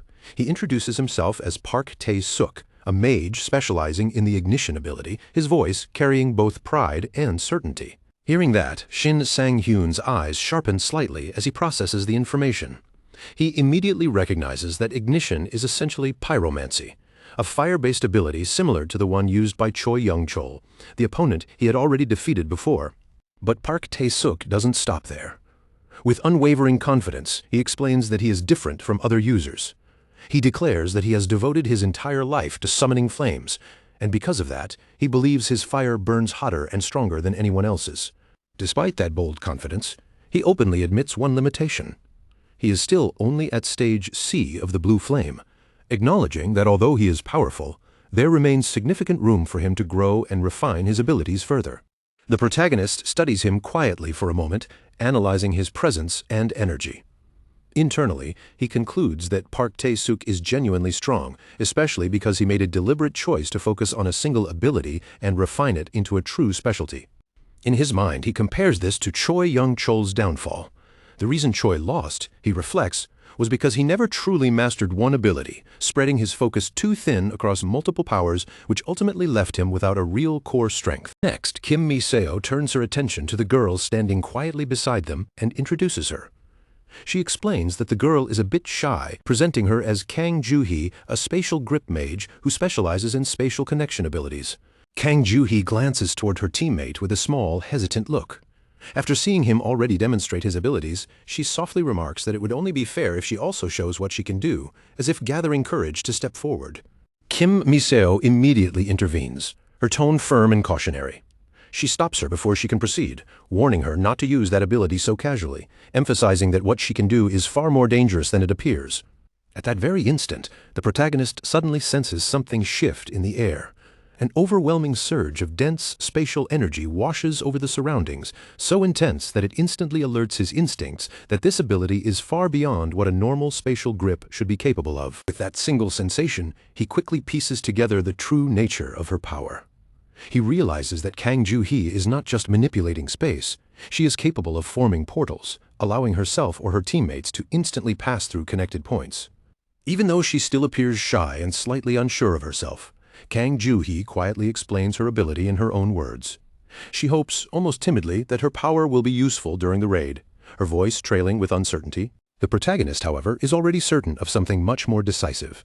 In his mind, she is not just useful, she is essential. He recognizes her as the missing final piece that could bring this entire team's coordination dangerously close to perfection. He quickly visualizes the team's structure in his head. Shin Sang-hyun handles close combat. Kim Mi-seo provides long-range support. Park Tae-suk controls the battlefield with fire in the gaps between them, and Kang Joo-hee ensures mobility and escape through instant spatial movement. From his perspective, the only missing element in this already strong formation is a dedicated healer, which would make the setup nearly flawless. On top of that, he observes how naturally the three existing members move together, clearly indicating they have fought side by side before. For Shin Sang-hyun, that level of synergy is not just convenient, it is absolutely critical. In his experience, the difference between survival and failure in battle often comes down to how well a team naturally understands each other. This belief is something he has carried with him since his past life. However, before his thoughts can drift further, Kim Mi-seo snaps him back to reality by asking what he is thinking about, her voice cutting cleanly through his focus. She studies him closely with a concerned expression and adds that she hopes he wasn't seriously hurt during his earlier fight with her friend, her tone softening slightly as she checks on his condition. The protagonist shakes off the moment of distraction and reassures her that he simply got lost in thought for a second. He straightens his posture, resetting his focus, and calmly states that he is ready to continue moving forward. As the group finally steps inside, the environment changes instantly. They are greeted by an unfamiliar frozen world where icy winds cut through the air, and the entire landscape feels buried under a suffocating layer of cold. Shin Sang-hyun pauses for a moment and turns toward Park Tae-suk, offering a brief but sincere thanks. He admits that without the warmth from his heat buff, everyone in the group would likely already be frozen solid in this environment. Kim Mi-seo slowly scans the icy surroundings, her eyes narrowing slightly.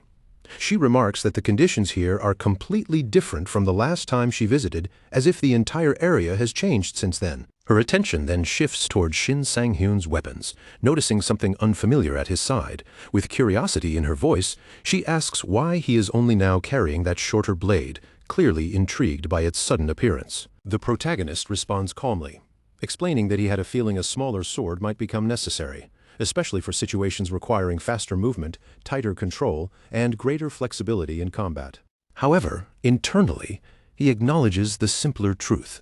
The real reason he never used that short sword before is not strategic at all. It is simply because he didn't have access to it until recently. A short time later, the team encounters their first enemy presence. Immediately, Kim Mi-seo takes charge again, raising her voice as she organizes everyone into formation and assigns positions for the upcoming fight. Without hesitation, Kang Joo-hee activates her ability. A spatial portal opens in front of the team, its edges warping the air as she prepares to reposition allies instantly for the incoming attack. The massive Cyclops lunges forward, swinging its enormous arm toward Kim Mi-seo with devastating force. But the strike crashes uselessly into the ground, because both Kim Mi-seo and Shin Sang-hyun have already slipped through the portal and reappeared above the creature. From their elevated position, the protagonist calls out sharply to his teammate, instructing her to cover his back. Without hesitation, he drives himself forward, committing fully as he charges straight toward the Cyclops from above. The Cyclops is caught completely off guard by the sudden aerial repositioning and aggressive counterattack. Its movements hesitate for a fraction of a second, unable to properly respond to the unexpected angle of assault. High above the battlefield, Kim Mi-seo calls out a precise timing signal for a coordinated strike. Park Tae-suk immediately reads the situation and understands exactly what she is setting up. With perfect timing, Kim Mi-seo releases an arrow that cuts through the air. It strikes true and blinds the Cyclops, robbing the massive creature of its vision in an instant. That single moment of blindness becomes the opening Shin Sang-hyun has been waiting for. Without hesitation, he drives his attack forward, fully committing to the opportunity created by the team. After landing his strike, he immediately shouts toward Joo-hee, telling her to move now. His voice carries urgency, signaling the next phase of their coordinated maneuver. From a safer distance, Kang Joo-hee quickly opens another portal to reposition. But the Cyclops reacts in fury, attempting to intercept the move by swinging violently toward the protagonist mid-transition. Once again, the massive attack slams into nothing but empty ground. The Cyclops misses completely, its strike crashing down with no target as the team continues to outmaneuver it. In the very next instant, Shin Sang-hyun reappears behind the Cyclops, now positioned high above it. From there, he gains a clear and commanding view of its exposed weak points below. Before the rest of the team can even fully react to his repositioning, the protagonist moves first. Faster than anyone can track, he drops in and delivers a decisive finishing blow, bringing the Cyclops down in a single overwhelming strike. For a brief moment, the entire team freezes in place. Their bodies go still, eyes wide and unblinking as they stare at the aftermath of that single overwhelming strike. You can almost see the disbelief written across their faces, jaws slightly parted, breaths caught mid-air, while quiet murmurs ripple through the group as they try to comprehend what kind of monstrous power they just witnessed erupt in front of them. None of them had even remotely expected a result like this. One clean strike, just one, and the enemy collapses as if it never stood a chance in the first place. The sheer gap in power leaves everyone shaken, their thoughts scrambling as they struggle to understand how they're supposed to respond to something so effortlessly overwhelming. Breaking the heavy silence, Kim Mi-seo finally speaks up, her voice noticeably heavier than before. There's a trace of guilt in her tone as she admits this is on her. She failed to properly warn them about just how dangerous Shin Sang-hyun truly is, and now they're seeing the consequences of that omission firsthand. She continues, lowering her gaze slightly as she speaks. Mi-seo confesses that even she had the exact same stunned reaction the first time she saw him fight. and what they've just witnessed, she insists, is only a small fragment of what he is truly capable of when he stops holding anything back. Meanwhile, Shin Sang-hyun quietly observes the rest of the group. His eyes move across their formations, their reactions, the way they instinctively adjust after the fight. Inwardly, he acknowledges something important. This is their first time fighting together, yet their coordination and battlefield instincts are surprisingly sharp and reliable. A faint, almost rare smile forms on his face as that realization settles in. There's a subtle shift in his expression, something warmer, more grounded, as he feels a growing sense of trust. Then, leaning forward slightly, he calmly asks the group if they're all ready to continue pushing onward. As time passes, the battlefield rhythm begins to stabilize. One Cyclops after another falls under their coordinated attacks, and with each victory, the team's movements grow smoother, faster, and more confident, as if they're gradually sinking into a single fighting unit. Park Tae-suk can no longer contain his excitement. Practically buzzing with energy, he exclaims that Shin Sang-hyun is easily the greatest swordsman he has ever had the chance to fight alongside, his voice rising with genuine admiration and hype. Shin Sang-hyun responds with a modest nod and a calm, appreciative smile. He thanks Tae-suk sincerely, not making a big deal of it, but clearly acknowledging that he's glad his efforts are being useful to the team's overall flow. Still energized, Tae-suk gestures broadly toward the others as he talks. He explains animatedly that he rarely gets the chance to participate in real, close-quarters combat, which is exactly why he's so unusually excited right now, almost like he's finally experiencing something he's been missing for a long time. Hearing that, Shin Sang-hyun reflects quietly. It becomes clear to him that most mages, without a reliable swordsman protecting the front line, are forced to stay back and avoid direct engagement, limiting how much they can truly contribute in chaotic battles. But as the praise continues to pile up, something subtle shifts in his mood. The constant admiration starts to weigh on him more than expected, making him slightly uncomfortable, not just from Tae-suk, but from multiple directions at once. Kim Mi-seo soon joins in as well, her eyes bright with admiration as she openly praises his performance. Her tone carries genuine respect, as if she can't help but acknowledge just how far beyond normal expectations his skill level really is. She admits something honestly. No matter how many times she sees him fight, she still ends up surprised. Even when she thinks she understands his strength, Shin Sang-hyun continues to break her expectations every single time. A memory suddenly unfolds in a flashback. Earlier, Mi-seo and Tae-suk were locked in a brutal fight against a group of ogres when, without warning, an even larger and more threatening wave of enemies began closing in from every direction, tightening the battlefield like a trap. Surrounded and heavily outnumbered, panic begins to creep into their minds. Their breathing tightens, their spacing collapses, and the realization hits them hard. They're completely cornered with no clear escape route left available. Then Shin Sang-hyun steps in with unnerving calmness. In a steady voice, he instructs his ally to open a portal directly in front of the advancing enemies, setting the stage for a dangerously bold counterattack that defies conventional caution. Mi-seo immediately reacts with alarm, her eyes widening as she warns him not to proceed. She insists that this particular demonic ogre is on a completely different level, far stronger than the rest, and rushing in would be extremely dangerous. But the moment she realizes there's no stopping him, her hesitation breaks. She swallows her fear, steadies her breathing, and makes a split-second decision to trust him completely, placing her faith in Shin Sang-hyun's judgment. Kang Joo-hee opens the portal exactly where instructed, right in front of the ogres.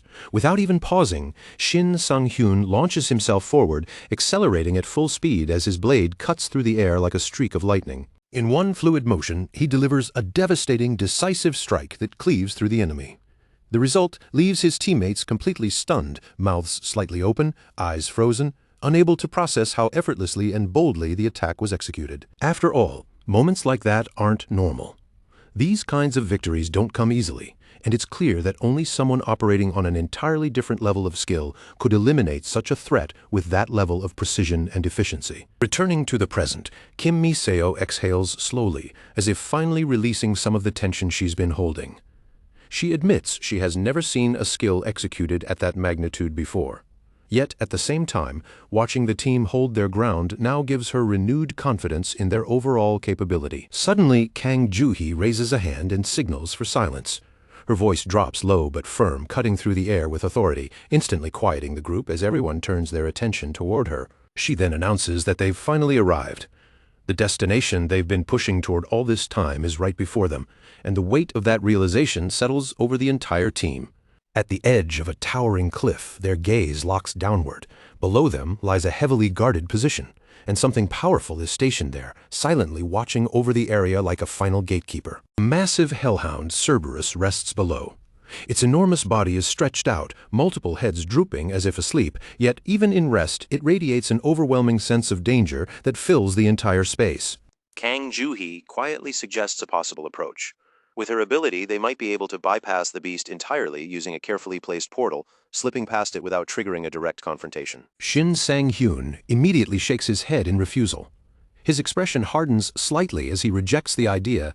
He doesn't want to let a powerful enemy like this be avoided or left for someone else to handle. His gaze sharpens further, determination burning in his eyes. It's clear now he doesn't just want to pass by this fight. He wants it. He intends to face the monster directly himself. Kim Mi-seo steps in cautiously, reminding him that they should consider all possible options before rushing forward. But even as she speaks, she can already see the unmistakable intensity in his eyes. He's already decided. A flicker of concern crosses her face as she looks at him again. She gently asks if he already has a concrete plan, hoping to understand what he's preparing before he commits to anything irreversible. Shin Sang-hyun answers calmly that it may be best if he moves alone. His tone is steady, but there's urgency underneath it, as if he knows hesitation could cost them everything.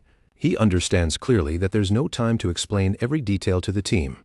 Any delay, even a small one, could disrupt the timing of what he's preparing and jeopardize the entire mission. The technique he plans to use, the Night Age skill, depends entirely on the moon being fully visible.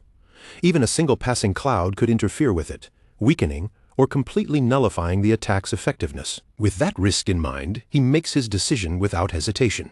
He moves forward immediately, choosing action over explanation, even if it means the others may not fully understand his intent in the moment. As he closes in on the target, the Cerberus suddenly stirs.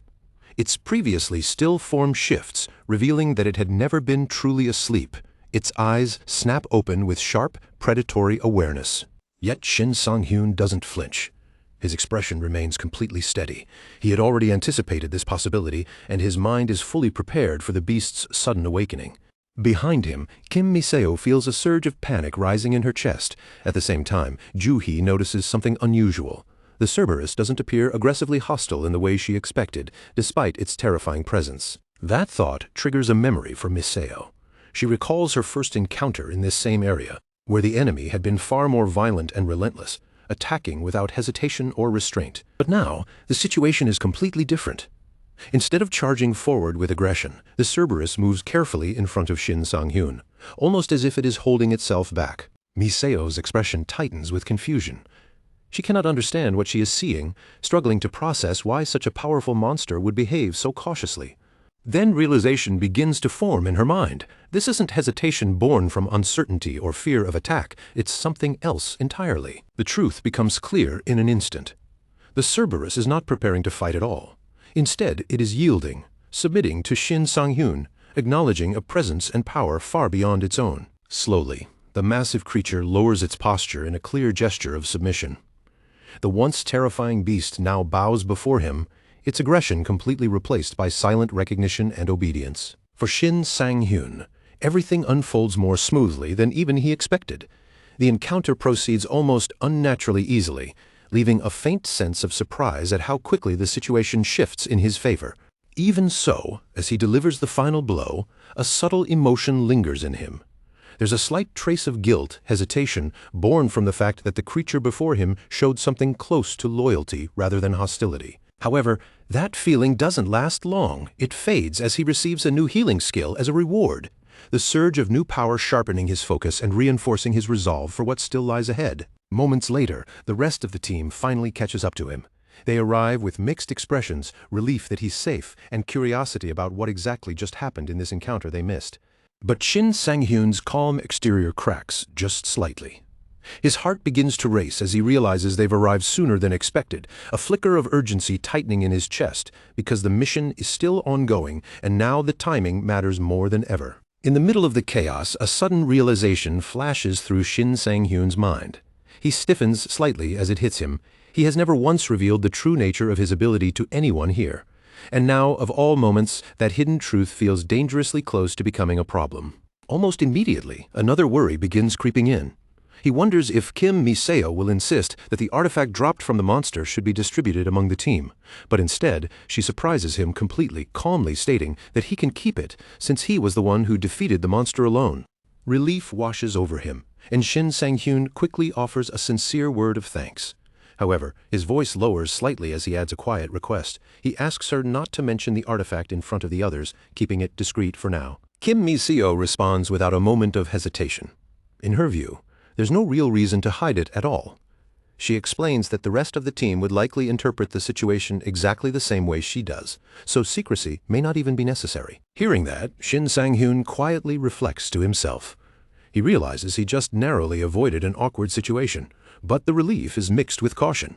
From now on, he understands he must be far more careful whenever monster drops are involved. Just then, the team leader steps forward, breaking the brief pause. She announces that she and the others will move ahead first, giving Shin Sang-hyun a short window alone to prepare himself before rejoining the group. Her reasoning becomes clear as she continues.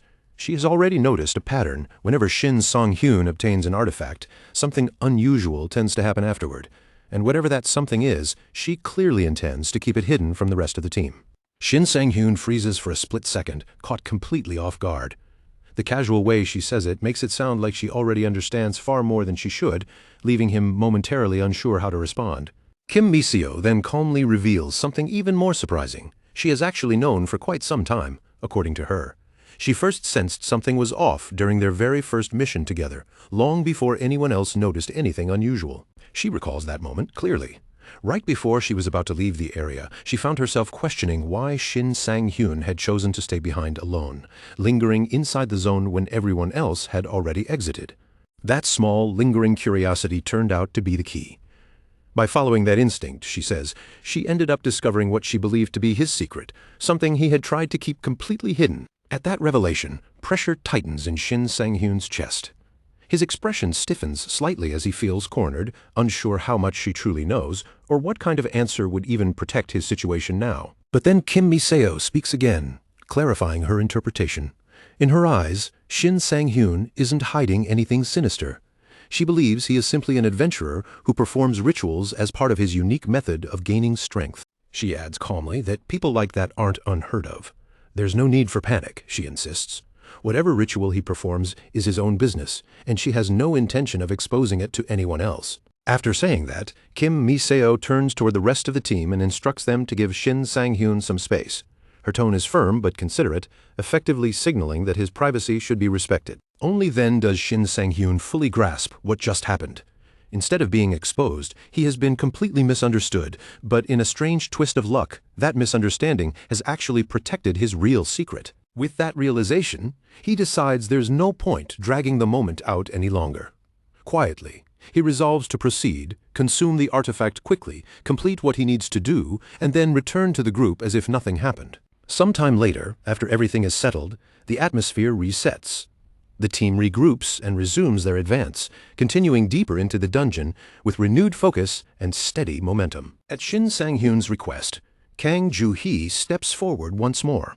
With careful concentration, she opens another spatial portal for the team, allowing them to proceed efficiently through the next section of the dungeon. Both Miseo and Shin Sang-hyun express their gratitude to her.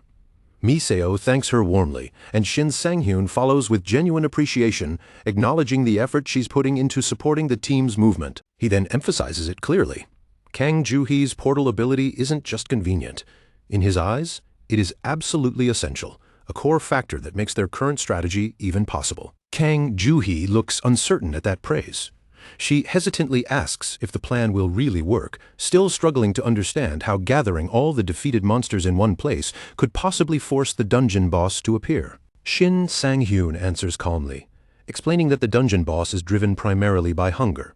If it senses a large, effortless meal waiting in one location, it won't be able to resist the temptation to come and consume it.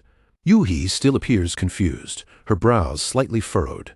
She asks how he could possibly know something so specific about the boss's behavior, suspicion and curiosity mixing in her tone. Instead of answering directly, Shin Sang-hyun avoids the question. He simply turns toward the mage and instructs them to set fire to the piled-up monster corpses, shifting focus back to the execution of the plan.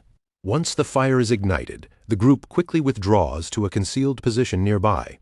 From the shadows, they watch the flames rise, silently waiting for the burning bait to draw the dungeon boss in. Minutes drag on.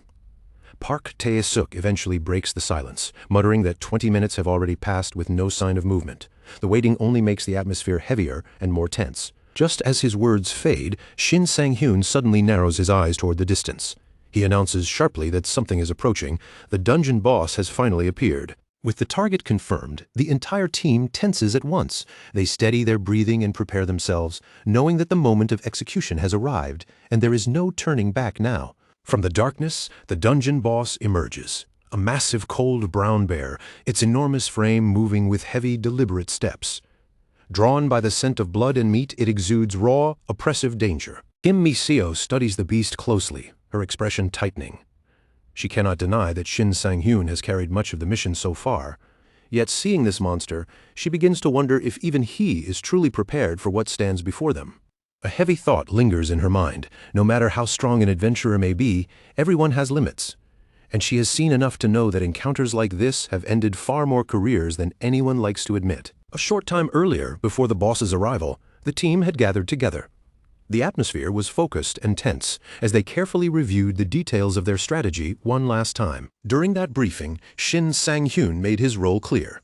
He stated that he would act as bait, explaining that this approach offered the fastest and safest way to clear the raid under the current conditions. He went on to explain a key mechanic of giant monsters. Once their health drops below a certain threshold, many of them enter a dangerous state known as gluttony, where their behavior becomes drastically more unstable.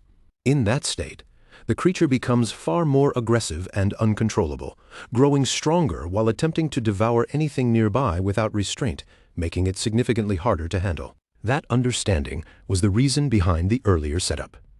Shin Sang-hyun had ordered the ogre corpses to be gathered in one place, deliberately preparing them as bait to lure the boss into the trap. However, the bait wasn't just simple corpses. Shin Sang-hyun had secretly added another element into the setup, something meant to increase the effectiveness of the trap beyond what anyone initially realized. While the mage handled stacking the bodies, the others had collected juniper wood. This material wasn't ordinary. It carried a sedative property that could subtly affect monsters when ignited. Park Tae-suk had pointed out a concern during preparations. The real challenge, he argued, wasn't the bait itself. It was whether they could even damage the monster enough to push it into that dangerous gluttony state. Shin Sang-hyun reassured the group with confidence. He promised that he would create the perfect opening for their attack, and urged them to trust his timing and follow his lead without hesitation. But back in the present, that confidence begins to feel fragile. Shin Sang-hyun silently questions his own judgment, sensing that the situation is no longer unfolding as smoothly as he had envisioned. He is already pushed to his limits. The monster shows no signs of fatigue whatsoever, standing firm and unshaken, while he himself is dangerously close to being overwhelmed. What once felt like a controlled plan now feels unstable. With every passing second, he is forced to admit internally that his earlier assumptions may have been far too optimistic. The most frustrating part is the gap in power. No matter how he evaluates the situation, he still cannot understand why this enemy feels so overwhelmingly stronger than him in every exchange. A chilling realization begins to form. If this continues, he may not survive. Accepting that possibility, he shifts his focus away from blocking and commits fully to evasive movement as his only chance. Even that decision, however, doesn't provide the safety he expected. The enemy's speed and reflexes are terrifyingly precise, forcing him to constantly reassess every movement as a potential fatal mistake. Just before the situation collapses completely, reinforcements arrive.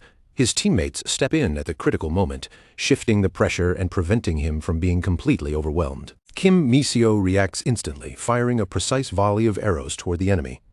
Her attack forces it to divert attention, creating the split-second opening Shin Sang-hyun desperately needs.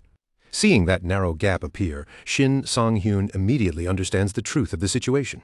He realizes clearly that without Kim Mi-seo's intervention, he would have already been defeated and possibly killed right there. Shin Sang-hyun locks his focus in, jaw tightening as a fierce determination ignites deep in his eyes. Without a moment of hesitation, he bursts forward straight at the colossal bear, his entire body surging with intent. The ground beneath him rumbles violently with each thunderous step, as if the earth itself reacts to the weight of his charge. Every movement is sharp, committed, and overflowing with raw, unrelenting momentum as he closes the gap. At just the right instant, Shin Sang-hyun delivers a perfectly calculated strike. It doesn't merely pierce flesh, it locks the beast in place, freezing its massive frame in a sudden, unnatural stun. The towering bear staggers mid-motion, its powerful limbs momentarily refusing to obey, as if time itself has skipped a beat. That split second of immobilization becomes the opening Shin has been waiting for all along. Without wasting even a breath, Shin Sang-hyun surges into that fragile opening. His entire body moves like a coiled spring finally unleashed, channeling everything he has into the follow-up attack.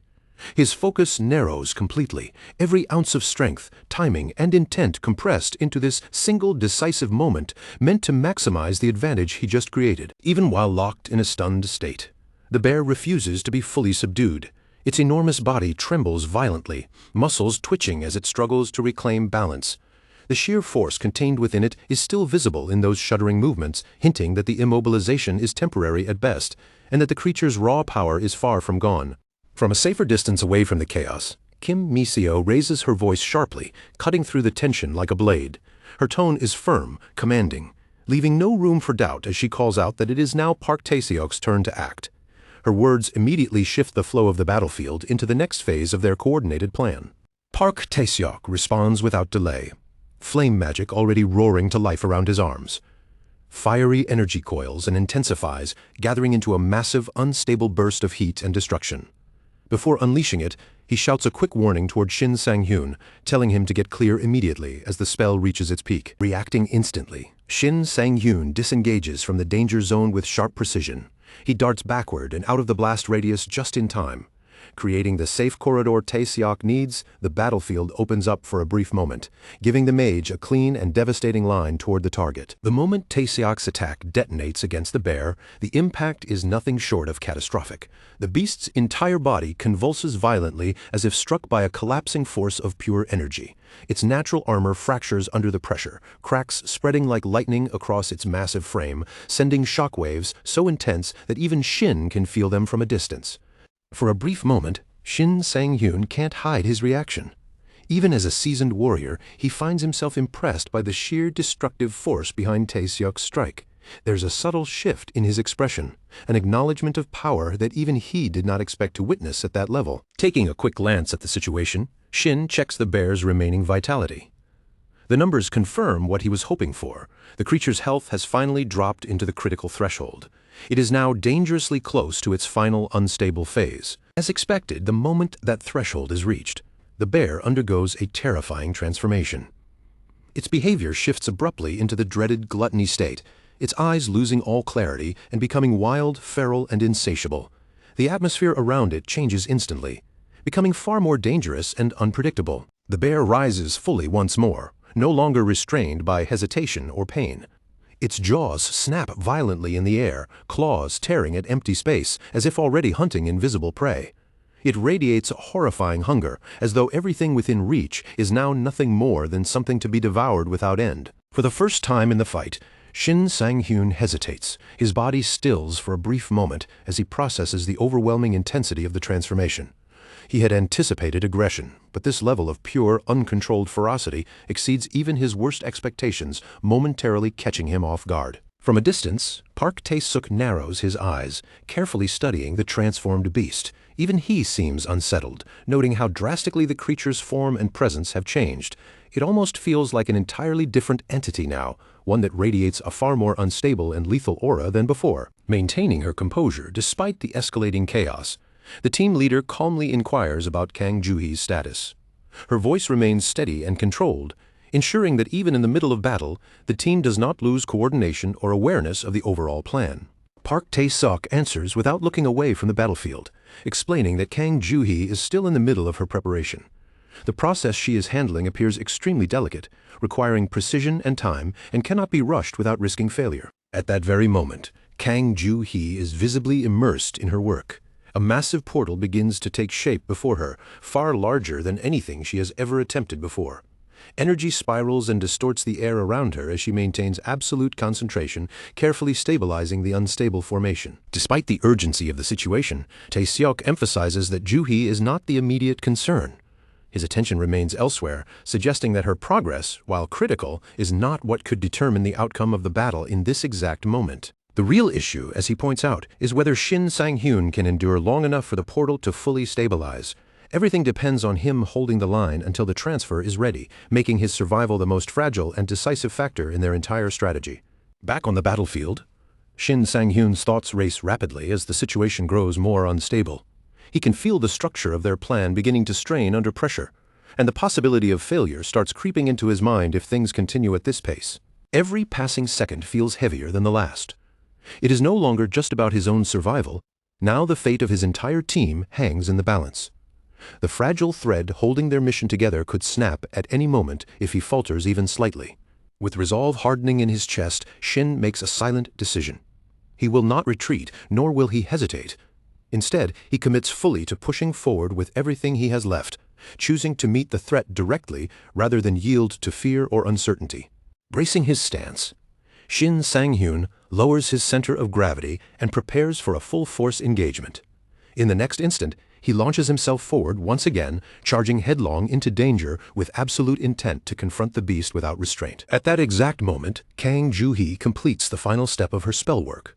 The massive portal flares violently into existence just as Shin finds himself perilously close to the bear's gaping jaws, the timing aligning with terrifying precision. Reality itself seems to bend as both actions converge. In a blinding flash, the portal activates at full power and engulfs the enormous bear. The creature is violently ripped from the battlefield, its massive form dragged into the rift and hurled away to an unknown destination, leaving only distorted light in its wake. The strain of the massive spell immediately overwhelms Kang Joo-hee. Her strength collapses as she stumbles forward, nearly losing consciousness from exhaustion. The team reacts instantly, rushing toward her with concern as her weakened body threatens to fall completely. Shin Sang-hyun finally exhales, the tension draining from his lungs in a long, heavy breath. Only now does he fully grasp how close he came to death during that final exchange, the margin between survival and annihilation razor thin. Had his timing been even slightly off, or had his attack failed, the outcome would have been instant and brutal. The bear would have torn through him without hesitation, leaving nothing behind but devastation on the battlefield. Despite everything, a wave of relief washes over him. Against all odds, the plan succeeded perfectly, and remarkably, not a single member of the team suffered serious harm during the operation. Even after being relocated, the ravenous bear continues its relentless rampage, tearing into the mass of ogres that had been drawn into its vicinity. Its hunger remains unchecked as it devours everything it can reach with terrifying persistence. However, the feast quickly turns against it. The meat it consumes has been laced with poison, and the effects take hold with alarming speed. The beast's movements begin to falter before it finally collapses heavily to the ground, its overwhelming ferocity finally extinguished. Kim Mi-seo steps closer to Shin Sang-hyun, her expression softening as gratitude fills her eyes. She thanks him sincerely for the clever strategy he proposed, acknowledging that without his idea, none of their success would have been possible. With the raid officially concluded, Shin Sang-hyun receives the long-awaited rewards and bonuses.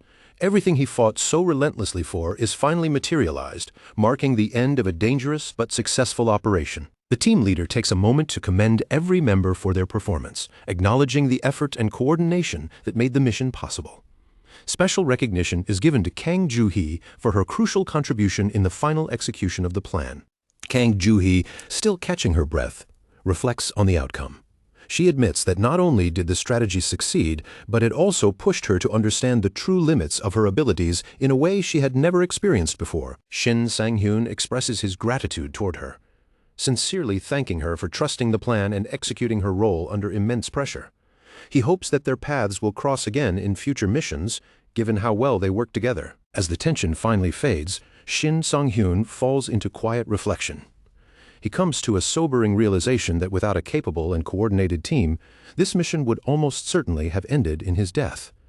Memories of his past life surface briefly in his mind. Back then, raids into unknown portals were almost always disasters, with survival being the rare exception rather than the rule, and death the far more common outcome. Even when rewards were substantial, most successful teams were composed of overwhelmingly experienced members with extremely high survival rates.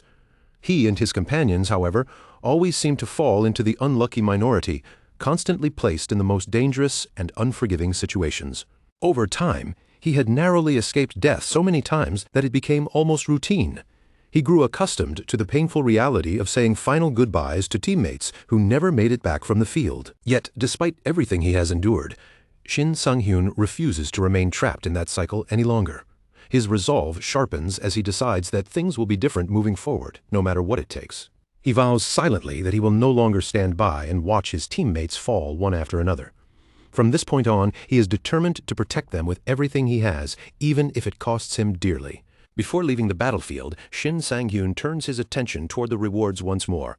Despite everything that has happened, curiosity and anticipation pull him towards seeing exactly what this raid has yielded. A special bonus tied to the defeat of the bear materializes before the team. One by one, each member steps forward, collecting their share of the hard-earned reward in an atmosphere finally free of immediate danger. As Shin Sang-hyun prepares to claim his portion, his hand rises instinctively. But at that moment, the goddess of luck intervenes, urging him to pay close attention as she prepares to reveal the true depth of her blessing. Trusting in his constellation, Shin Sang-hyun makes a quiet, decisive choice. He places his faith in the goddess of luck, hoping that her influence will elevate his rewards beyond anything he could have achieved alone. The moment he accesses the reward interface, Shin Sang-hyun is confronted with a list of extraordinary artifacts. Each one radiates a unique and overwhelming presence, and he is prompted to choose carefully among them. Never before has he encountered items of such magnitude and rarity. His heart begins to race with excitement as he realizes that one of these selections could drastically change his strength and future potential. On top of that, due to the goddess of luck's blessing, a hidden effect exclusive to these unique rank artifacts is revealed. This unexpected layer adds even more allure and mystery to the already extraordinary rewards before him. At that moment, Shin Sang-hyun recalls something important. The hidden effect revelation was part of the contract he made with the goddess of luck. A detail he had nearly forgotten in the chaos of the raid suddenly resurfaces, reshaping his understanding of the reward before him. At this moment, the goddess of luck's gaze lingers with quiet expectation, as if she is patiently waiting for Shin Sang-hyun to finally acknowledge everything she has done to tilt fate in his favor. There's an unspoken pressure in the air, almost like she expects at least a proper show of gratitude for all the subtle interventions she has made on his behalf. Shin Sang-hyun glances around the area, his eyes slowly scanning his teammates as they get caught up in their own rewards, chatting and reacting with excitement. Seeing that no one is paying attention to him right now, he decides this is the perfect discreet moment to quietly make his selection for an artifact without interruption. He doesn't need to deliberate for long. In fact, there's already one item that has been lingering in the back of his mind since the very beginning, as if it had already been chosen the moment he saw it. The decision feels strangely natural, almost inevitable. Without hesitating any further, Shin Sang-hyun finally locks in his choice and reaches out to claim the Great Spirit's Sword of Battle. His movement is calm and decisive, signaling that he has already made peace with the decision long before this moment arrived. The reason behind his choice is simple. He already understands the weapon's unique attributes and potential. However, the moment his hand actually grips the sword, something unexpected happens. The massive blade suddenly slips from his control and crashes heavily onto the ground with a dull, earth-shaking thud. Shin Sang-hyun freezes for a moment, staring down at the sword lying on the ground. Confusion flickers across his face as he silently wonders why a weapon he expected to handle normally feels absurdly heavy, almost like it is resisting him entirely. Noticing his sudden pause, Kim Mi-seo approaches him with a slight tilt of her head, her tone carrying concern as she asks if something is wrong.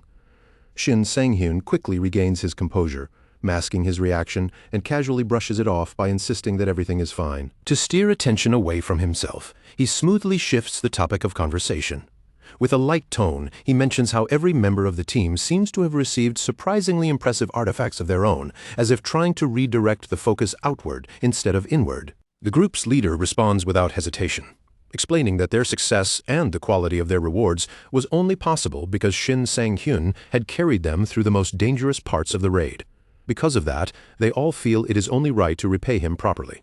After a brief discussion among themselves, the leader steps forward and reveals their decision. The team has agreed to give Shin Sang-hyun the dungeon boss's magic stone as an additional reward, something far more valuable than what he originally expected. Shin Sang-hyun immediately tries to refuse, telling them that going that far is unnecessary and even excessive.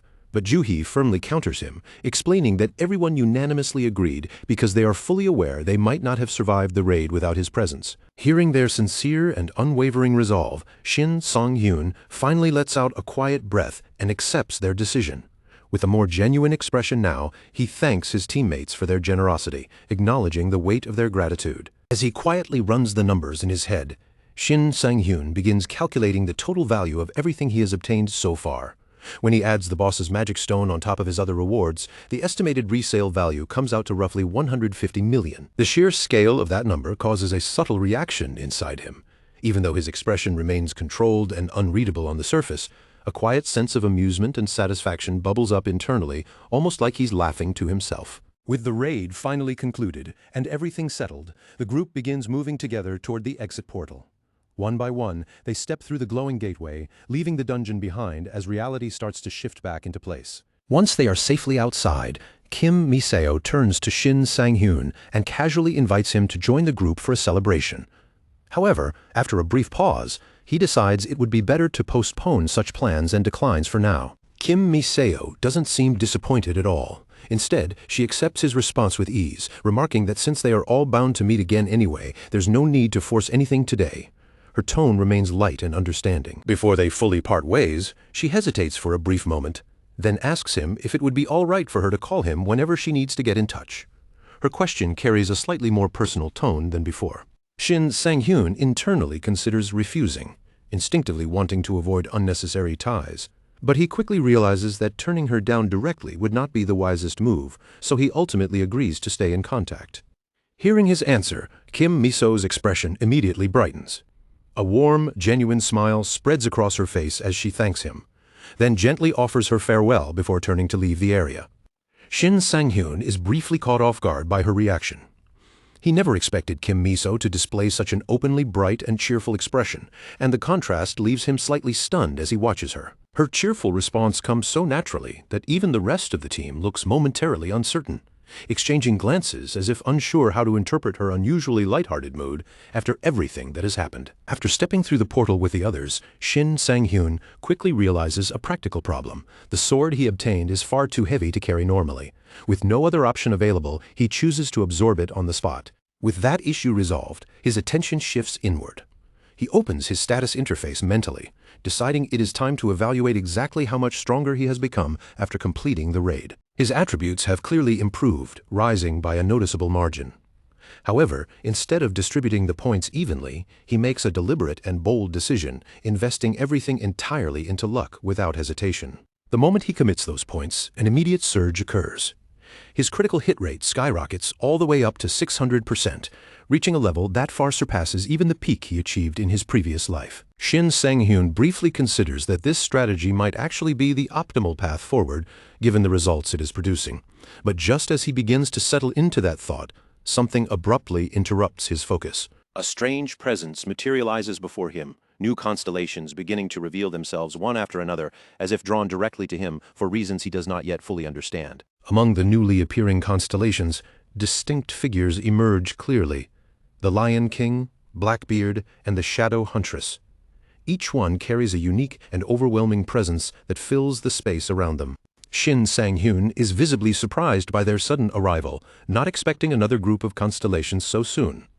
Still, he assumes this must be related to the goddess of luck, given her strong influence and popularity among them. As he studies them carefully, he recognizes the Lion King and Blackbeard as especially famous figures, legendary heroes from life who have since ascended into constellations, their reputations still widely known. Even with that knowledge, their overwhelming presence presses down on him. Standing before them feels suffocating in a subtle way, as if the sheer weight of their existence alone creates invisible pressure in the air. But the most unsettling presence of all is the Shadow Huntress.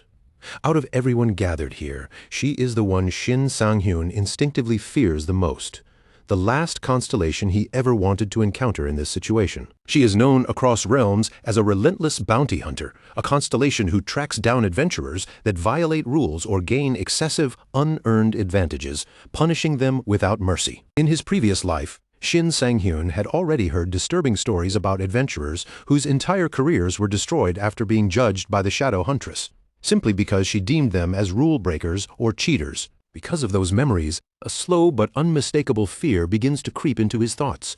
He cannot help but worry that he might end up becoming another target of her judgment someday. Shin Sang-hyun understands clearly that forming a contract with a constellation is never something to take lightly. For now, the presence of the goddess of luck already feels like more than enough for his current situation. At the same time, another thought lingers in his mind, whether it is truly wise to reject such a rare opportunity when powerful constellations are personally extending their interest toward him. He is also aware that there exist even higher beings beyond them, the mythic constellations. Contracts with such entities are so rare that most adventurers can spend their entire lives without ever receiving a chance. After weighing everything carefully, Shin Sang-hyun makes his decision. He chooses to gamble on the greater possibility ahead and declines the current offers from the constellations for the time being. Among all present, only the goddess of luck appears satisfied with his choice. The other constellations, by contrast, withdraw with visible irritation and frustration, their presence fading with lingering resentment. However, just before the Shadow Huntress fully disappears, she delivers a chilling parting warning. With a cold tone, she declares that she will uncover all of Shin Sang-hyun's secrets sooner or later. Once she is gone, an uneasy weight settles in Shin Sang-hyun's chest. He can still feel the lingering tension of her words, but he also understands there is nothing he can do about it at this moment. To distract himself, he decides the best course of action is to keep moving. Nearby, he notices another portal filled with wolves, and despite just finishing a raid, he refuses to let the opportunity pass him by. In his mind, there is no room for rest. If he wants to reach the level where mythic constellations finally acknowledge him, he knows he must keep pushing forward without slowing down. Far away at the Adventurers Association headquarters, the portal analysis team continues their routine operations when a receptionist suddenly receives an urgent and unexpected phone call that immediately disrupts the calm atmosphere. Startled by the information, the receptionist quickly raises the alarm, reporting that a new portal has opened at Exit 1 of Bupyeong Station. She urgently orders all available combat personnel to head there immediately without delay. However, the caller interrupts with surprising news. There is already an adventurer on site engaging the monsters alone, right in the middle of the emerging chaos. The woman on the line clarifies that the lone adventurer is actively fighting inside the danger zone. The receptionist immediately instructs her to ensure all civilians are evacuated, as the situation is extremely hazardous. But after witnessing the unfolding battle firsthand, the woman hesitates and adds something unexpected. Despite the danger level, the adventurer in front of her does not appear to be in any real danger at all. 11 years back, something unimaginable happened in the fabric of reality itself. Space didn't just crack, it was violently torn open, leaving behind a massive chaotic rift that never truly healed. From that moment onward, the world gained a permanent wound, and through it, unknown horrors began spilling into everyday life. What should have stayed hidden beyond existence now forced its way into reality, turning entire regions into unpredictable disaster zones where monstrous beings rampaged without restraint, tearing through anything and everything in their path with brutal, merciless force. For most people, that kind of world-ending chaos is something to fear and avoid at all costs. But for Shin Sang-hyun, it's almost familiar, something disturbingly close to routine. He isn't experiencing this level of disaster for the first time. Having seen these rifts and their aftermath up close before, he already understands their rhythm, the way chaos unfolds, and the exact timing needed to move without hesitation when everything around him collapses. Even 10 minutes before anything happened, Shin Sang-hyun had already been mentally ahead of the situation, quietly preparing himself as though he could feel the coming disturbance in the air before it even formed. As he stepped out of the subway station, he didn't rush or look confused like everyone else. Instead, he paused briefly, scanning his surroundings with a calm, measured focus, his eyes moving deliberately, reading the environment like someone who had done this far too many times before. And just as he expected, it happened.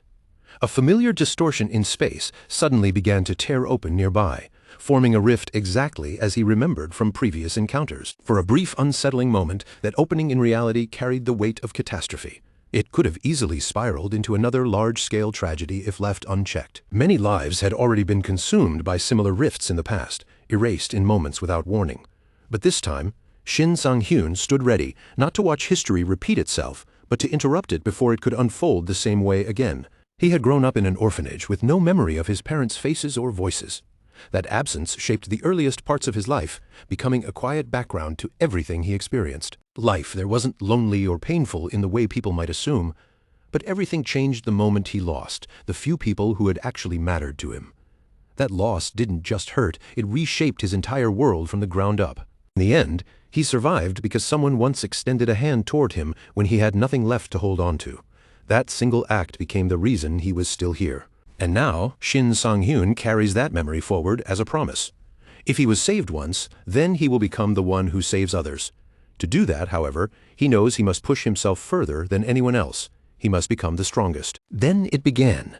The rift finally birthed its horrors as monsters started emerging one after another, their eyes glowing with a wild, predatory hunger as they stepped into the real world.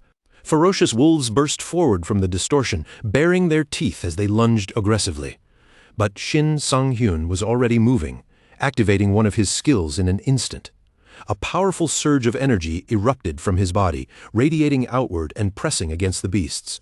The wolves faltered mid-charge, suddenly uncertain, caught between instinct and hesitation, unsure whether to attack or retreat. Seeing their hesitation, Shin Sang-hyun allowed a faint, controlled smile to appear on his face.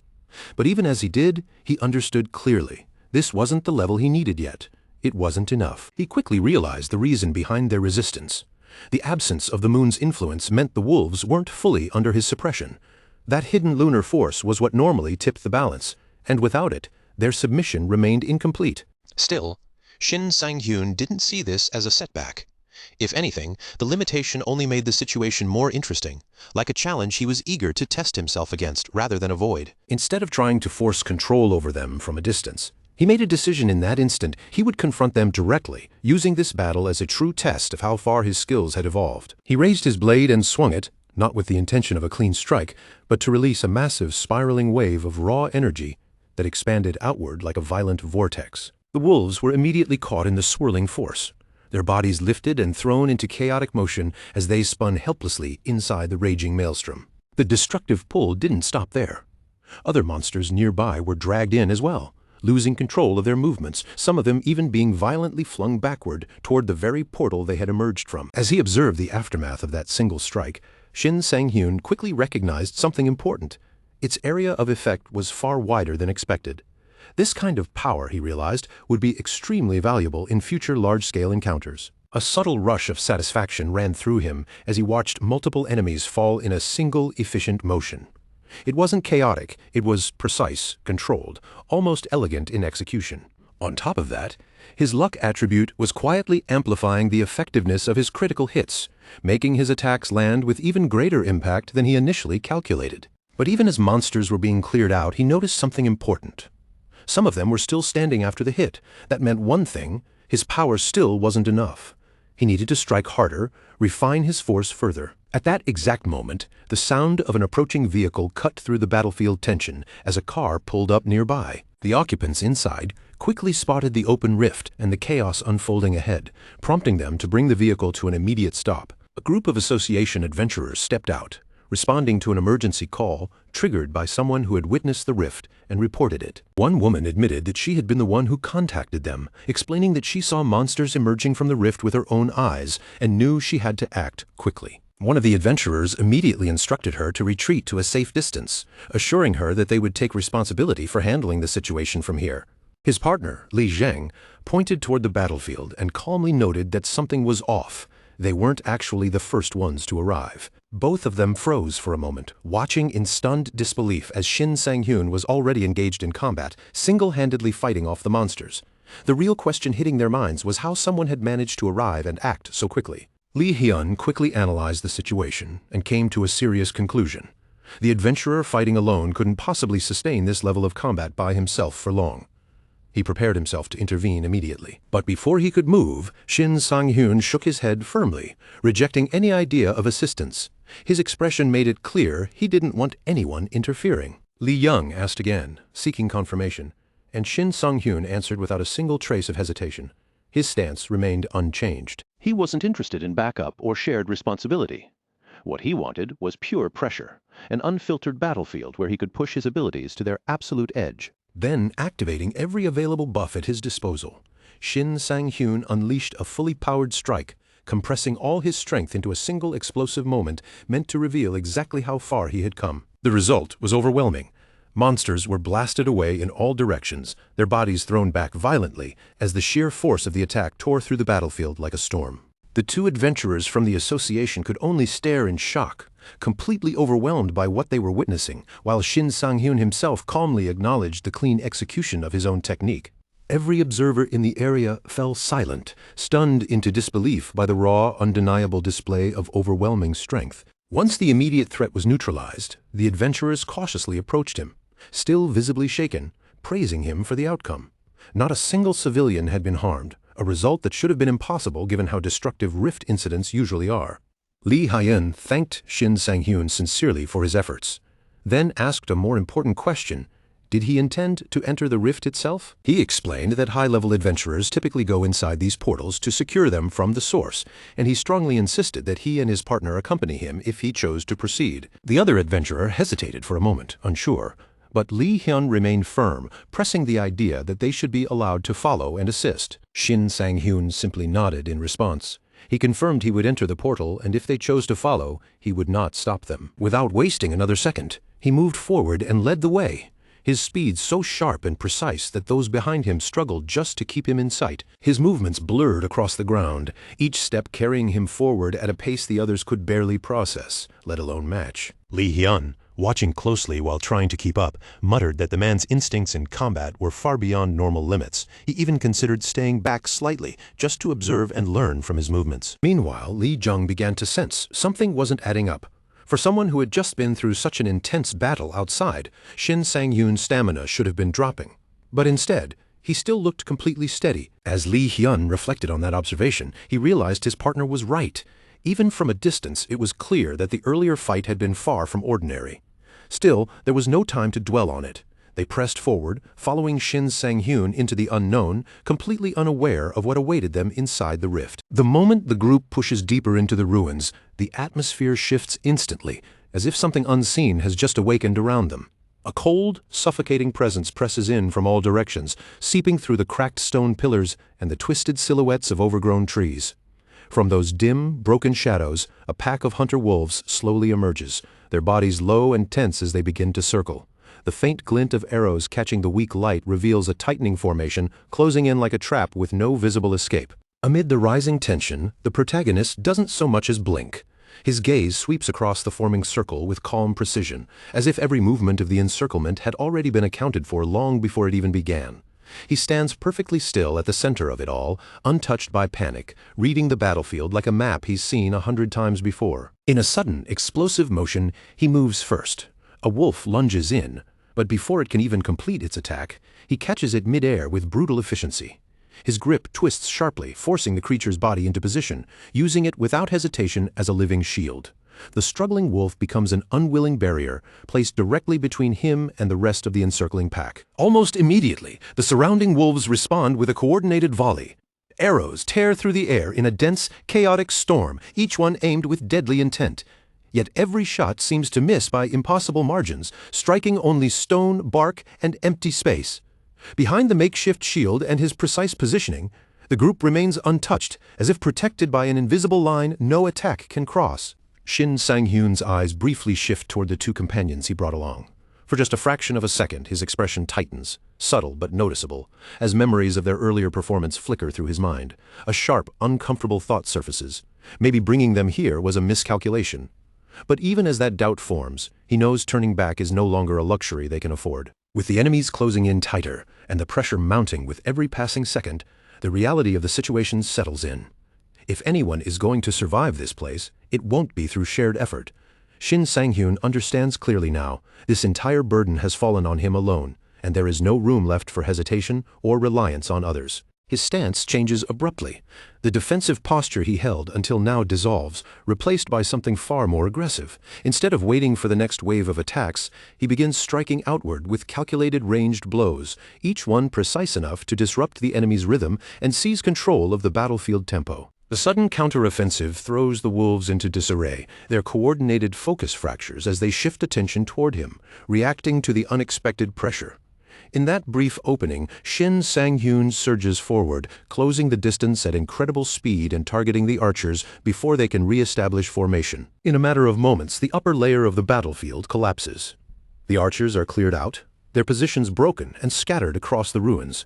Standing amid the fallen enemies, Shin Sang-hyun exhales once short, controlled, and confident. He has pushed through the first barrier and forced his way into the second layer of the area. But that brief confidence comes with immediate consequences. The remaining enemies instantly lock onto him, their aggression sharpening into something far more focused. It is as if the entire battlefield has now collectively identified him as the central threat, shifting all hostility in his direction. A sudden strike cuts through the air without warning. Shin Sang-hyun reacts purely on instinct, raising his guard just in time to intercept the attack. The impact reverberates violently through his arms, the force alone telling him how close he came to taking a direct hit. As he steadies his footing, something about the attacker feels fundamentally different. Its presence is heavier, more deliberate.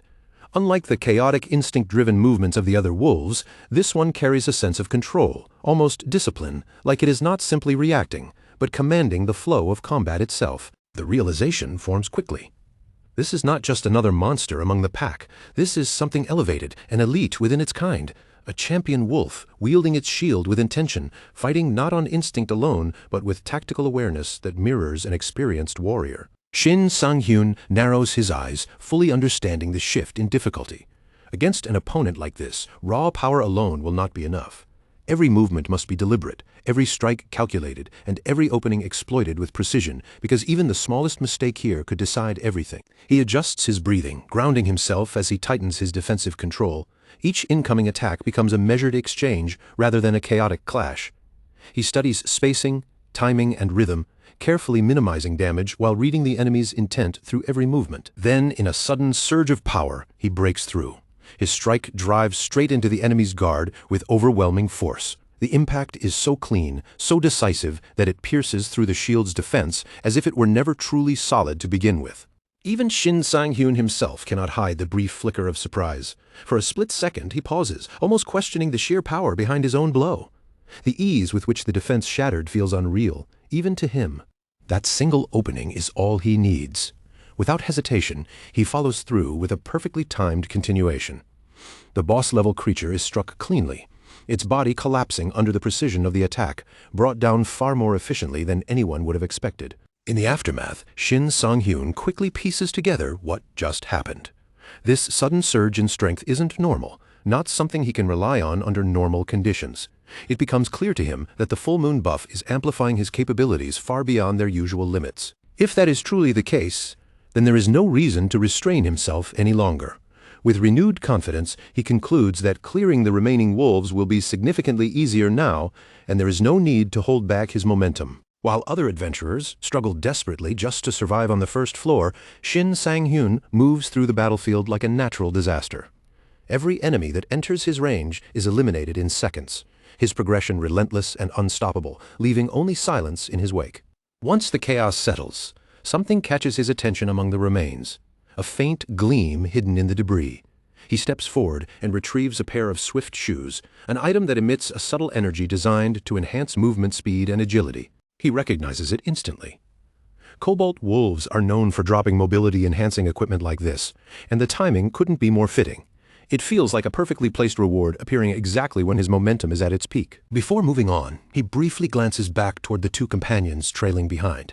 Despite everything they've endured so far, he notes with mild surprise that they managed to perform better than he initially expected, holding their ground more steadily than anticipated. With the area now firmly under control, Shin Sang-hyun continues forward through the raid. In his mind, the finish line no longer feels distant or uncertain. Instead, it feels alarmingly close, as if it is already within reach. After some time, he arrives at a massive doorway leading deeper into the structure. Just by looking at its scale and design, he immediately understands what lies beyond. This is not just another passage, it is the entrance to the final boss chamber. Beyond the threshold lies something more than a simple battle arena. It is a fusion of combat ground and treasure vault, a space deliberately designed to tempt and challenge intruders at the same time, mixing danger with overwhelming allure. As Shin Sang-hyun steps inside, he pauses for a brief moment. His eyes widen slightly as gold is scattered across the entire floor, shimmering faintly under the dim light. The scene feels almost unreal, as if the entire room has been drenched in forgotten wealth. Without hesitation, he moves forward to collect the treasure. But that single moment of distraction is exactly what the enemy has been waiting for. Hidden deep within the shadows, the true boss has already been observing him, patiently waiting for the perfect opening to reveal itself. A sudden crossbow bolt tears through the silence. It whistles directly toward him with lethal precision. Shin Sang-hyun reacts instantly, twisting his body at the last possible moment, the projectile passing just inches away as he narrowly avoids the ambush. Without allowing even a fraction of recovery time for the hidden attacker, he surges forward immediately. His sword is drawn in one fluid motion as he launches a counterstrike aimed directly into the darkness where the shot originated. But the blade cuts through nothing but empty air. The enemy slips away with uncanny precision, evading the attack completely and disrupting his timing just enough to create an unsettling gap in his rhythm. In that brief moment of clarity, Shin Sang-hyun understands something crucial. This is not an ordinary opponent. It is intelligent, calculating, and deliberate. That realization is confirmed when the hidden figure fully reveals itself as the Kobold Emperor, ruler of the Wolf Pack. Another bolt fires immediately after the reveal. Shin Sang-hyun reacts on pure reflex, twisting his body at the very last instant. The projectile screams past him dangerously close, reinforcing just how precise and relentless this enemy truly is. His expression hardens noticeably. Against an opponent like this, a single mistake will not just lead to damage. It could instantly end the fight. The margin for error has effectively vanished. Even so, amid the pressure, a frustrated thought crosses his mind. The enemy's constant evasiveness and resistance is beginning to feel less like a meaningful challenge and more like an irritating obstacle he needs to erase quickly. Outside the chamber, the two adventurers finally arrive at the entrance, only to realize that the battle has already erupted inside. The sounds of conflict echo through the massive doorway, confirming they are already late to the confrontation. They rush in, quickly shouting apologies for their delay, but their voices fade the moment they see what is happening.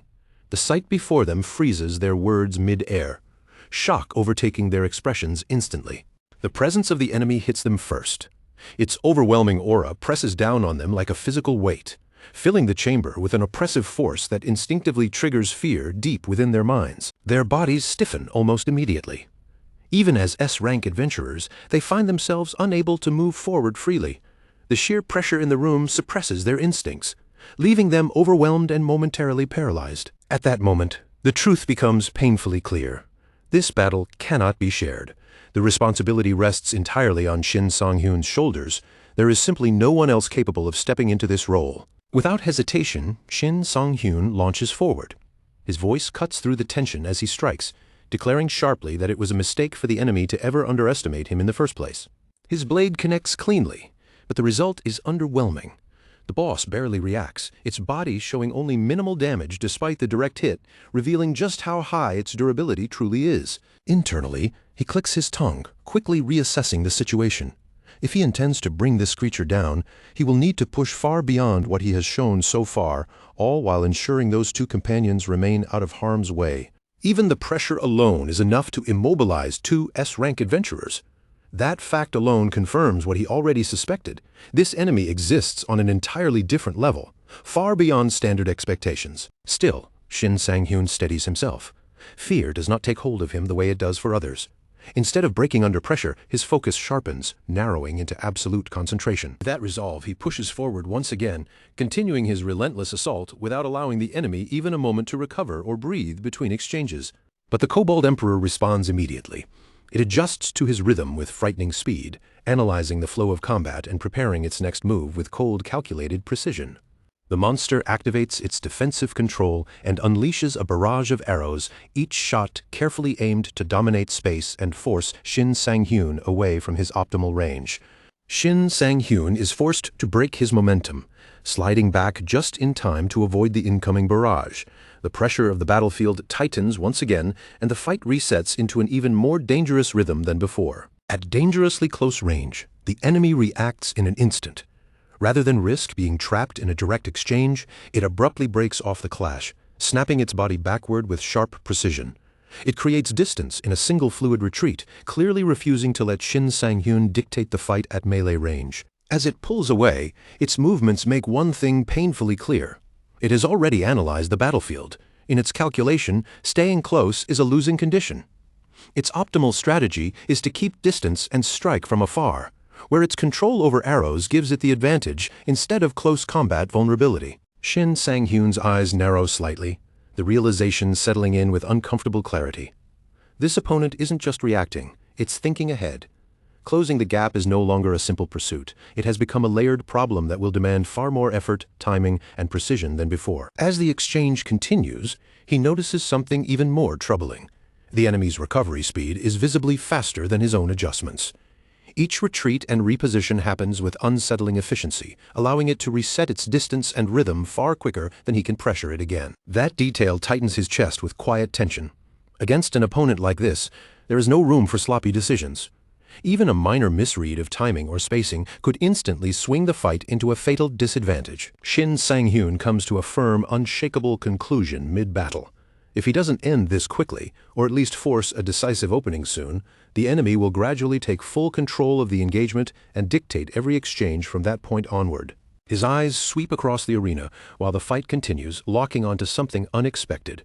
Scattered across the floor, the glint of spilled treasure flashes under the dim light. In that instant, a dangerous but promising idea begins to form in his mind. Meanwhile, not far from the chaos of battle, the two adventurers exchange tense, shaken words. Lee Hyun admits openly that he has never experienced a status effect like this before, describing how the overwhelming fear completely locked his body in place, leaving him unable to move or react. His companion immediately points out the crucial difference in what they are witnessing. Shin Sang-hyun is completely unaffected by that same fear pressure. While they are struggling just to stand, he continues fighting at full combat output without hesitation. Lee Hyun nods slowly, trusting in Shin Sang-hyun's overwhelming strength. Yet, even as he speaks, an uneasy feeling lingers in his expression. Something about this battlefield still feels unstable, as if the real turning point hasn't even arrived yet. Then his attention snaps sharply toward the battlefield. His eyes widen slightly as something unsettling catches his notice mid-fight, pulling his focus away from everything else. The boss's arrows are no longer simply flying and missing.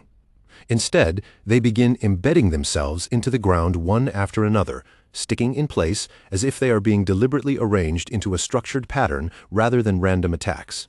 Realizing the danger forming in real time, Lee Hyun immediately tries to shout out a warning toward Shin Sang-hyun. His voice rises in urgency, desperate to reach him before the pattern completes. But the timing is off. The warning is already too late. Shin Sang-hyun is fully engaged in combat, locked into the rhythm of battle and unable to register the signal in time. In the middle of the chaos, he steps directly onto the scattered pile of gold. The moment his weight shifts, something feels wrong. The ground subtly gives way beneath him, as if the surface itself is trying to pull him downward. The enemy seizes that exact hesitation. With precise timing, it releases another shot, perfectly aimed at the brief opening created by his disrupted footing, locking onto him without delay. Shin Sang-hyun reacts instantly, twisting his body to escape the line of fire. But the space is too tight, the positioning too compromised. He is effectively boxed in with no clean route to fully evade the attack. The arrow threads through the narrow gap he cannot fully close in time. It lands cleanly, striking its target before he can properly recover his balance or reset his stance. Just as the enemy begins to press forward for a finishing move, Shin Sang-hyun suddenly speaks. His voice is calm, almost unsettlingly steady, as he declares that he still has a few tricks the opponent hasn't seen yet. He follows it immediately with a sharp, cutting remark, pointing out that if the enemy were truly as intelligent as it seems, it would have already realized something important. He stopped actively evading on purpose earlier. And now, the atmosphere shifts. Everything is about to change in an instant. This is the moment where the momentum begins to swing back in his direction. Shin Sang-hyun channels energy directly into his blade. With a sweeping motion, he unleashes a technique that tears through the battlefield itself, turning the environment around him into part of the attack as destructive force surges outward toward the enemy. From a distance, Lee Young suddenly realizes what's happening. The scattered gold coins weren't meaningless debris at all. They were deliberately used as part of Shin Sang-hyun's setup, transformed into improvised projectiles to strike the boss. From Lee Hyun's perspective, the scene unfolding before him feels almost unreal. He has never witnessed adaptation like this in real time, turning terrain, loot, and battlefield conditions into precise offensive tools mid-combat without hesitation. Shin Sang-hyun surges forward again, closing the distance once more until he is directly face-to-face with the boss. Locking eyes with it, he speaks with cold certainty, admitting that this is by far the most stubborn opponent he has ever encountered. But even so, his stance does not waver. He makes his intent unmistakably clear. No matter how difficult or relentless the enemy becomes, he has absolutely no intention of retreating or backing down. Enraged by his persistence, the boss launches a desperate counterattack. In its violent surge of motion, its own weapon strains under the force, cracking under the pressure of its unstable, aggressive strike. That moment of overextension leaves it exposed. With its guard broken open for just a fraction of time, Shin Sang-hyun immediately capitalizes on the opening and delivers a decisive finishing blow straight through its defenses. As the final strike lands, the battlefield falls silent. The defeat triggers a surge of energy through Shin Sang-hyun's body. His power increases, new attributes awakening as he levels up from the victory. At the same time, the defeated boss erupts into loot. Rare items spill across the ground, glowing with an unusual quality far beyond standard drops, illuminating the aftermath of the fight. As Shin Sang-hyun inspects the rewards, his expression sharpens slightly. He immediately recognizes their worth. These are not ordinary drops, but high-tier items carrying significant potential and value. Before he can fully process the situation, the two adventurers rush back toward him in a panic. Their footsteps are hurried, their expressions tense, clearly alarmed by something urgent. They urgently warn him that they need to leave immediately.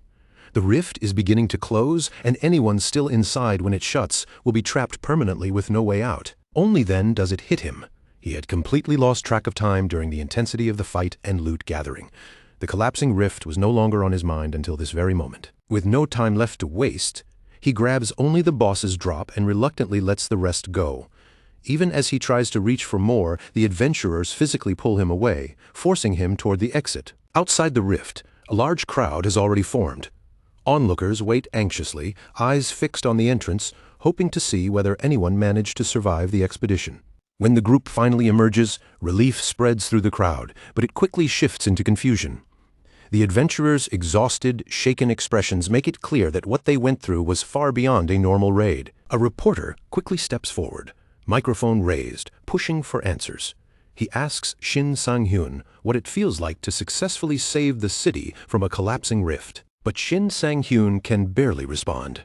The weight of everything he has just endured leaves him momentarily silent, his mind still catching up to the intensity of the battle. Far away, inside a training facility operated by the Adventurers Association, Cho Lee-hyun is currently engaged in combat training against stone golems. She is not alone. Shin Tae-ri is training alongside her in the same controlled battlefield environment, each of them focused on their own combat drills. Unlike the mage focusing on ranged spells, Shin Tae-ri specializes in close-quarters combat, relying entirely on speed, timing, and physical precision rather than distance. She moves like a blur across the training field, closing gaps instantly and striking the stone golems with sharp, clean hits that land with practiced accuracy. Her mastery of bladed weapons is on another level entirely. Even in training, every movement carries lethal intent, as if each strike is meant to decide a real battle rather than a simulation. The stone golems are carved apart effortlessly under her blade, leaving her training partner visibly impressed by the overwhelming difference in skill and execution. In the middle of her movements, Shin Tae-ri pauses internally for a brief moment of reflection. She realizes she joined this training not just for strength, but to avoid forgetting the feeling she experienced when fighting Shin Sang-hyun. A quiet thought lingers in her mind. She wants to face him again. At the same time, there is a subtle regret, because she never managed to get any contact information from Shin Sang-hyun after their encounter. Suddenly, a breaking news alert flashes across the system screen, announcing the sudden appearance of a mysterious rift that has drawn widespread attention. The broadcast continues, confirming that the situation has already been resolved. The reporter on site is currently speaking with the individual responsible for clearing the crisis. Then the reporter turns directly toward Shin Sang-hyun and asks what it felt like to clear a rift without a single casualty. Still composed, though visibly drained, Shin Sang-hyun simply answers that he was just doing his job. Standing there amid the lingering chaos and aftermath of the battle, Shin Tae-ri's eyes widen slightly as she takes in Shin Sang-hyun's presence. It feels almost unreal to her. She lets out a quiet, surprised remark, admitting that she never imagined she would run into him again, especially not in a situation like this, surrounded by the remnants of such a massive event. During the live broadcast interview, the reporter quickly shifts into official territory, referencing verified data released by the Adventurers Association. They mention that the boss monster involved in the raid was confirmed to be level 150, then press forward with an intense question what it actually felt like to face and defeat an enemy of that overwhelming caliber. Shin Sang-hyun responds without hesitation, his voice steady and composed as always. He explains calmly that although his own level is significantly lower than that of the boss monster, he doesn't believe victory is ever decided by raw level differences alone. In his view, there are far more factors at play in a real battle. Standing slightly off to the side, Shin Tae-ri quietly listens to his words. After a brief pause, she finds herself agreeing with him inwardly. Just from the tone of his voice, she can tell that Shin Sang-hyun is fully aware of both his strengths and his limitations, never overestimating himself, never underestimating danger. As she listens, her thoughts drift backward without warning. Their very first encounter flashes through her mind again. Even back then, something about him had stood out, something difficult to define. There was a strange sense of maturity in him that didn't match the situation. And it's exactly that feeling that continues to pull her curiosity toward him even now. A new thought slowly forms in Shin Tae-ri's mind as she watches him. She begins to wonder if Shin Sang-hyun might also possess a constellation contract, just like she does. If that were true, it could easily explain the unusual behavior, instincts, and subtle differences she has noticed in him all this time. Meanwhile, Shin Sang-hyun has already returned to his home. In the quiet solitude of his space, he stands calmly and begins inspecting the new items he obtained from the raid. His gaze moves methodically, taking stock of everything without rushing, as if mentally organizing his rewards. Without wasting even a moment, he steps into his inner consciousness space. The instant he arrives, a subtle surge of anticipation builds within him. This is the moment he has been waiting for. Finally, he can begin processing, consuming, and refining everything he managed to collect. As he reflects on his own growth, Shin Sang-hyun's thoughts drift back to the early days, when the era of players had just begun. Back then, most fighters looked almost like traditional bodybuilders, relying purely on overwhelming muscle and brute physical strength to survive battles. But as time passed and stronger monsters began to appear, the battlefield changed drastically. Those who depended only on raw physical power and ignored technique, adaptability, or strategy quickly became easy prey, falling behind in the evolving world of combat. Everything truly shifted with the sudden rise of Gyeong-su, the man later feared and known as the Sword Demon. His emergence shattered the old belief system, proving that pure strength alone was never enough to survive in this new era of monsters and players. Gyeong-su abandoned the heavy armor and bulky, strength-centered fighting styles of the past. Instead, he forged a completely different path, one built on balance, speed, and precision, a style that allowed him to adapt instantly, no matter what situation he was thrown into. In his previous life, Shin Sang-hyun quietly admits to himself that he failed to fully understand that lesson. He ignored it, underestimated its importance. But this time, things are different. He has no intention of repeating the same mistake again. Back in the present, he begins the process of converting the obtained items into usable, consumable forms. As he reviews the transformation results, he notices that only 2 of them turn into something appealing and usable, while the remaining one mutates into something disturbingly unpleasant to even look at. Even so, hesitation doesn't exist in his mind. His expression remains steady and unwavering as he pushes forward, regardless of how it looks or how unappetizing it may be. He steels himself, preparing to consume everything in front of him without exception. Sometime later, outside Shin Sang-hyun's residence, a large crowd has already formed. People gather densely near the entrance, waiting with growing anticipation for any sign of him stepping outside into the open. Security guards struggle to hold back the surging mass of reporters pressing forward, cameras raised, voices overlapping in chaos. Shin Sang-hyun had specifically hired them, tired of constant intrusion, to keep unwanted attention from overwhelming his private space. Under normal circumstances, he would have preferred nothing more than to simply step outside and breathe in some fresh air after everything he had endured. But with the overwhelming crowd blocking every exit, even that small sense of freedom is completely out of reach. With no urgent tasks demanding his attention, Shin Sang-hyun finds himself drifting into a rare moment of boredom. After everything that has happened, he decides that taking short breaks here and there might not be such a bad idea after all. Just then, the quiet atmosphere is suddenly broken by the sharp ring of his phone.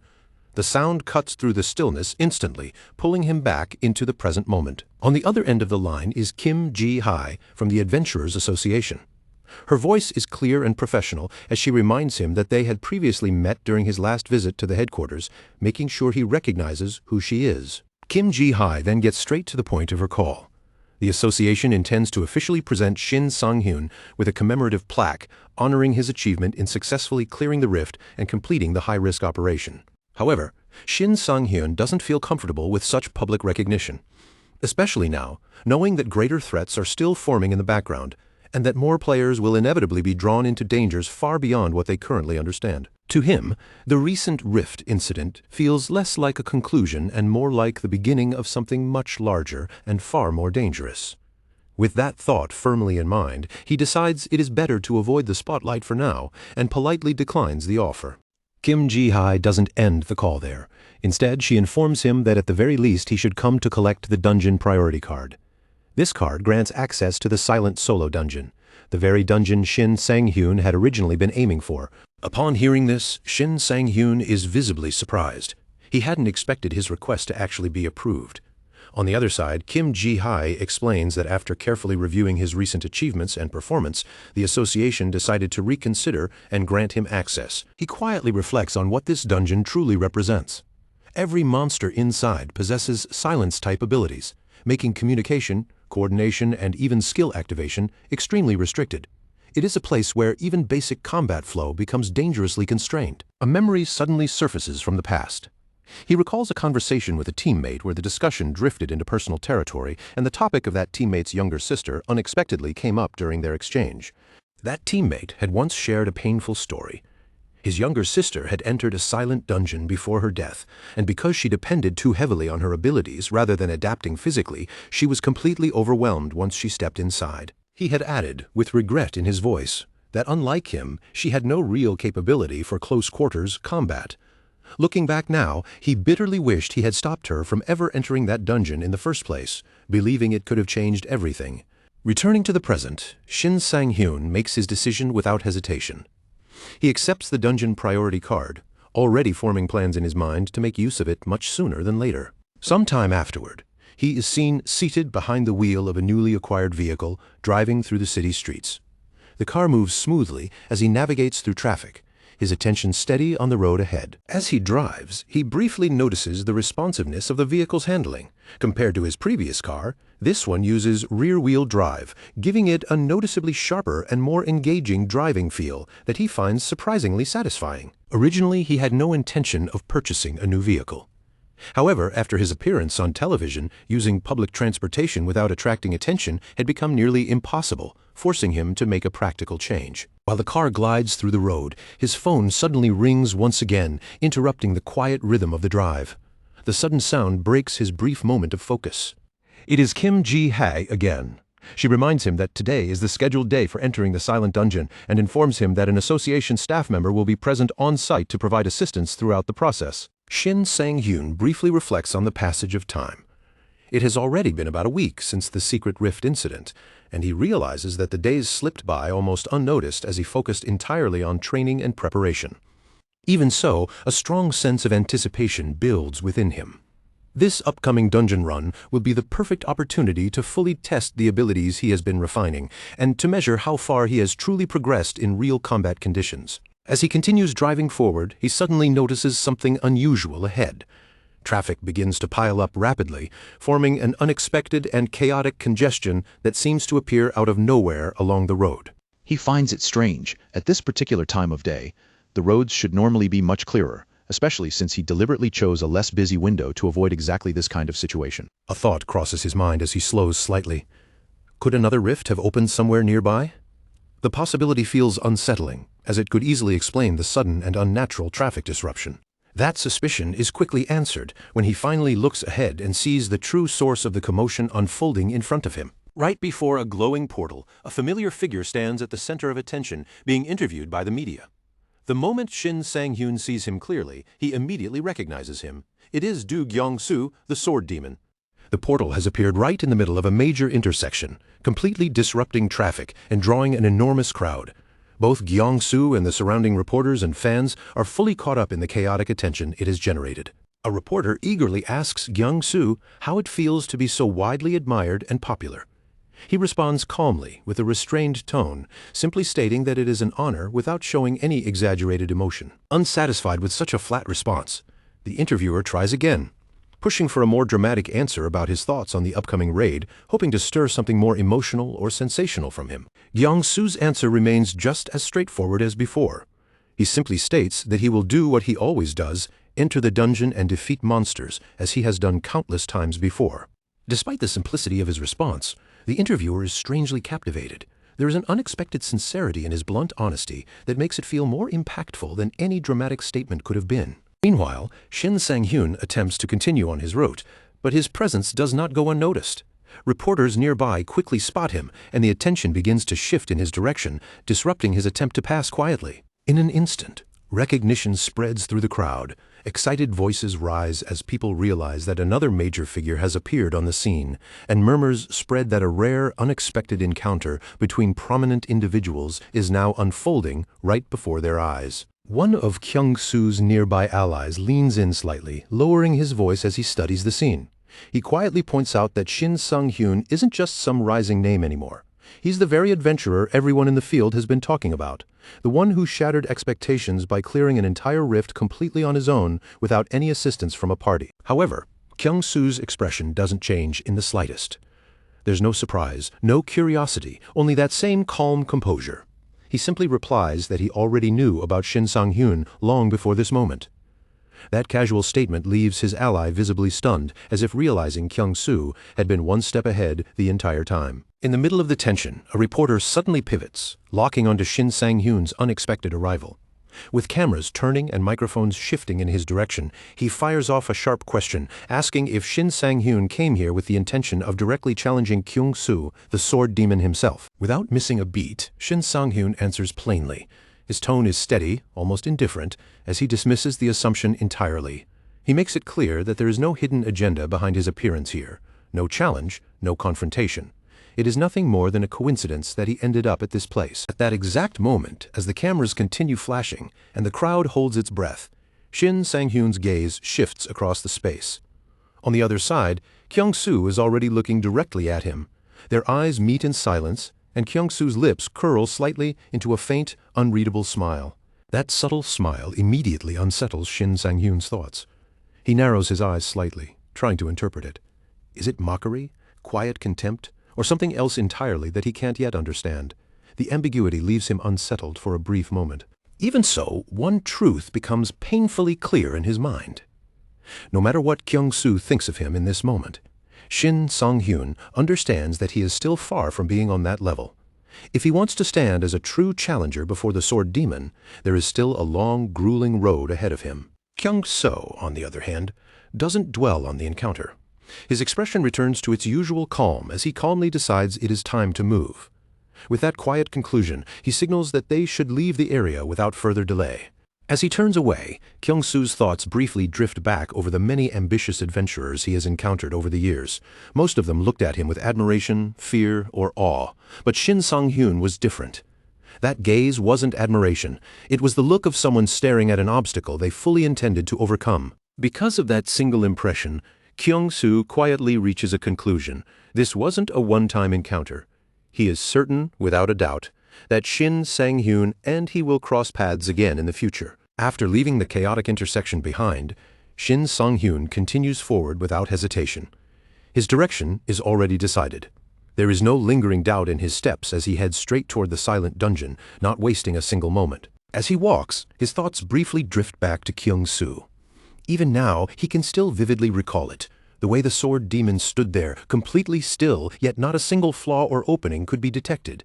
It felt less like facing a person and more like confronting an immovable force. And yet, despite that overwhelming impression, Shin Sang-hyun doesn't feel discouraged. If anything, his resolve sharpens. To him, the greater the wall standing in front of him, the more satisfying it will be when he finally manages to climb over it. Eventually, he arrives near the entrance of the silent dungeon. The atmosphere there is already tense. Several adventurers are attempting to push their way in, but they are being firmly held back by Kim Jae-hee's team, who are blocking the entrance and refusing passage. Sensing the rising tension and confusion, Shin Sang-hyun steps closer, his eyes scanning the situation. He calmly asks what exactly is going on here, his voice cutting through the noise of the crowd. One of the adventurers immediately turns toward him, visibly irritated. With frustration in his voice, he snaps back, accusing Shin Sang-hyun of acting entitled just because of his recent fame. He insists that no matter how well known he has become, there is still a code among adventurers, and that code must not be ignored or disrespected. Listening to the complaint, Shin Sang-hyun remains quiet for a moment. His expression doesn't change. but internally he already understands the situation. Everything unfolding in front of him is progressing exactly as he had anticipated. For a while, he had been uncertain about the exact timing of events. But seeing this confrontation play out now confirms it. His memory wasn't wrong. The sequence of events is aligning exactly as he remembered it. And then it clicks in his mind. Today is the day that his teammate's younger sister is supposed to die inside the silent dungeon. The realization settles heavily, but what surprises him even more is the fiery, aggressive temperament of the girl standing here now. That observation leads him to a clearer conclusion. Blood may connect them as siblings, but their personalities couldn't be more different. In fact, they feel like complete opposites in every possible way. Still, none of that changes what he has to do. Shin Sang-hyun quickly resolves in his mind that hesitation is unnecessary here. From this moment on, he must take control of the situation firmly and decisively. Looking directly at her, he speaks in a calm but firm voice. He tells her plainly that regardless of how angry or wronged she feels, it does not justify speaking to others in such a disrespectful manner. His tone is steady, not emotional, but absolute. He continues without pausing, adding that he is simply following the schedule officially set by the Adventurers Association. There is nothing improper about his actions, and since he has no intention of wasting time in unnecessary arguments, he states clearly that he will proceed into the dungeon immediately. Even after hearing his words, the woman refuses to back down. She fires back, saying she won't forget this incident anytime soon. But Shin Sang-hyun doesn't respond further. Without hesitation, he turns away and steps forward into the dungeon alone. The moment he crosses the threshold, a thick, foul stench immediately fills the air. It's rotten, heavy, and unnatural. But Shin Sang-hyun instantly recognizes what it means. This is the scent of undead creatures lurking deep within the silent dungeon. Before he can fully adjust, the ground beneath him suddenly ruptures. A decayed undead creature bursts upward from below, latching tightly onto his leg with unnatural strength, dragging him into direct contact. The instant contact is made, the dungeon's special effect activates. A wave of silence washes over him, and just like that, Shin Sang-hyun feels his abilities cut off completely. For a limited time, he is unable to activate his powers. But there is no panic in his expression. He had already expected this scenario. Without hesitation, he shifts his stance and relies purely on his physical swordsmanship, delivering precise, direct blade strikes to cut the creature down. However, the brief clash does not go unnoticed. The sound and disturbance ripple outward, and in response, more undead creatures begin to stir nearby. One after another, they are drawn toward the location of the fight. Shin Sang-hyun immediately recognizes the danger escalating around him. If even a single one of these creatures manages to touch him again, the silence effect will be reapplied. From this point forward, contact is no longer an option. With that realization, his strategy becomes crystal clear. He must eliminate every approaching monster before they can close the distance. No exceptions, no hesitation. He has to control the battlefield before it controls him. Meanwhile, far from the dungeon entrance, a different scene unfolds. Inside a secured facility, the 4th Reconnaissance Team of the Adventurers Association gathers together for an ongoing briefing. The team leader opens the discussion by bringing up the topic currently dominating all internal reports. Shin Sang-hyun, the rapidly rising adventurer whose name has been spreading across the organization at an incredible pace. One of the members recalls a recent incident and mentions that Shin Sang-hyun even stood his ground against Kyung-soo. He admits that, regardless of everything else, that boldness alone was impressive. Still, curiosity lingers in the room. He wonders aloud how someone who only recently awakened as a player could have already built such a reputation, almost as if he had been operating far longer than expected. An Ik-hyun, the leader of the 4th team, leans back slightly as he speaks. He acknowledges the rising attention around Shin Sang-hyun, but remains unconvinced that the man truly lives up to the growing hype surrounding him. Shin Min-jae, the vice leader, immediately echoes that skepticism. In his view, impressive newcomers appear all the time in this line of work, and rumors alone are never enough to prove real strength. Because of that, he argues that they should remain cautious. Until they fully understand Shin Sang-hyun's capabilities, it would be reckless to accept the rumors at face value or overestimate his achievements. However, Lee Ga-hee strongly disagrees. She calmly states that from everything she has observed, Shin Sang-hyun does not appear to be the type of person who fabricates accomplishments or deceives others for attention. Around the room, several members quietly exchange glances. It is clear this isn't the first time Lee Ga-hee has openly opposed the vice leader's opinion. The atmosphere tightens slightly as everyone waits to see how the discussion will unfold next. The team leader then turns directly to Li Gahe, asking if she has additional insight to share. As the team's strategist, she calmly responds that she has been personally tracking Shin Sang-hyun's movements and development. Over the past several days, she explains, she has gathered, analyzed, and organized a detailed profile of his growth patterns and behavioral data. She recommends that the team review her findings, confident that they will reach the same conclusion she did once they see the full picture. And that conclusion is straightforward. Shin Sang-hyun is not an ordinary adventurer by any standard they currently understand. To support her claim, she first presents the standard growth trajectory of an average player. Then she overlays Shin Sang-hyun's development curve beside it, making the difference immediately and unmistakably clear. As the comparison fills the screen, silence spreads across the room. Many of the team members stare in disbelief, struggling to reconcile the data with what they thought was possible for a single awakened player. The vice leader quickly pushes back, insisting that Li Gahe must have misinterpreted the data or lost objectivity in her analysis of Shin Sang-hyun's abilities. Shin Min-jae adds his own objection, arguing that if these figures were truly accurate, then Shin Sang-hyun would be growing at a rate comparable to even the sword demon himself, something he finds impossible to accept. Despite the skepticism, Li Gahe remains firm. She calmly repeats that her data is correct and verified, emphasizing that she personally reviewed every piece of information multiple times.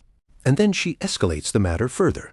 She reveals that she didn't rely on data alone. She also conducted direct interviews with each of Shin Sang-hyun's former teammates and allies to confirm the consistency of her findings. At that moment, the scene shifts into a flashback. Li Gahe is shown sitting across from Yoon Dae-kyung, interviewing him carefully and asking pointed questions about Shin Sang-hyun, specifically whether there were any unusual traits or behaviors that stood out during their time together. Back then, Yoon Dae-kyung spoke with unmistakable awe as he described Shin Sang-hyun's combat abilities, his voice carrying the weight of someone who had witnessed something truly abnormal on the battlefield. He emphasized that watching Shin Sang-hyun fight felt unreal, especially the way he handled stun effects with such frightening precision and natural timing, as if every activation was guided by pure instinct rather than deliberate thought or calculation. However, Yoon Dae-kyung quickly made it clear that even that level of stun mastery was not the most shocking part of Shin Sang-hyun's overall combat capability. His tone shifted slightly, as if what he was about to say went beyond normal skill evaluation. What truly separated Shin Sang-hyun from everyone else, he explained, was something far more unsettling. An almost supernatural combat instinct. It wasn't just reaction speed, it felt like an innate awareness that guided his movements before opponents even fully committed to their actions, as if he could read intent itself the moment it formed. Park Tae-suk and Kang Joo-hee were also interviewed, and both of them echoed the same sentiment without hesitation. Their voices filled with genuine admiration as they recalled what they had witnessed in the middle of battle. Their expressions still carried the intensity of those moments, as if the memory itself had been burned into them. They explained that Shin Sang-hyun's strength wasn't simply because he exceeded average standards. What truly stood out was his constant positioning. He always appeared to be one step ahead of every developing situation, moving with the calm certainty of a veteran who had survived countless battles, even though he was still considered a newcomer. Listening closely, Li Gahe leaned forward with clear curiosity, her eyes sharpening with interest as she asked for more detailed clarification.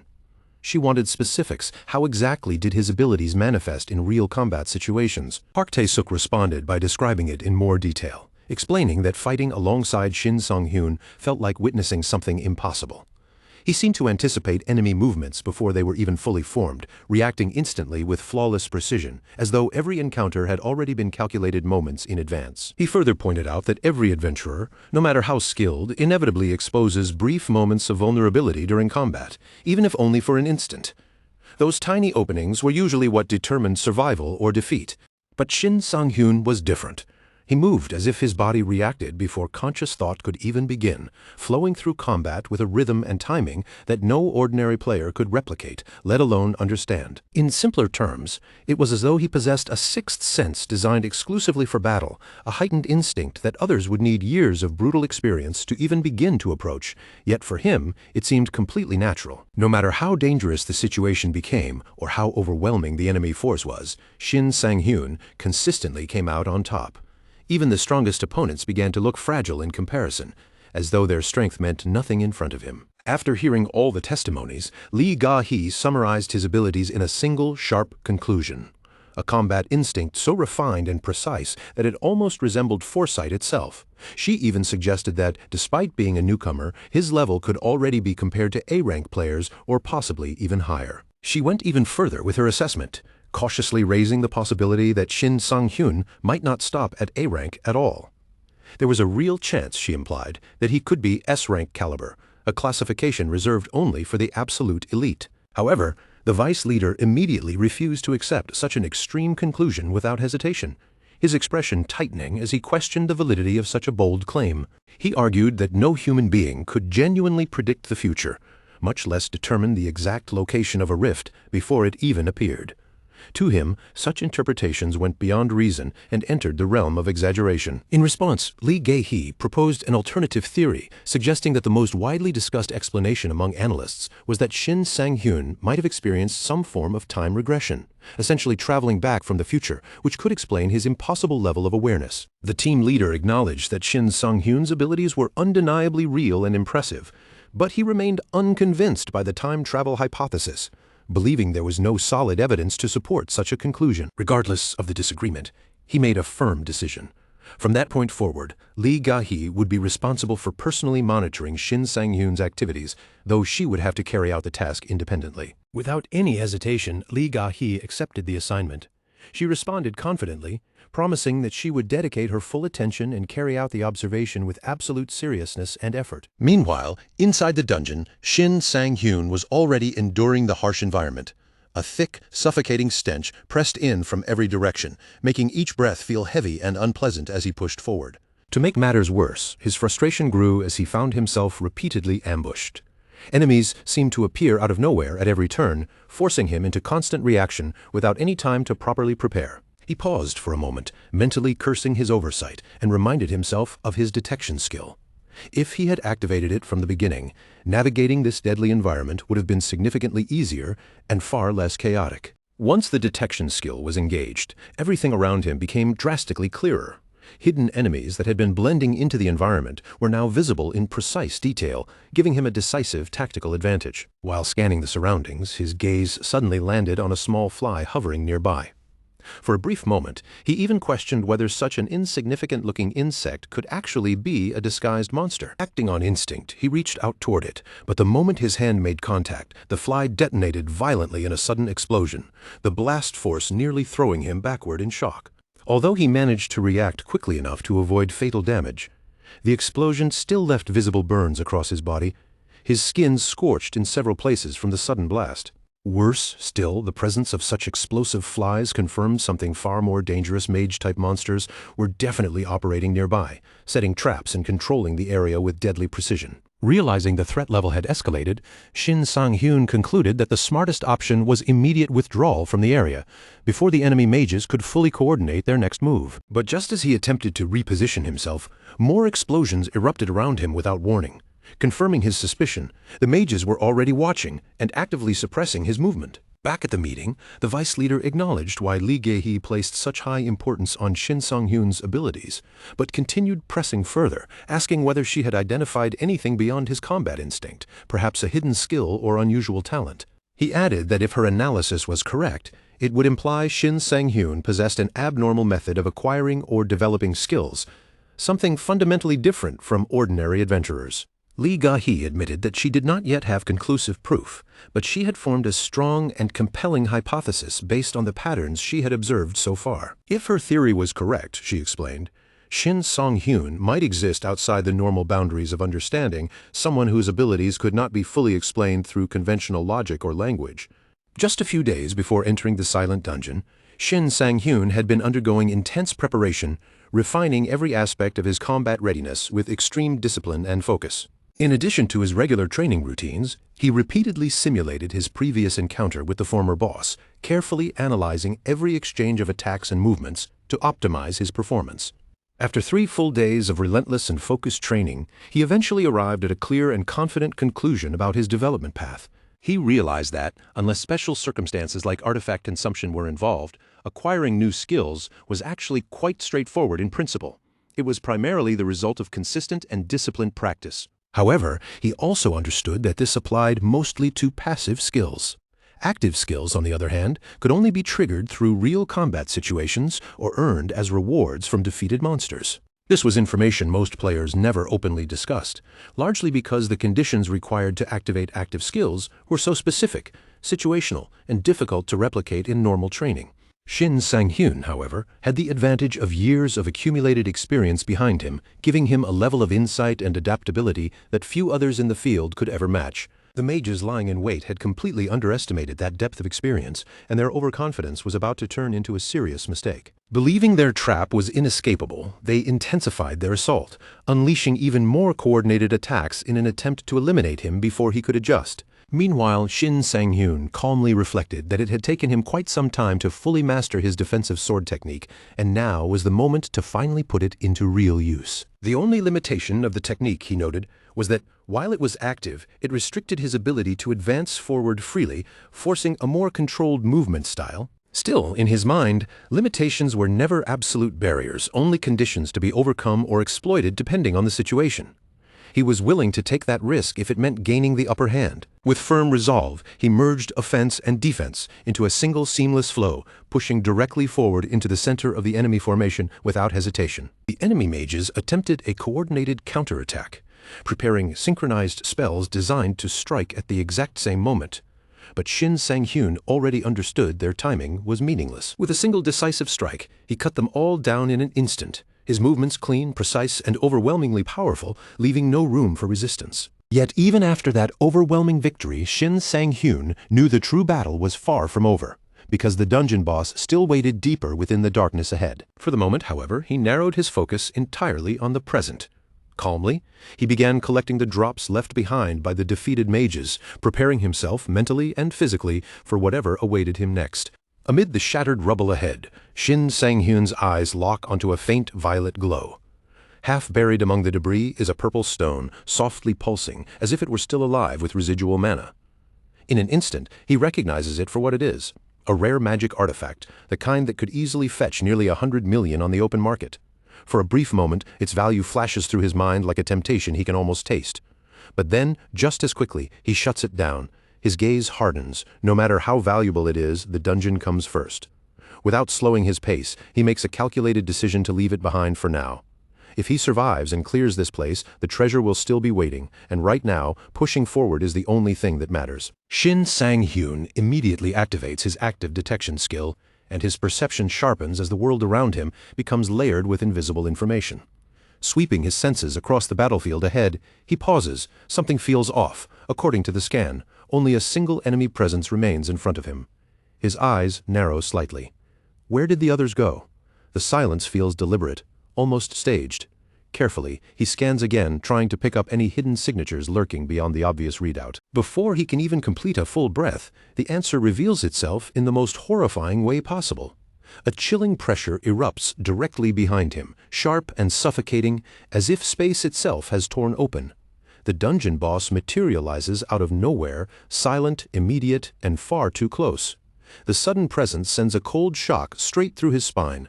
There's no time to think anymore. Only instinct remains. Realizing that a conventional defense is already impossible, Shin Sang-hyun abandons the idea of blocking entirely. Instead, he forces his body into motion, launching himself upward in a sharp, explosive leap. His torso twists mid-air with precise control, narrowly escaping the danger zone below. The moment he leaves the ground, the boss's attack detonates where he once stood. The impact is monstrous. Stone, dirt, and shattered fragments erupt outward in a violent shockwave that tears through the terrain.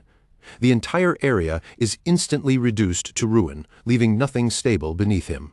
Suspended in midair, Shin Sang-hyun takes in the full scope of what just happened. In that instant, the truth clicks into place with brutal clarity. The absence of other monsters wasn't random at all. There's no ground left for them to occupy, no safe space to stand, no stable terrain to hide within. The battlefield itself has been erased and rewritten by sheer destructive force. And then the realization deepens. Those lesser creatures didn't just disappear, they fled the moment the Death Knight arrived. That kind of reaction isn't fear of a normal boss, it's instinctive survival response to something far worse. This is not just a powerful enemy, it is a being that dominates the entire dungeon ecosystem, even its own subordinate monsters. The name now carries its full weight in his mind. Death Knight. Not a title given lightly, but earned through absolute devastation. Just its presence alone reshapes the battlefield into something hostile and unforgiving. Everything about it screams authority over death itself. Shin Sang-hyun doesn't understand why such a creature is positioned here, away from the dungeon's core, but that confusion quickly takes a backseat. One fact overrides everything else. This is the same monster connected to his friend's suffering, the one tied to the tragedy he has been chasing ever since, and now it stands directly in front of him. The realization hits like a surge of burning intent. This is the entity responsible for his friend's sister's death. Something inside him tightens. The mission is no longer just survival. It has become personal. Revenge now burns behind his eyes as he locks onto the Death Knight. Even classified as an intermediate boss, the Death Knight is overwhelming in every sense. Each swing of its weapon carries crushing force, each movement heavy with lethal precision. With every exchange, Shin Sang-hyun can feel the gap between them more clearly, a gap of raw power, experience, and sheer endurance. As if to reinforce its horror, the creature exists beyond normal life itself. A warrior revived from death, bound to a body that refuses to decay, stripped of hesitation, mercy, or exhaustion. It is not simply undead, it is death given structure and purpose. Then comes its most terrifying trait, the Swamp of Silence. A cursed ability that constantly radiates from its presence. Anyone struck by it is immediately silenced, unable to cast, unable to resist, stripped of every means of response in an instant. This is exactly why the Adventurers Association enforces strict entry restrictions. Anyone unprepared stepping into this dungeon is not just at risk. They are essentially walking into guaranteed annihilation. And Shin Sang-hyun knows the truth even deeper than official reports admit. The dungeon's public danger rating is misleading at best. Its real difficulty far exceeds what most people are ever told. The true danger lies in what inhabits the Death Knight itself. If the soul bound within it belonged to a highly trained warrior in life, then the difficulty doesn't just increase, it multiplies into something almost impossible to overcome. Years ago, the association failed to grasp this properly, and countless adventurers paid the price. Entire groups were wiped out before the truth was finally understood, and regulations were tightened. Now, only A-rank and S-rank adventurers are permitted to enter, a necessary restriction built from blood, loss, and hard-earned correction. Even Shin Sang-hyun himself back then had never dared to step inside. He understood exactly how lethal this place was and chose to stay away. But now, standing inside it with his own body, the reality feels heavier than he ever imagined. A faint regret creeps in, not for himself, but for everyone who must have suffered here before him. He is fully aware of it now. Charging into this place means accepting near-certain death with every misstep. One mistake, one hesitation, and everything ends instantly. Yet fear no longer grips him the way it once did. He has faced death too many times to be shaken by its presence. It has become familiar, almost dull in its repetition. Still, he cannot ignore the uncomfortable truth. Even now, doubt creeps in when the pressure becomes real, and he understands clearly if he lets that doubt take control, he will never move forward again.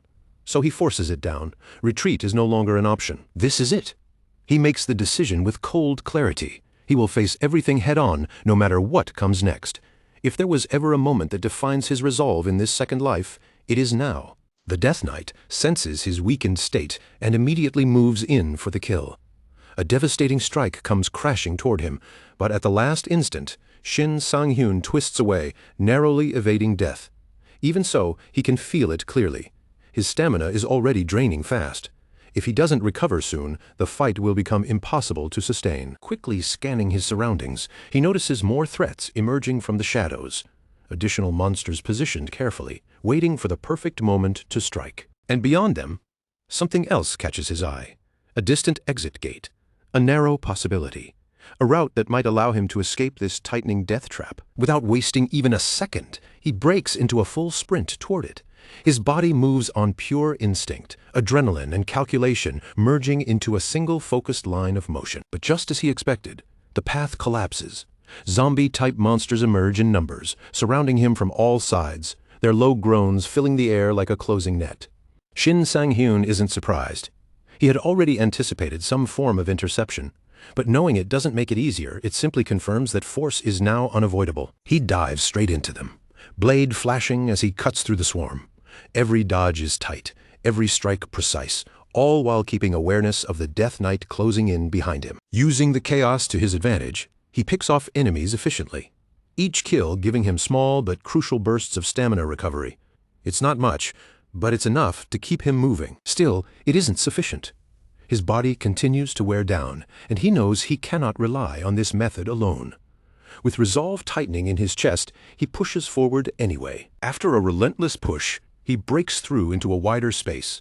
A new arena opens before him, filled with crawling monsters shifting across the ground like a living carpet. Though dangerous, it is also an opportunity. By engaging them, he can regain stamina again, buying himself precious time in this escalating nightmare. But the Death Knight arrives sooner than expected. A sudden surge of pressure fills the space as it closes the distance at terrifying speed, interrupting his plan once again. He narrowly dodges the incoming attack, but quickly realizes something disturbing. The strike wasn't aimed at him in the first place. Instead, the Death Knight targets the surrounding monsters, its movements deliberate and calculated, striking with precision rather than blind aggression. It has figured out his strategy. The monsters were being used as a resource, stamina recovery points, and now the Death Knight is systematically removing that advantage. In an instant, his entire strategy collapses. The carefully constructed plan that kept him alive is now completely dismantled before his eyes. Shin Sang-hyun is pushed into a corner. His options shrink rapidly, and for the first time in this battle, true desperation begins to set in. He has to think fast. With no better choice left, he commits to direct combat using whatever strength remains. He knows his output is lacking, but retreat is no longer possible. He surges forward aggressively, refusing to rely solely on evasion. If he cannot outlast this fight, then he will force it to end sooner. But the Death Knight reacts instantly. Once again, it reads his movement perfectly and strikes first with brutal efficiency. The blow lands heavily. Pain explodes through his body as the impact drives into him with crushing force, shaking him to his core. What little stamina he had left is nearly wiped out by that single hit. His body screams in protest, but even so, he refuses to collapse. As his vision trembles from the damage, memories suddenly surge back, flashes of that moment when he held his dying friend in his arms, helpless and unable to change the outcome. His friend's final words echo again, faint but clear. The request to be buried beside his younger sister, a promise left unfinished, hanging heavily in Shin Sang-hyun's heart. He had fought desperately back then, refusing to accept the end, but in the end, he could do nothing but watch it unfold. That helplessness still burns like an old wound, and now that memory transforms. The grief, the regret, the unresolved promise, all of it ignites into something sharper. Shin Sang-hyun steadies himself once more, his resolve hardening as he prepares to push forward into whatever comes next. Back then, there was absolutely nothing Shin Sang-hyun could do to change what was happening. No hidden trick, no sudden miracle waiting to be unleashed. Everything slipped beyond his reach, and that helpless failure carved itself into him so deeply that the guilt never truly faded. It stayed with him through the years like an old wound that refused to close, aching quietly even in moments of silence. And now, in the present moment, that same man stands directly in front of an opponent far beyond his current limits.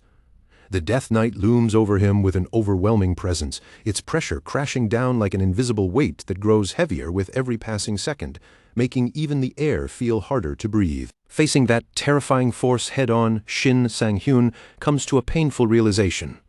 His very first mistake was underestimating just how monstrous this enemy truly was, misjudging its danger as something he could simply handle through willpower alone. He had told himself he was ready. Convinced by his own confidence, he stepped into this fight without proper preparation, rushing forward as if determination alone could bridge the gap between them. But that overconfidence is exactly what led him into this overwhelming situation. Yet, even after recognizing that fatal mistake, there is no path for retreat. Giving up is no longer an option. What started as a desire for revenge against the shadows of his past has now turned into something far more immediate, a desperate struggle just to stay alive. And beyond survival, something deeper burns within him. This battle has become a test, a silent confrontation between him and his own limitations as he stands face to face with death itself, determined to prove something that words alone could never express. Shin Sang-hyun remembers all too clearly the people he once failed to protect. That memory weighs heavily on him, and if he ever wants to ensure such failure never repeats itself, then he cannot keep turning away from fear or backing down from overwhelming challenges like this one. At first, he believed the answer was simple, that he was simply outmatched in raw skill compared to the Death Knight. But as the battle drags on, something begins to shift in his perception, a subtle realization forming in the middle of the chaos. He finally understands that the enemy's dominance in this fight is not solely because of superior technique or strength. There is another hidden factor at play, something giving the Death Knight a decisive edge that he has been overlooking. As the Death Knight surges forward with another brutal strike, Shin Sang-hyun keeps moving, narrowly slipping past each attack. Instead of meeting force with force, he prioritizes survival, weaving through danger at the last possible moment. He refuses to stand still for even a second, constantly shifting his position. He forces the Death Knight to adjust again and again, making it chase him faster, pushing its movements into a more frantic rhythm just to keep up. And then, in the middle of that relentless motion, clarity hits him. No matter how overwhelming the Death Knight's raw power is, it becomes meaningless if it cannot actually land a single decisive hit on him. Seizing that realization, Shin Sang-hyun suddenly pivots back into range. In a fluid motion, he counters, striking toward a critical weak point with precision, aiming for the exact spot where damage would matter most. And for the first time in this exchange, his attack connects cleanly. There is no deflection, no hesitation, just a direct hit landing exactly where he intended. His charged strike detonates into the Death Knight with a massive 600% damage boost behind it. The force of the blow crashes through the air and slams directly into the enemy's body with crushing impact. Even after absorbing such a devastating hit, the Death Knight refuses to fall. Its endurance holds, and in that instant, Shin Sang-hyun realizes clearly that this battle is far from reaching its end. Still, he does not allow surprise or frustration to slow him down. There is no wasted hesitation. He already knew from the beginning that defeating a monster like this would never be simple or clean. Sensing its own disadvantage, the Death Knight begins gathering the remaining flames within its body. The energy swirls violently, signaling something far more dangerous than a normal attack, something final. For a brief moment, Shin Sang-hyun is thrown off. This is not what he expected. A boss of this level should be fighting to the bitter end, not suddenly shifting into what looks like a desperate last resort. But as he focuses, the truth becomes undeniable. The intensity of the gathered energy reveals its intent. The Death Knight is preparing to detonate everything, planning to take him down in a massive explosion along with itself. The moment he fully understands this, Shin Sang-hyun knows he cannot afford to get anywhere near it. One wrong step, 1 second too close, and he will be erased along with the explosion. It is a classic, desperate gamble, an act born from a cornered existence. A final attempt not to win, but to ensure the enemy does not walk away alive either. But even knowing that, Shin Sang-hyun refuses to be consumed by it. There is no acceptance of defeat here, only determination to escape the trap being forced upon him. With only seconds before detonation, he turns and sprints away at full speed. However, the moment he breaks into a run, the Death Knight immediately gives chase, refusing to let him create distance. This is no simple escape. The Death Knight pursues him relentlessly, forcing Shin Sang-hyun to dodge incoming attacks while still maintaining forward momentum, every step filled with danger. Somehow, despite the overwhelming pressure, he keeps moving. Each second feels like a battle of its own, as the Death Knight continuously tries to force him back toward the imminent explosion zone. Then, in the middle of the pursuit, something shifts again. The Death Knight begins charging a different kind of attack, gathering power with deliberate intent. It reveals its ability to control its sword remotely. Now it prepares to use that technique as a long-range strike, aiming to finish Shin Sang-hyun before he can escape the blast radius. Reacting instantly, Shin Sang-hyun twists his body away at the last second, narrowly avoiding the incoming blade and redirecting its trajectory, sending it veering off course instead of toward him. But even losing its weapon's precision does not slow the Death Knight down. It continues its relentless pursuit, refusing to allow even a moment of breathing room. Shin Sang-hyun pushes his body beyond its limits, running despite the agony surging through him. His body screams in protest, but stopping is not an option he can afford. At this point, he is not just fleeing from an enemy, he is racing against time itself, trying to outrun the countdown ticking toward the Death Knight's self-destruction. Then, at the worst possible instant, disaster strikes.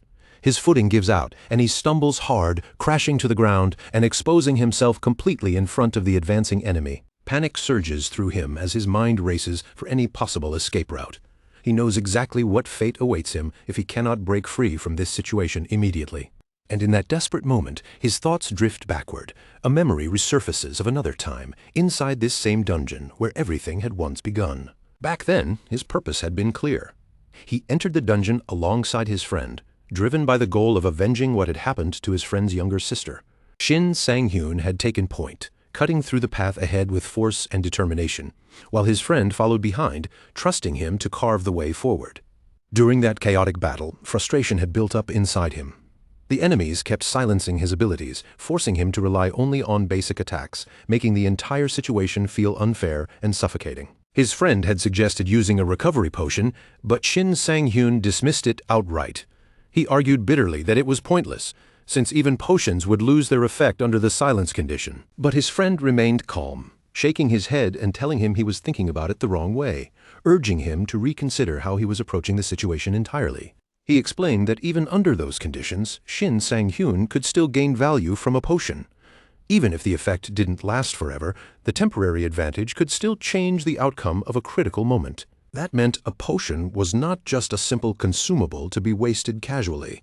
In the right instant, it could become a decisive lifeline, a true last resort when everything else failed. At the time, Shin Sang-hyun had responded with a bitter laugh, half joking that if he were as smart as his friend, he would already be a top-tier adventurer instead of struggling as an unknown nobody. Back in the present, that memory strikes him like a bolt of clarity. He realizes he still has lessons to learn from that friend, and without hesitation, he uses a potion to break through the silence and rejoin the fight. Even though the effect is temporary, it is all he needs. Right now, even a brief opening is enough if he can use it with perfect timing and precision. The Death Knight reacts with rage as the situation shifts.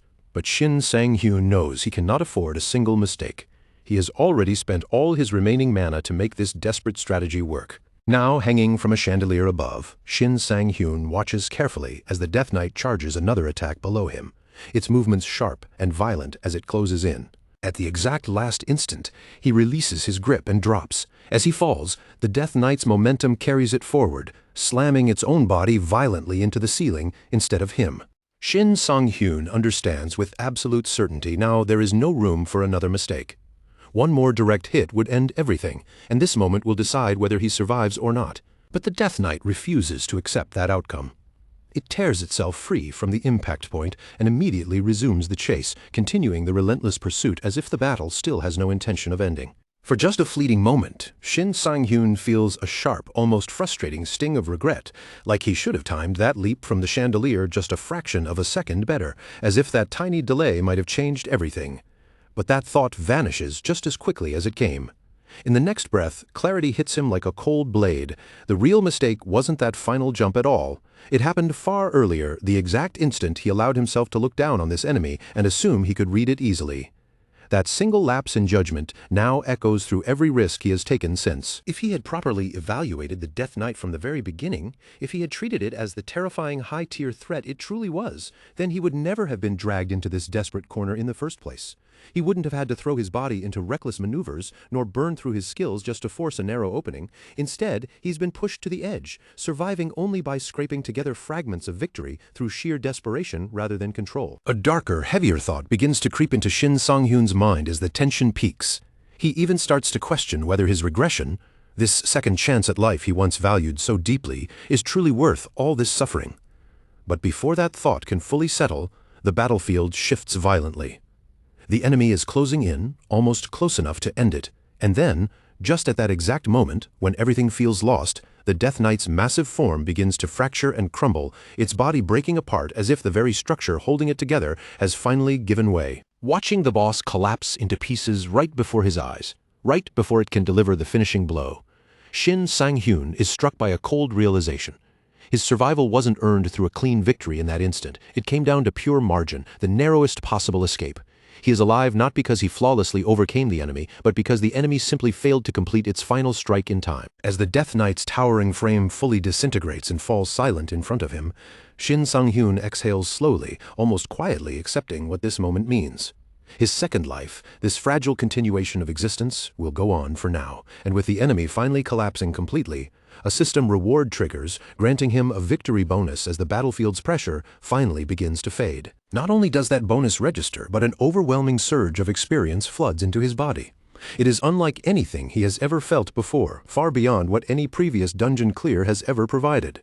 The sheer volume of it is staggering, pouring into him in waves that dwarf his past gains and momentarily drown out even the lingering pain of battle. His body reacts almost immediately afterward. His health begins to recover, slowly pulling him back from the brink. The crushing weight of immediate danger starts to lift from his system. However, as he checks his condition more carefully, he notices something deeply wrong.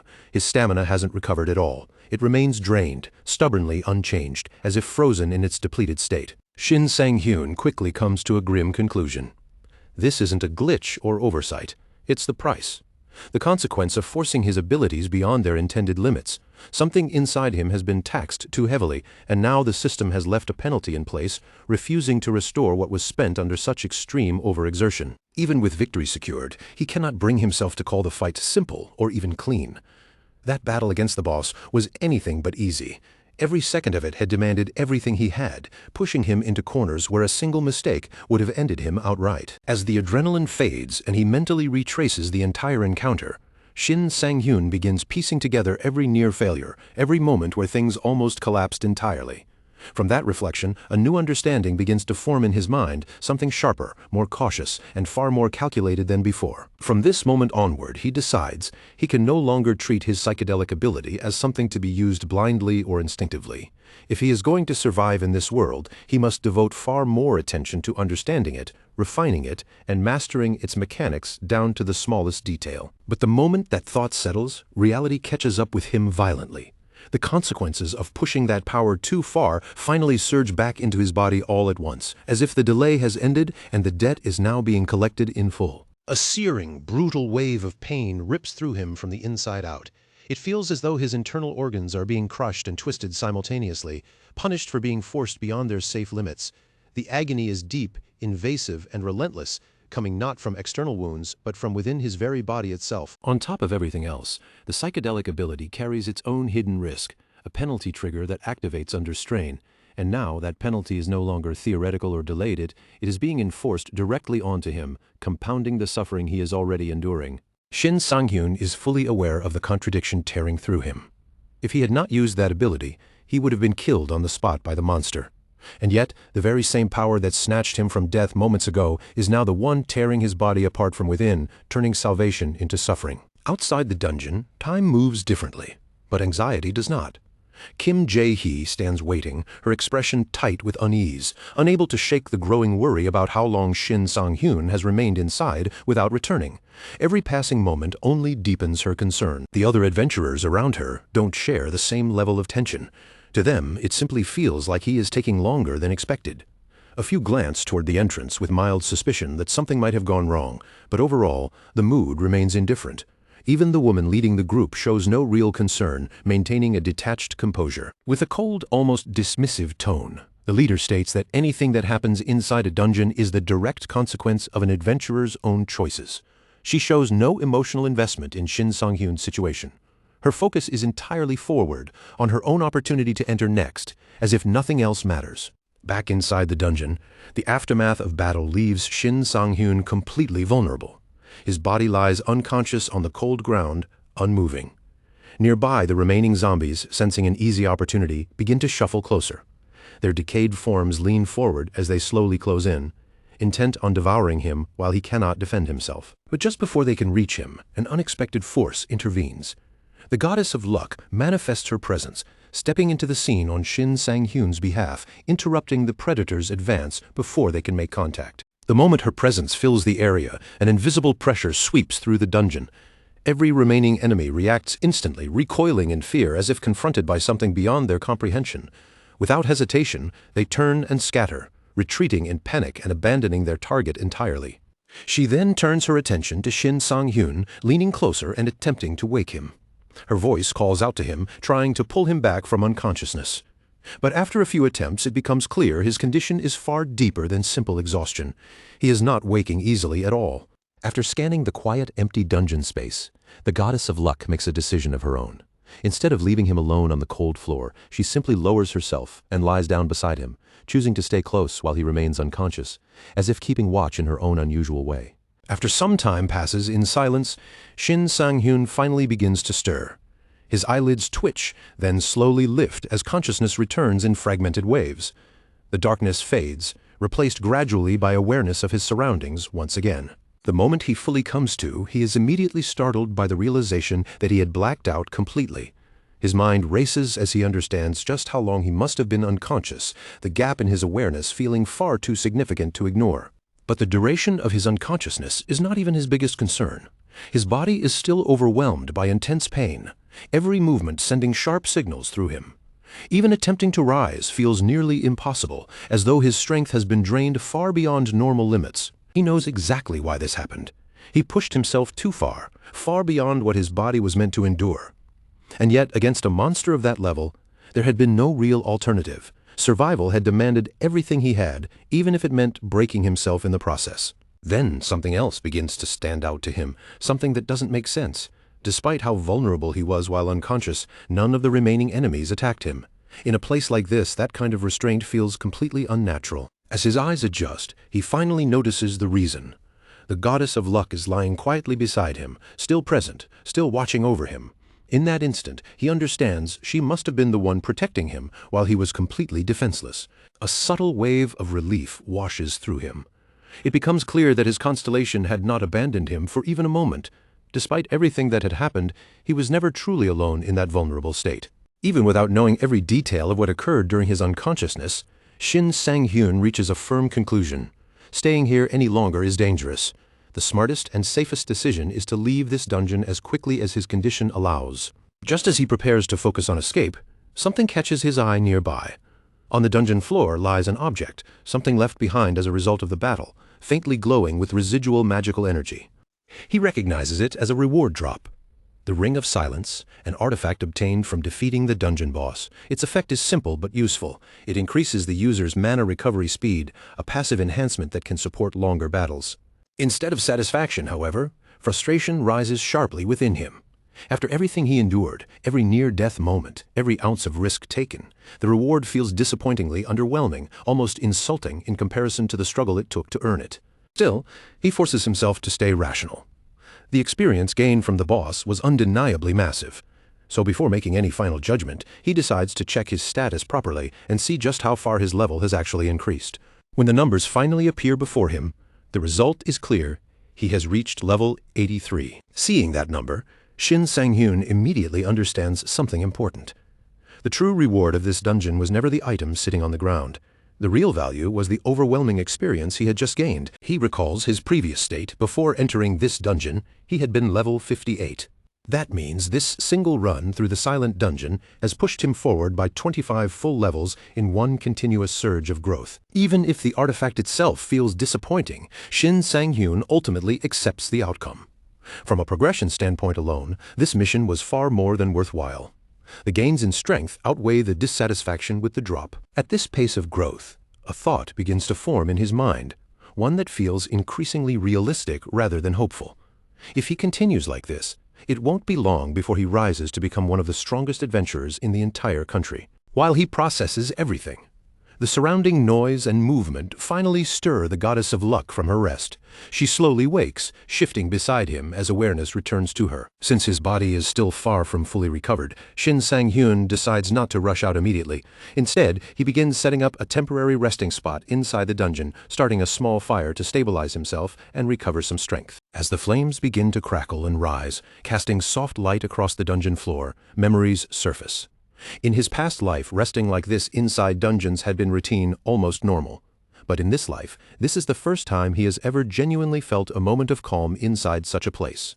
The goddess of luck, on the other hand, seems far more at ease.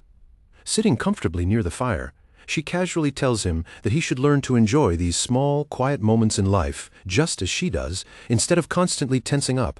Her words cause Shin Sang-hyun to pause. As he reflects, he realizes there was indeed a time when he once believed in that kind of simple, peaceful way of living, when things didn't always feel like survival or calculation. But that version of life feels distant now.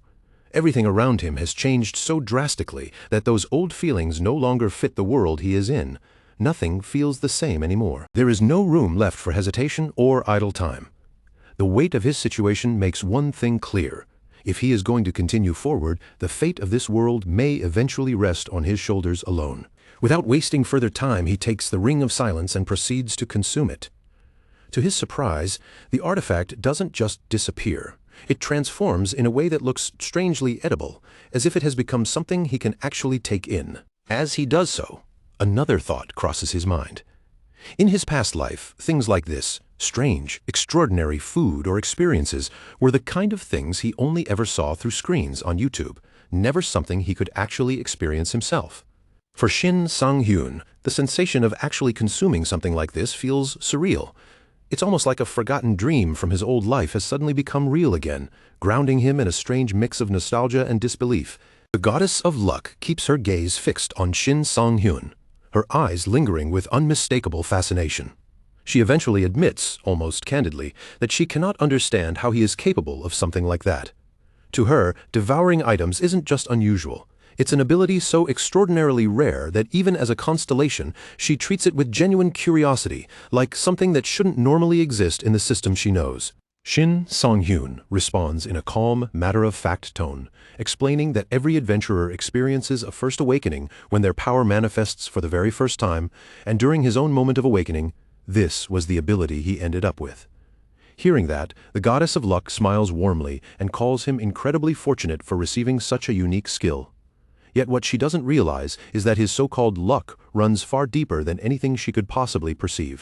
Even though she exists as a constellation, something far above normal human existence, the goddess of luck is still completely unaware of Shin Sang-hyun's hidden truth. She knows nothing about his regression, nothing about the life he once lived before. And Shin Sang-hyun, standing quietly in front of her, has no intention whatsoever of ever letting that secret come to light. The goddess of luck tilts her head slightly and speaks again, saying that perhaps she is lucky as well. Out of all the adventurers she could have possibly encountered, she ended up meeting someone with such unbelievable growth potential right before her eyes. There's a sense of genuine excitement in her voice, as if she's discovered something rare and valuable. Shin Sang-hyun listens without immediately rejecting her words. He doesn't deny that his potential might seem impressive on the surface. But deep inside, a quieter thought forms. He knows very well there exists someone whose talent eclipses even his, someone whose presence once defined the absolute peak of strength in the world. In his previous life, that individual stood at the very summit of all adventurers. No matter how hard others tried to chase him, no matter how much they grew, there was always an unbridgeable gap. He wasn't just strong, he was overwhelming, like a force of nature that no one could realistically compete with. That man's name was Jiran Decay. Jiran Decay came from the United Kingdom, and what made him truly terrifying wasn't just his status or reputation, it was his magical power. His raw strength surpassed even monstrous beings, placing him in a category that felt less like human potential and more like something unreachable, almost mythic in scale. Standing in comparison to someone like Jiran, Shin Sang-hyun can't help but feel painfully aware of the distance between them. By that standard, he still feels weak, still far from the top. And yet, despite that gap, a question quietly lingers in his mind, whether one day he could ever reach that level or whether it's something forever beyond his grasp. Regardless of what the future holds, Shin Sang-hyun eventually speaks with steady resolve. He tells the goddess of luck that he will trust his constellation to guide him forward. In return, he promises to give everything he has, not just in words but in action, showing her how much he intends to rely on this connection moving forward. Those words visibly move the goddess of luck. Her expression softens, and before Shin Sang-hyun can even react, she steps forward and wraps him in a tight, grateful embrace. It's an emotional gesture, almost as if his promise means more to her than any offering she has ever received. Still holding that warmth in her tone, she tells him something in return, that she will also give him everything she has. If she is going to stand by his side, then she intends to become the best possible constellation she can be for him without holding anything back. But that brief, almost peaceful moment between them doesn't last. Reality quickly presses back in, cutting through the warmth of their exchange, because Shin Sang-hyun hasn't actually finished this dungeon. What he defeated earlier was only the mid-boss. Deeper inside, the true final boss still awaits, and the real battle, the one that truly matters, has not even begun yet. The enemy ahead is not just another variation of what he fought before. While the earlier opponent was a knight, this next presence is something entirely different in scale and authority. This is the ruler of the silent dungeon itself, the king who governs everything within it. When the boss finally senses their arrival, he doesn't charge in immediately. Instead, he speaks with a tone filled with boredom and amusement, as if he has been waiting for entertainment for far too long. At last, someone has arrived to amuse him, and now he intends to see how long this guest can survive before being completely crushed. Shin Sang-hyun notices something unusual right away. The boss didn't rush them down, didn't ambush them on sight. Instead, he simply stayed where he was, allowing them to walk all the way in and approach him freely, as if he had been waiting patiently for them to arrive. For Shin Sang-hyun, that decision turns out to be unexpectedly beneficial. Because the boss chose not to strike immediately, he is given precious time to stabilize his breathing, recover his condition as much as possible, and mentally prepare himself for what is coming next. And more importantly, this time he is not alone. That fact alone gives him a different kind of confidence, steadier than before. With that support behind him, Shin Sang-hyun feels ready in a way he wasn't earlier, ready to push forward and attempt to bring this dungeon to an end. The moment the battle begins, the boss unleashes his power without hesitation. His voice carries arrogance as he mocks intruders, saying that every rat who enters his domain always tries to run the moment they see him, but no matter how they struggle, they all end up crushed in the end, and this time, he declares, will be no different. In an instant, a spell tears through the air toward Shin Sang-hyun. He reacts on instinct, twisting his body just barely in time. The attack misses him by a razor-thin margin, close enough that one misstep would have meant instant defeat. As he moves through the battlefield, Shin Sang-hyun quickly realizes just how dangerous these spells truly are. Each attack is placed with intent, cutting off escape routes and narrowing his movement options, forcing him into tighter and tighter spaces with every exchange. Even worse, he understands a critical truth: he can't keep evading forever. If he continues to only dodge and retreat, eventually he will be trapped with nowhere left to go. At some point, he has to stop running and find an opening to counterattack. He still has mana available, but using it recklessly would be a mistake. Every wasted spell that fails to reach the target only brings him closer to exhaustion. And in a fight like this, running out of resources means death. Taking a brief mental step back amid the chaos, Shin Sang-hyun begins analyzing the situation. He starts to understand the boss's strategy. It's not just random aggression. The goal is to force him into wasting mana little by little before he ever gets a real chance to strike back effectively. As much as he dislikes admitting it, the strategy is solid. There's no obvious flaw in the approach. It is simple, efficient, and designed to exhaust him over time without taking unnecessary risks. Meanwhile, the boss himself is completely confident in victory.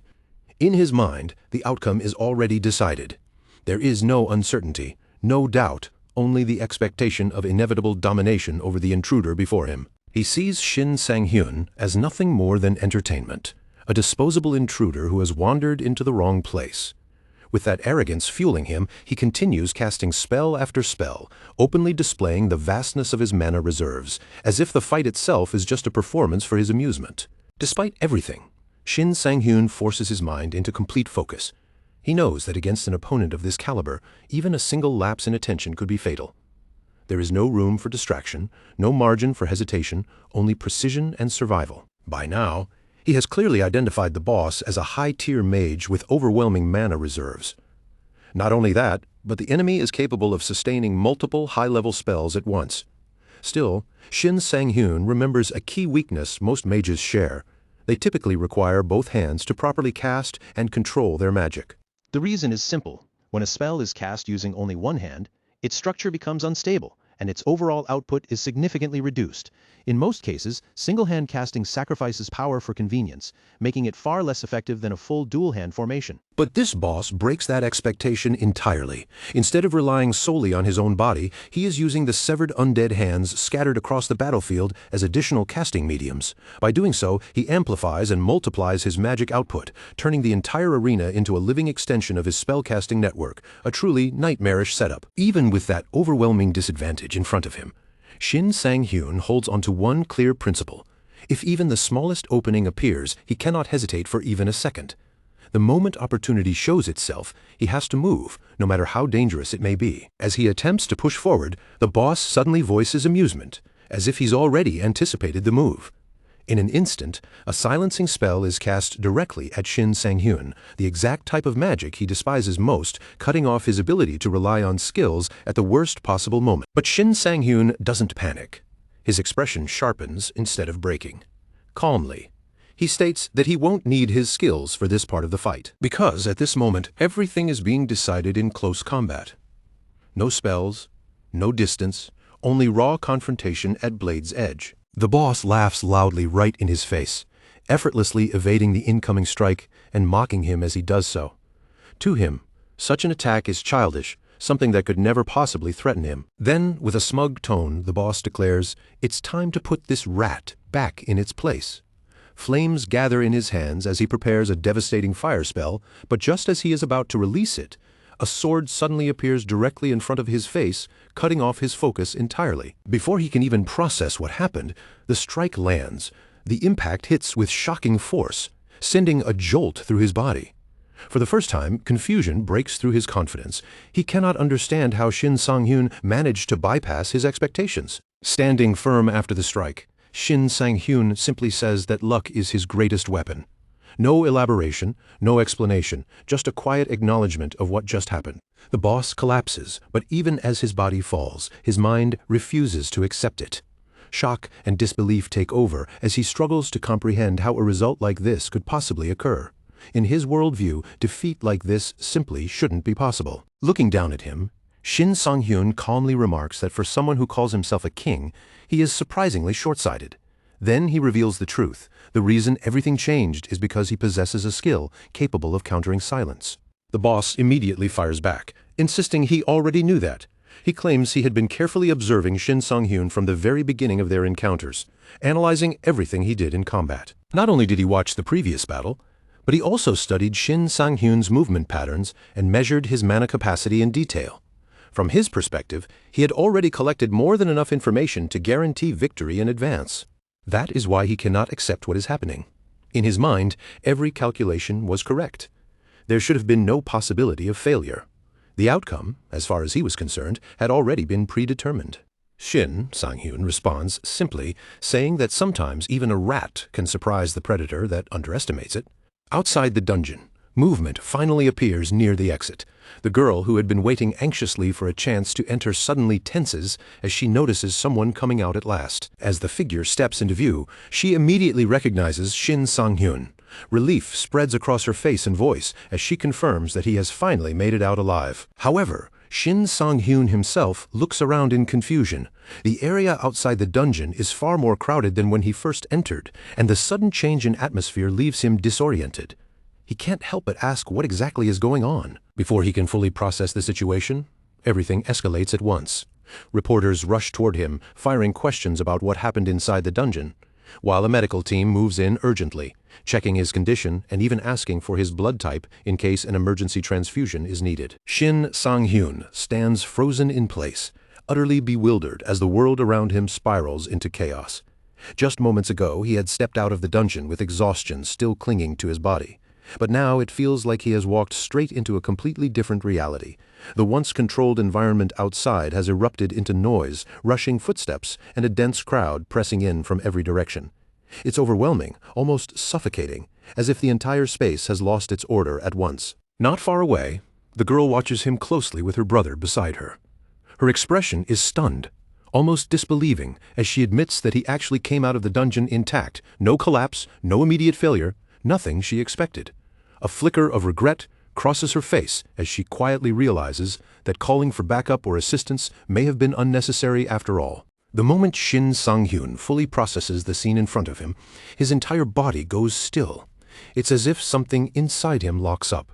His eyes widen slightly, and for a brief second, the noise of the crowd fades into the background while his attention narrows sharply onto something far more personal. Even with people crowding around him from all sides, Shin Sang-hyun's gaze fixes on just one figure in the distance. He recognizes him instantly, an old friend. But in this new timeline, in this altered life he now lives, that person likely has no memory of him at all. That realization makes the moment feel strangely distant and painful at the same time. That single sight drags his thoughts backward, pulling him into memories he hasn't revisited in a long time. Back to when he had already survived 10 long years as an adventurer, yet still found himself struggling to assemble a proper team for a mission that demanded cooperation. Back then, Shin Sang-hyun didn't stand out in any remarkable way. He wasn't the strongest nor the most sought after. Because of that, every attempt he made to join a group ended in rejection. Each refusal chipped away at him a little more, leaving him feeling increasingly isolated in a world that seemed to move forward without him. And then, unexpectedly, something changed. Out of nowhere, a group of adventurers approached him. For the first time in what felt like forever, Someone extended an invitation, asking him to join their raid. It was so sudden that it almost didn't feel real. The leader of that group looked genuinely satisfied, even relieved, as if Shin Sang-hyun was exactly the missing piece they had been searching for, a swordsman they could finally rely on to complete their formation. But Shin Sang-hyun's reaction at that time was driven by something deeper than simple surprise or gratitude. Beneath the surface, a complicated mix of emotions stirred within him, something closer to relief, longing, and disbelief all tangled together. And yet, despite all of that, he still turned them down. Even with the warmth of acceptance right in front of him, he refused the invitation to join their team. By that point in his life, he had already grown far too accustomed to walking alone. Independence had hardened into habit, and pride slowly replaced vulnerability. Instead of relying on others, he convinced himself that standing alone was the only way forward. That stubborn pride led him straight into disaster. He entered the mission solo, ignoring the risks, and nearly lost his life because of it. If not for a single unexpected factor, he might never have walked out alive. That factor came in the form of a knight who appeared during the raid, the very same one who stepped in at the moment Shin Sang-hyun was closest to death. The knight spoke plainly, explaining that he fully understood how dangerous the mission was. In his eyes, anyone attempting it alone would inevitably suffer. It wasn't arrogance, it was simple, hard-earned understanding. And despite being rejected earlier, the knight had still followed him. He had come prepared, almost as if he had predicted this outcome all along, that this stubborn adventurer would eventually need help, whether he admitted it or not. In that moment, something inside Shin Sang-hyun finally broke. His pride lowered. For the first time, he accepted assistance without resistance, and sincerely thanked the knight who had refused to abandon him. That simple exchange, just a moment of honesty and gratitude, ended up altering the course of his entire future in ways he hadn't yet understood. From that point forward, he finally chose to join a guild. It wasn't just a decision. It was a turning point in his life as an adventurer. And, for a time, everything actually improved. More than improved, it felt stable, even hopeful, like he had finally found a place where he could exist without constantly fighting alone. But that stability didn't last forever. Eventually, cracks formed, and one day his closest friend admitted he could no longer endure it.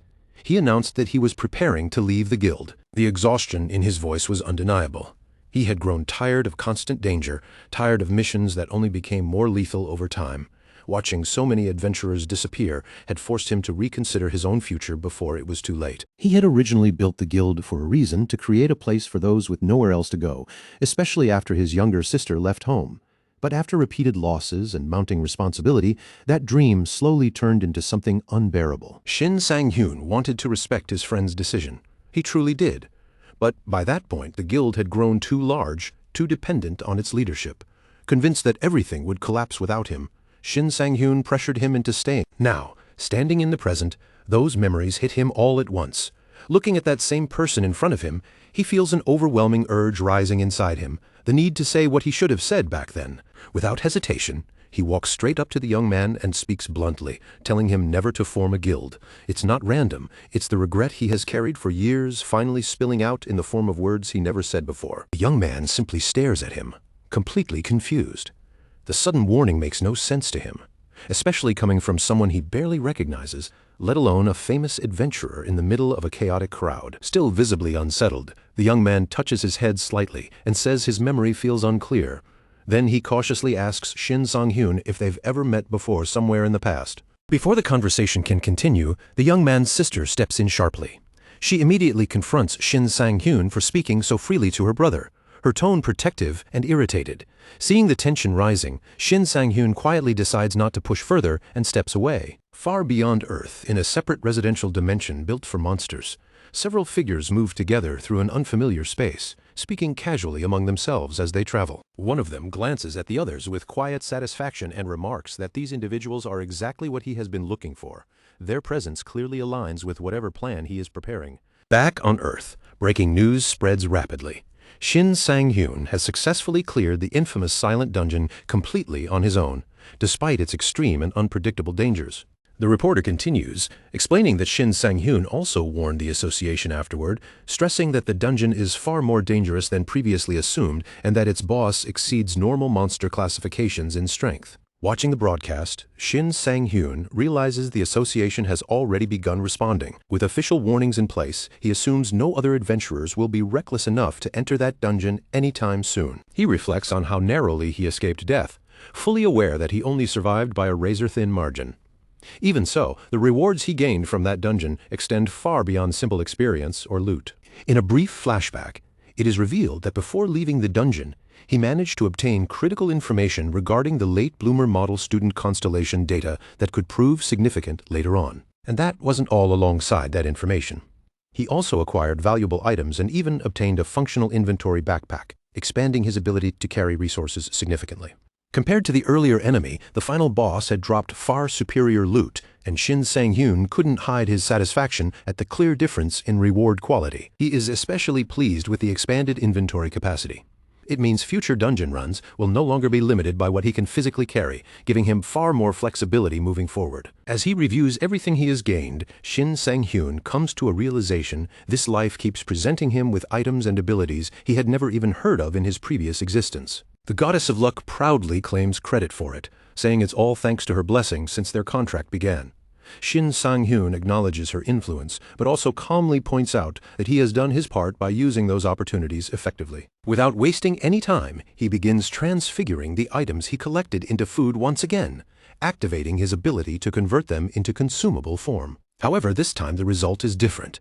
The dishes that appear are so refined, so delicately crafted in appearance, that even Shin Sang-hyun can't immediately identify what they are supposed to be. But in the end, the name doesn't matter to him at all. What matters is simple survival and recovery. He needs to eat and restore his strength. The moment he takes a bite, an overwhelming burst of flavor floods his senses. It's so rich, so perfect, that it feels like something beyond human cooking, almost divine in quality. Without a second thought, he continues eating, focusing entirely on the food in front of him, consuming every dish without hesitation or restraint. After finishing the meal, he absorbs the remaining items, as usual, but this time a sense of regret lingers. The taste was so extraordinary that he wishes he had been able to enjoy even more. Once that is complete, Shin Sang-hyun shifts his attention to the next reward, opening the system interface to inspect the new skills he has obtained. The system presents him with a choice. He can only select one of the two skills. The first is telekinesis, allowing him to control his sword remotely, similar to how the Death Knight fought inside the dungeon. The second option is the silence skill. Shin Sang-hyun immediately recognizes its potential usefulness, but at the same time, he can't ignore the fact that choosing it may come with unknown risks that could affect him later.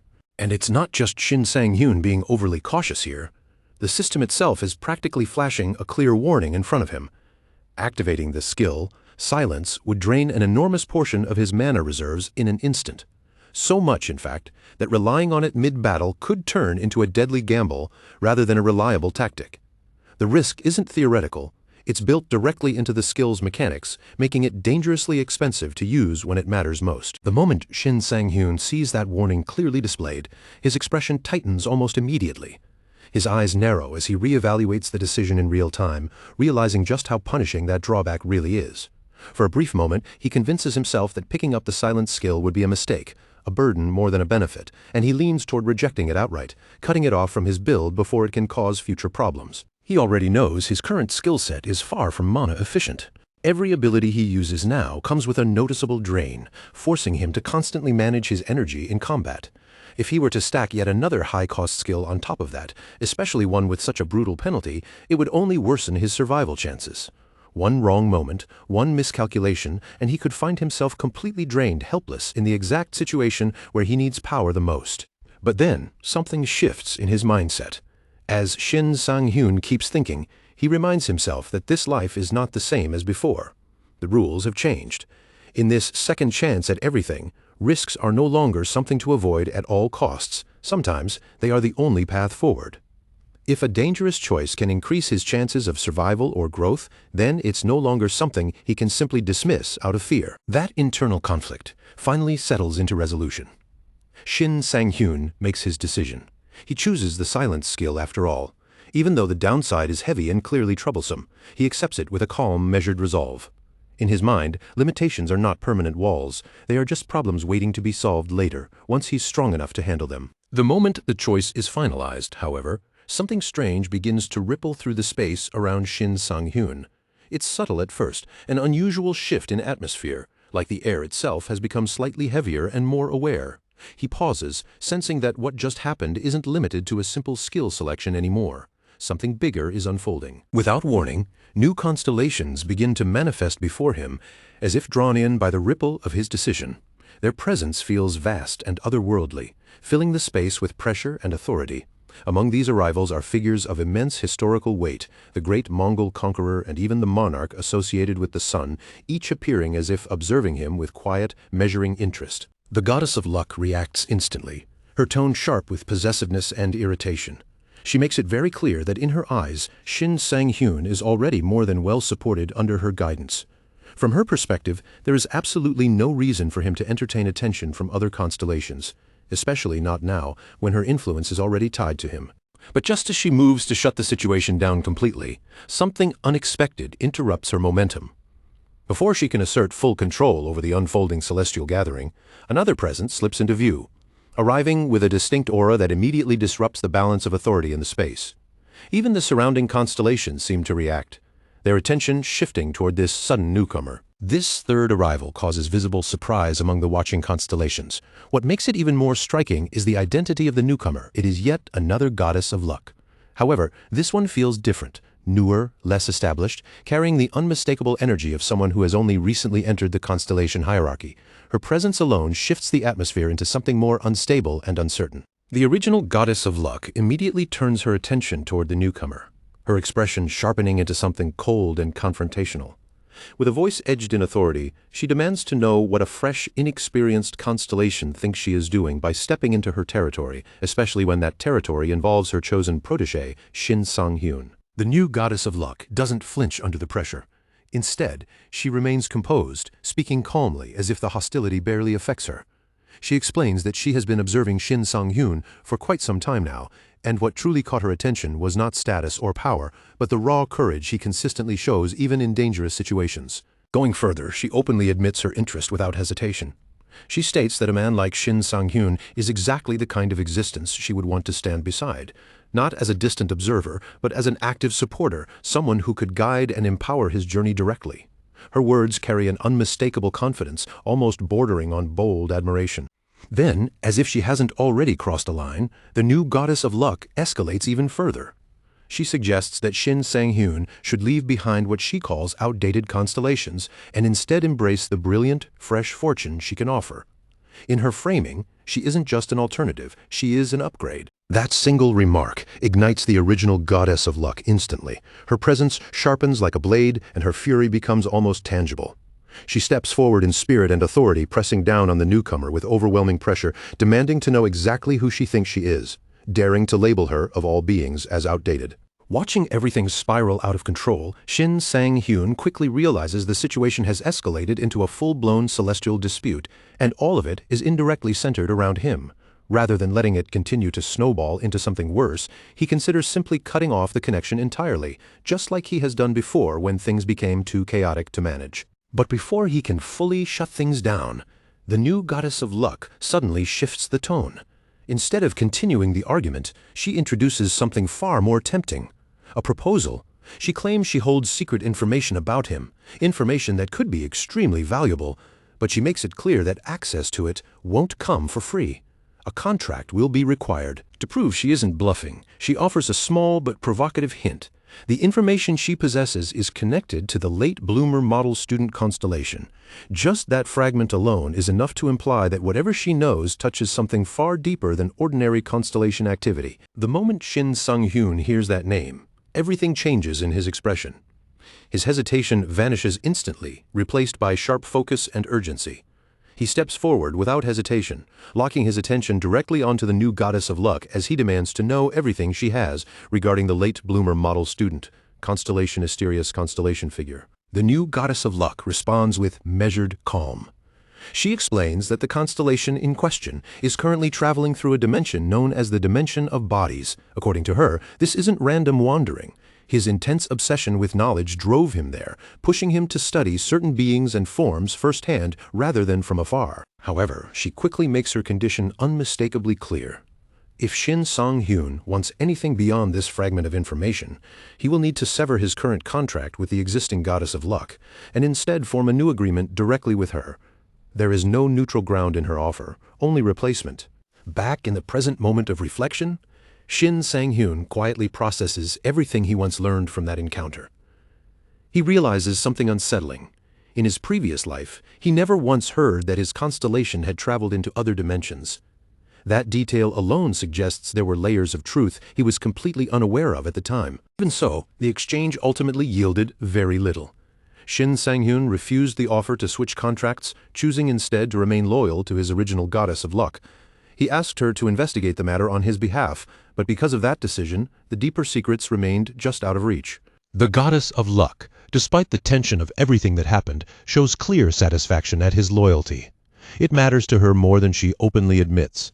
Still, she offers an apology. Her investigation didn't produce anything meaningful, leaving Shin Sang-hyun without the answers he was hoping for. Frustration lingers in Shin Sang-hyun's thoughts as he reflects on the so-called dimension of bodies. In his mind, that place isn't just another realm. It's where discarded or desperate constellations end up when they have nowhere else to go, a kind of exile zone for those who have lost direction or purpose. Because of that assumption, he can't help but worry that his old companion may be in serious trouble. Even though a part of him feels sympathy and concern, he also recognizes a harsh truth. At this stage, there is nothing he can realistically do to intervene or change that situation. The distance between them is simply too great. Far away from these celestial matters, inside the Hyunjong Corporation building, an employee steps into the presence of the company president, carrying a carefully prepared list. The document contains names of available participants currently active on the open market, each one a potential asset worth evaluating. As the list is reviewed, the very first name that catches attention is none other than Shin Sang-hyun. His name stands out immediately on the page, as if it was placed there with significance, drawing attention before anything else can even be considered. The woman reviewing the document is Han Hyunjung. As her gaze settles on the profile of Shin Sang-hyun, a subtle spark of interest forms in her expression. There is something about his record that intrigues her, something that makes her pause longer than she normally would for a newcomer on the list. Time continues to move forward. Shin Sang-hyun carries on with his daily life, pushing through tasks and challenges as they come. Yet no matter how focused he tries to remain, his thoughts repeatedly drift back to the unresolved matter of his old constellation, lingering like an unanswered question he cannot fully ignore. He finds himself replaying the moment in his mind again and again, wondering what additional truths might have been uncovered if he had accepted the new contract offer instead of refusing it. That single decision continues to echo in his thoughts, raising possibilities he can no longer access. Even so, in the end, Shin Sang-hyun reaffirms his choice. Staying with the goddess of luck still feels like the right decision. After all, she was the one who pulled him back from death during the Silent Dungeon incident, and that kind of debt and trust cannot be dismissed so easily. After driving for some time, Shin Sang-hyun finally arrives at his destination, the Hyunjong market. The building and surrounding area immediately signal that this is no ordinary marketplace. It carries the weight of a major hub for adventurers and collectors alike. Among adventurers, this place is already widely recognized as one of the most important trading hubs. It serves as a central gathering point where people come together to buy, sell, and exchange magical artifacts, rare items, and resources that cannot be found anywhere else. The market operates under a strict system of protection in exchange for fees.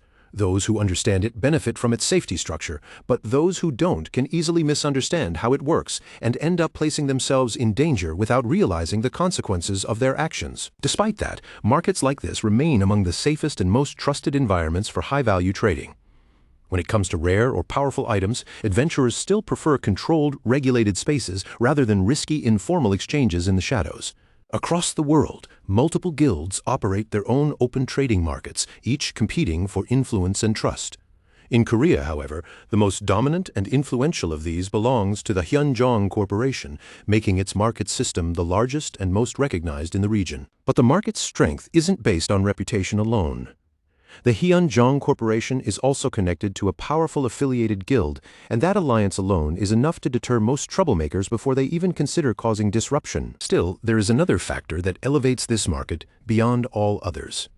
Its influence doesn't come only from structure or security, but from the presence of a single individual who changes everything about how it operates. That person is none other than Han Hyunjung, a veteran adventurer renowned as the only individual in the world capable of providing S-rank buffs. Her existence alone elevates the entire market into something far beyond a normal trading hub. Because of her influence, adventurers from across the globe travel specifically to this location. With such a concentration of high-level individuals gathered in one place, the security of the market becomes almost self-sustaining. Power itself becomes the deterrent. Of course, with so many people hoping to benefit from Han Hyun-jung's abilities, the entire area is almost always packed with crowds. Noise, movement, and tension fill the space constantly. When Shin Sang-hyun arrives, an employee quickly steps forward to greet him in the middle of the chaos. The staff member politely informs him that she will begin processing his entry as soon as his credentials are verified. Her tone is professional, but efficient, accustomed to handling a constant flow of high-level visitors without hesitation. After checking his identity, however, she suddenly pauses. Something about his profile triggers an immediate shift in her behavior. She notices that Shin Sang-hyun has been placed on a priority access list. Without delay, she informs him that she will personally escort him to the special floor reserved for distinguished guests. Hearing this unexpected upgrade in treatment, Shin Sang-hyun quickly realizes something unusual. Without even actively seeking influence or connections, he has somehow caught the attention of the market's highest authority. The situation is progressing in a direction he did not anticipate at all. Amid the busy atmosphere of the market, Shin Sang-hyun overhears a group of men nearby whispering about him. Their tone is casual, but their words are sharp enough to stand out clearly in the noise around them. They gossip among themselves, claiming they heard rumors that Kim Mi-seo and Shin Sang-hyun are dating. The statement spreads through their conversation like casual speculation, without concern for accuracy. Then they push even further, questioning how Kim Mi-seo could be comfortable dating someone new after reportedly losing her previous boyfriend in an accident. Their words carry judgment, ignorance, and careless curiosity all at once. Although Shin Sang-hyun doesn't show an outward reaction, the comment clearly bothers him internally. Rather than escalating the situation directly, he speaks casually, remarking that the market feels more relaxed than expected, while subtly implying criticism toward the kind of gossip being allowed to circulate freely in the open. The receptionist immediately understands the meaning behind his indirect complaint. Without needing any further explanation from Shin Sang-hyun, she signals security with a simple, decisive motion. Within moments, the gossiping men are removed from the premises, restoring order as if they were never there at all. Shin Sang-hyun watches as the gossipers are swiftly hauled away, their voices and resistance disappearing just as quickly as they appeared. In that sudden silence, a faint, almost imperceptible curve forms at the corner of his lips. There is a quiet satisfaction in seeing pointless noise removed so efficiently from his surroundings. With the distractions gone, his attention sharpens again, returning fully to the purpose that brought him here in the first place, as his focus steadies and his posture subtly resets toward intent. Without wasting any time, Shin Sang-hyun follows the instructions he was given and steps into the elevator. The doors slide shut behind him with a clean metallic hush, sealing him inside a private space that feels noticeably different from the lower floors. As the elevator begins its smooth ascent, he stands still, eyes forward, letting the rising motion carry him toward the special upper level reserved only for the most important guests, the atmosphere growing quieter and more exclusive with each passing second. As the elevator continues climbing, Shin Sang-hyun finds his mind drifting backward into memories of his past life. A faint sense of disbelief creeps in as he recalls how distant this kind of world once felt. Back then, even imagining stepping into a place like this would have seemed absurd, let alone being personally invited by the owner herself. The contrast between his past limitations and his current reality makes the moment feel almost unreal, as if he is observing someone else's story instead of his own. When the elevator doors finally slide open, Shin Sang-hyun steps forward onto the VIP floor and immediately senses the shift. One glance is enough to confirm that this space truly belongs to a different world entirely. The lighting, the atmosphere, even the way people carry themselves here feels elevated and restrained. The individuals gathered in this area are clearly no ordinary visitors, and the entire environment carries an unmistakable weight of status and exclusivity that sharply contrasts with everything below. Almost instantly, Shin Sang-hyun notices a receptionist stepping forward specifically to meet him. Her movement is precise, as if she had been waiting for his arrival alone. That small detail alone makes it clear he is not being treated like a regular customer. Instead, everything about this interaction signals elevated priority, as though the entire floor has adjusted itself to accommodate his presence. The receptionist introduces herself as Song Ah-hyun, her tone polite, composed, and professionally controlled. She maintains perfect posture as she addresses Shin Sang-hyun directly, explaining that she has been assigned to assist him throughout his visit. Her voice carries calm assurance as she adds that she is fully prepared to support any request he may have while he is here, reinforcing the sense that his presence is being treated with exceptional care. Not long after entering the display area, Shin Sang-hyun spots a magic book resting among the curated artifacts. At first glance, it appears ordinary among the more extravagant items, but the price tag instantly disrupts that impression. His eyes narrow slightly as he reads the number, a clear flicker of disbelief crossing his expression at how outrageously expensive it is, as though the value itself defies common sense. Song Ah-hyun calmly steps in to explain the item. With steady professionalism, she identifies it as the Book of the Abyss. Her tone remains even as she elaborates that its price is justified by the overwhelming value of the knowledge sealed within it. According to her, the contents are so desirable that countless buyers would willingly spend fortunes just to gain access to even a fraction of what it holds, making it one of the most coveted items on display. Hearing the explanation, Shin Sang-hyun responds with practical detachment. He explains that, as a swordsman, mage-oriented artifacts are not aligned with his current path or combat style. His tone is firm, but not dismissive, as he requests to be shown items more suited to his specialization, artifacts that better match physical combat and his own fighting methods, rather than magical study tools. As he continues scanning the floor, Shin Sang-hyun notices something unusual. One particular item seems to draw repeated attention from nearby visitors. Their eyes drift toward it again and again, even when they try to focus elsewhere. That subtle pattern of behavior makes the object stand out even more, as if it naturally commands attention without needing any introduction. Song Ah-hyun begins to offer an explanation, preparing to introduce the item in detail. However, before she can continue, Shin Sang-hyun gently interrupts her. He raises a hand slightly, signaling that he would rather observe it directly first, instead of receiving a second-hand description. His decision is calm but decisive, prioritizing first-hand evaluation over explanation. As he steps closer to the display, Shin Sang-hyun is abruptly struck by the presence of the artifact. The moment it enters his full view, a powerful sensation washes over him. The item seems to radiate an overwhelming flame-like energy, intense enough that it feels almost impossible to ignore. The air around it appears distorted by sheer force, making the entire object feel dangerously alive with power. Shin Sang-hyun quickly learns the identity of the artifact, a magic stone known as Almighty. The name itself carries a weight that feels far beyond ordinary classification, hinting at something far more significant than anything previously seen on this floor. Recognition hits Shin Sang-hyun almost immediately. He realizes this is one of the legendary 9 artifacts scattered across the world, each infamous for containing unimaginable power.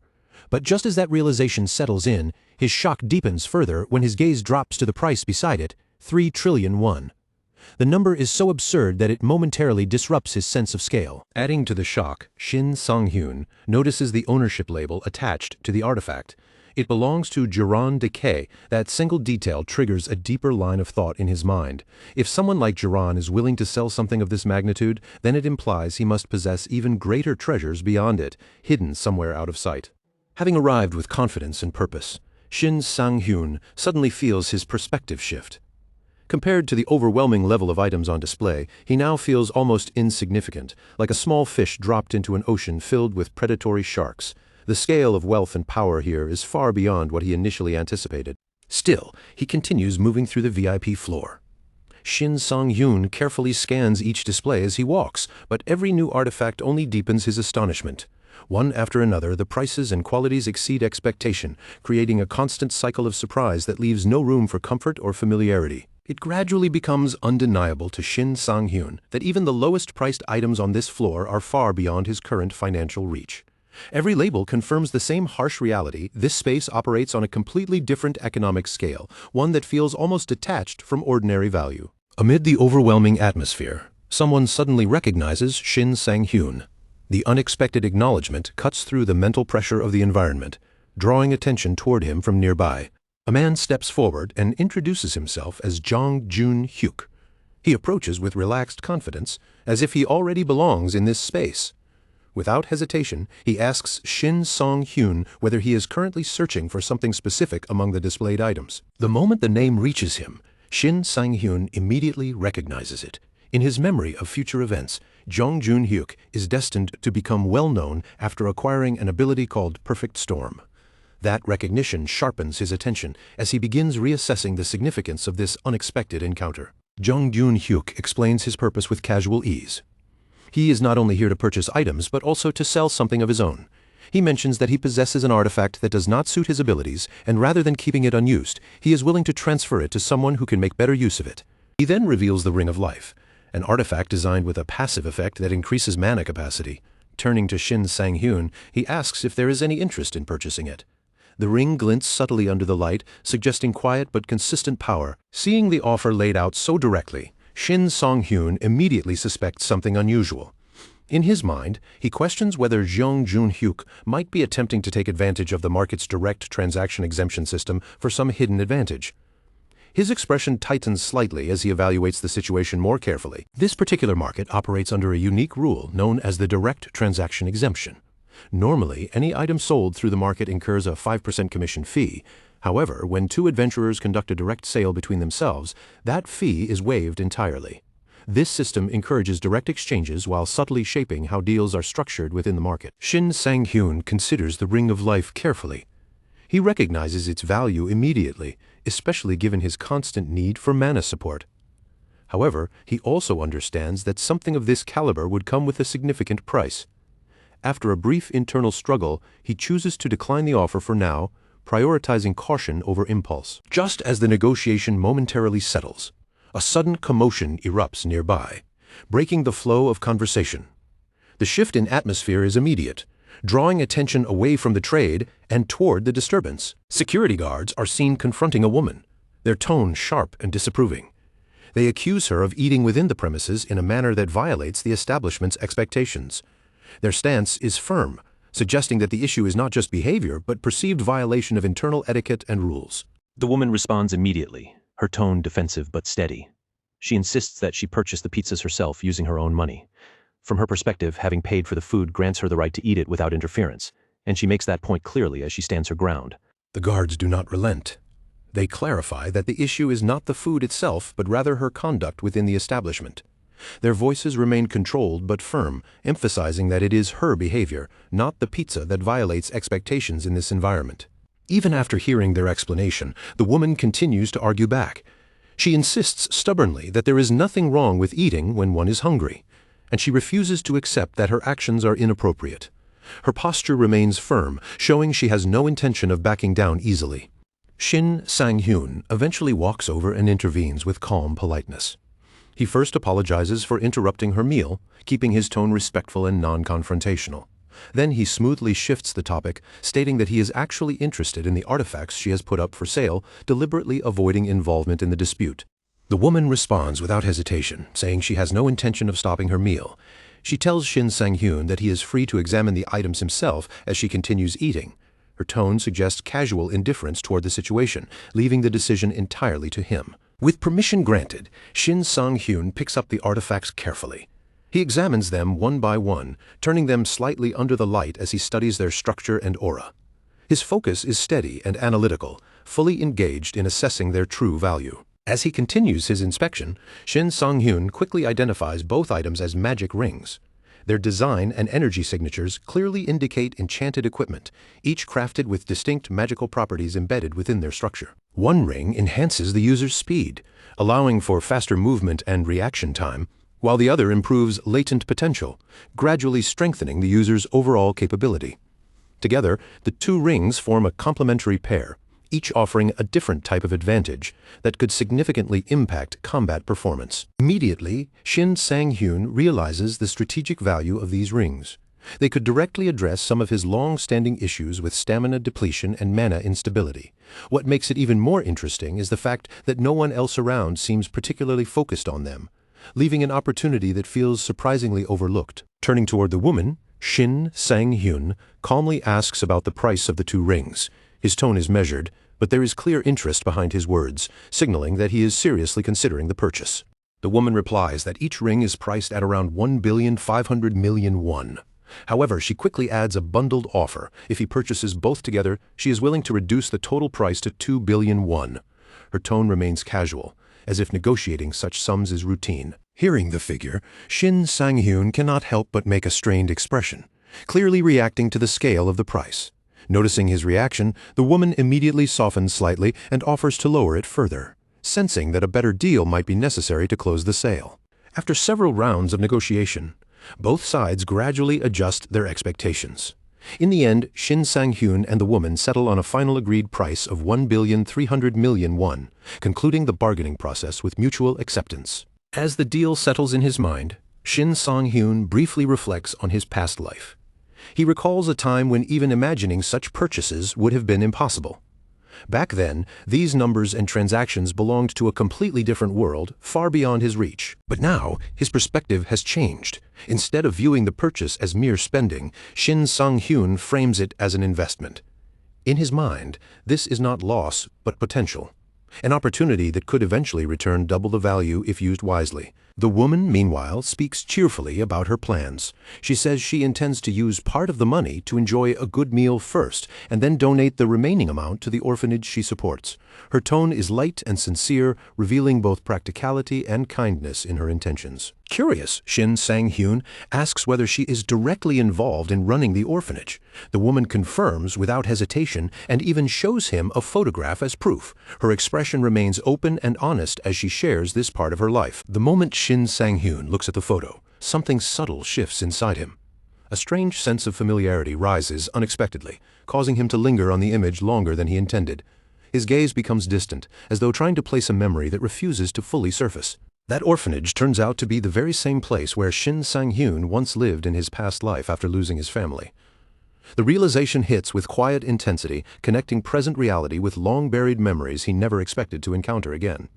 The coincidence feels almost unreal, as if the past has suddenly reached out into his current world. The woman quickly notices the change in his expression. Seeing him go pale and quiet, she tilts her head slightly and asks what is wrong, her voice filled with mild concern and confusion at his sudden reaction. Shin Sang-hyun quickly regains composure and explains that he simply remembered something from his past. Rather than dwelling on it, he smoothly shifts the conversation forward, asking her about the current situation of the orphanage, keeping his tone controlled and focused. The woman answers with a calm but somber tone, explaining that the orphanage was destroyed in a collapse. Shin Sang-hyun already suspected this outcome, but hearing it confirmed directly from her carries a heavier emotional weight, sealing the truth he had been piecing together all along. Shin Sang-hyun stands there in quiet stillness, the noise of the world fading as a sharp realization settles in his mind. For him, being a player has always been about strength, survival, and carving out a future in a brutal system. But as he watches the girl in front of him, that certainty begins to shift. She isn't chasing power for herself at all. Every bit of money she earns is meant for the orphanage, a place tied to something far more personal than simple ambition. Her purpose feels entirely different from his own, almost like they are walking two separate worlds under the same sky. The girl continues speaking with steady sincerity, revealing the weight behind her determination. She explains that the orphanage she is trying so desperately to rebuild wasn't just any institution. It was originally founded by her own parents. That single fact gives everything she does a deeper meaning. For her, restoring that place isn't just about repairing a building or helping children, it's about preserving the memory of her family, making sure their existence doesn't quietly disappear with time. Every effort she makes is tied to that lingering legacy she refuses to let fade away. Without hesitation, she goes a step further, her tone turning slightly lighter, but still sincere. She tells Shin Sang-hyun that if he's interested at all, he's welcome to learn more about what she's doing. Not only that, but she even invites him to potentially join the team supporting the project. As she speaks, she calmly reaches into her hand and extends a simple business card toward him, offering it without pressure, just an open door waiting to be stepped through. Shin Sang-hyun lowers his gaze and takes the card, studying it carefully. What immediately catches his attention is how simple it is, almost too simple. The edges, the lettering, the overall design, everything about it feels handmade, lacking the polished finish of something professionally produced. That small detail alone tells him more than words ever could. In his mind, it becomes clear that they must be struggling financially, relying on whatever they can manage just to keep things moving forward. For a brief moment, something inside him stirs. The situation reaches deeper than he expects, brushing against memories he doesn't usually let surface. His thoughts drift, momentarily pulled back toward his own past, where similar feelings once lingered. But just as quickly as it rises, Shin Sang-hyun forces himself to regain control. He tightens his expression, carefully suppressing any emotional reaction, refusing to let it show on his face. Even so, the girl isn't easily fooled. Her eyes catch the slightest shift in his expression. The brief flicker of emotion he tried so hard to hide. Instead of reacting with confusion or suspicion, however, she tilts her head slightly, Almost amused, rather than finding it strange, she seems to interpret it in an entirely different way, as if his subtle reaction is something unexpectedly endearing to her. Meanwhile, the scene transitions away from the quiet street atmosphere and shifts to the imposing structure of the Eden Guild headquarters. Shin Sang-hyun arrives at the towering building for a scheduled visit, the entrance looming ahead with an air of authority and discipline. The environment feels entirely different from where he was moments ago, controlled, structured, and heavy with the presence of trained adventurers moving with purpose. As he steps closer to the entrance, he is greeted by none other than Cho Jin-ho, an adventurer already known within the guild.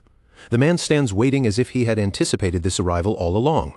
With a calm but direct tone, Cho Jin-ho tells Shin Sang-hyun that he has been expecting him, making it clear that this meeting is not by chance, but something deliberately arranged. Shin Sang-hyun can't help but feel a slight surprise at this reception. Being personally greeted by someone like Cho Jin-ho signals that this is not an ordinary visit. As he processes this, his instincts sharpen. He quickly concludes that whatever is waiting for him inside the guild is not something casual, it's something that demands his full attention and seriousness from the very beginning. Not long before this moment, Shin Sang-hyun had still been out at the market, moving through the ordinary flow of daily life. The contrast between that peaceful environment and the current tense guild atmosphere feels almost surreal, as if the two moments belong to completely different worlds, separated by only an hour of time. At that time, he had already promised the orphanage girl that he would contact her later. As he prepared to leave and wrap up the conversation, his phone suddenly rang out unexpectedly. The timing was inconvenient, cutting through the moment just as he was about to take his leave. Feeling a slight wave of irritation at the interruption, Shin Sang-hyun steps aside from the crowd and answers the call. On the other end, Kim Mi-seo's voice comes through clearly. She informs him that a new portal is about to open, her tone calm but serious, signaling that this is not something trivial or routine. She continues by explaining the requirements for entry in detail. This particular portal demands at least 2 participants, and every member must be at least level 130 or higher. The reason for such strict conditions is simple. The gate they are dealing with is none other than the infamous Black Gate, known for its danger and difficulty. The moment the name Black Gate is mentioned, something immediately clicks in Shin Sang-hyun's memory. His expression shifts slightly, as though the term has pulled up a buried recollection from deep within his past knowledge of the world and its most dangerous dungeons. He remembers clearly now. This is the same location that was once cleared by Kang Boa, the legendary sword arbiter. That achievement had been so significant that the entire dungeon was forever renamed and remembered as the Black Gate afterward, marking it as a place of both danger and prestige. As he thinks it through, Shin Sang-hyun reflects on how smoothly his cooperation with Kim Mi-seo has been progressing so far. Their teamwork has proven effective, with little friction and clear mutual understanding. Because of that, he sees no real reason to reject her proposal outright. On top of that, another memory surfaces. This dungeon is known for its extraordinary reward. An epic-grade artifact was reportedly obtained from it, something of immense value and power. Even though the exact details are somewhat hazy in his mind, the significance of that reward is something he cannot easily forget. With all of this weighing in his mind, Shin Sang-hyun makes a quick decision. Without dragging out the conversation or hesitating further, he agrees to join the raid. A dungeon of this caliber is not something he intends to ignore, especially when the potential rewards and risks are so high. Returning to the present, Shin Sang-hyun now stands once again at the guild building, this time for the arranged meeting with Kim Mi-seo. The earlier moment at the market already feels distant as his attention shifts fully into the structured environment of the guild. His mind is no longer occupied by what he left behind. Cho Jin-ho notices Shin Sang-hyun's expression and subtly asks if something is troubling him. The question is calm but observant. Shin Sang-hyun responds simply with a short denial, showing no intention of elaborating. With that brief exchange, they continue moving deeper into the guild interior together. As they walk through the wide corridors of the Eden Guild headquarters, Cho Jin-ho explains that Kim Mi-seo is currently in a meeting with the guild leader. Because of this, she won't be able to meet Shin Sang-hyun immediately, but she will come once the discussion is finished. The atmosphere remains orderly, filled with quiet movement and distant activity. Then, as they continue forward, Cho Jin-ho casually suggests an alternative while they wait. He offers to take Shin Sang-hyun to the training room to pass the time. Not just that, he emphasizes that it's a rare privilege, since the facility is usually restricted and not open to just anyone within the guild. As they approach the training area, Shin Sang-hyun suddenly feels a subtle shift in the air around him. The atmosphere grows noticeably heavier, almost as if pressure itself has increased. The space feels more intense, charged with energy that presses against his senses.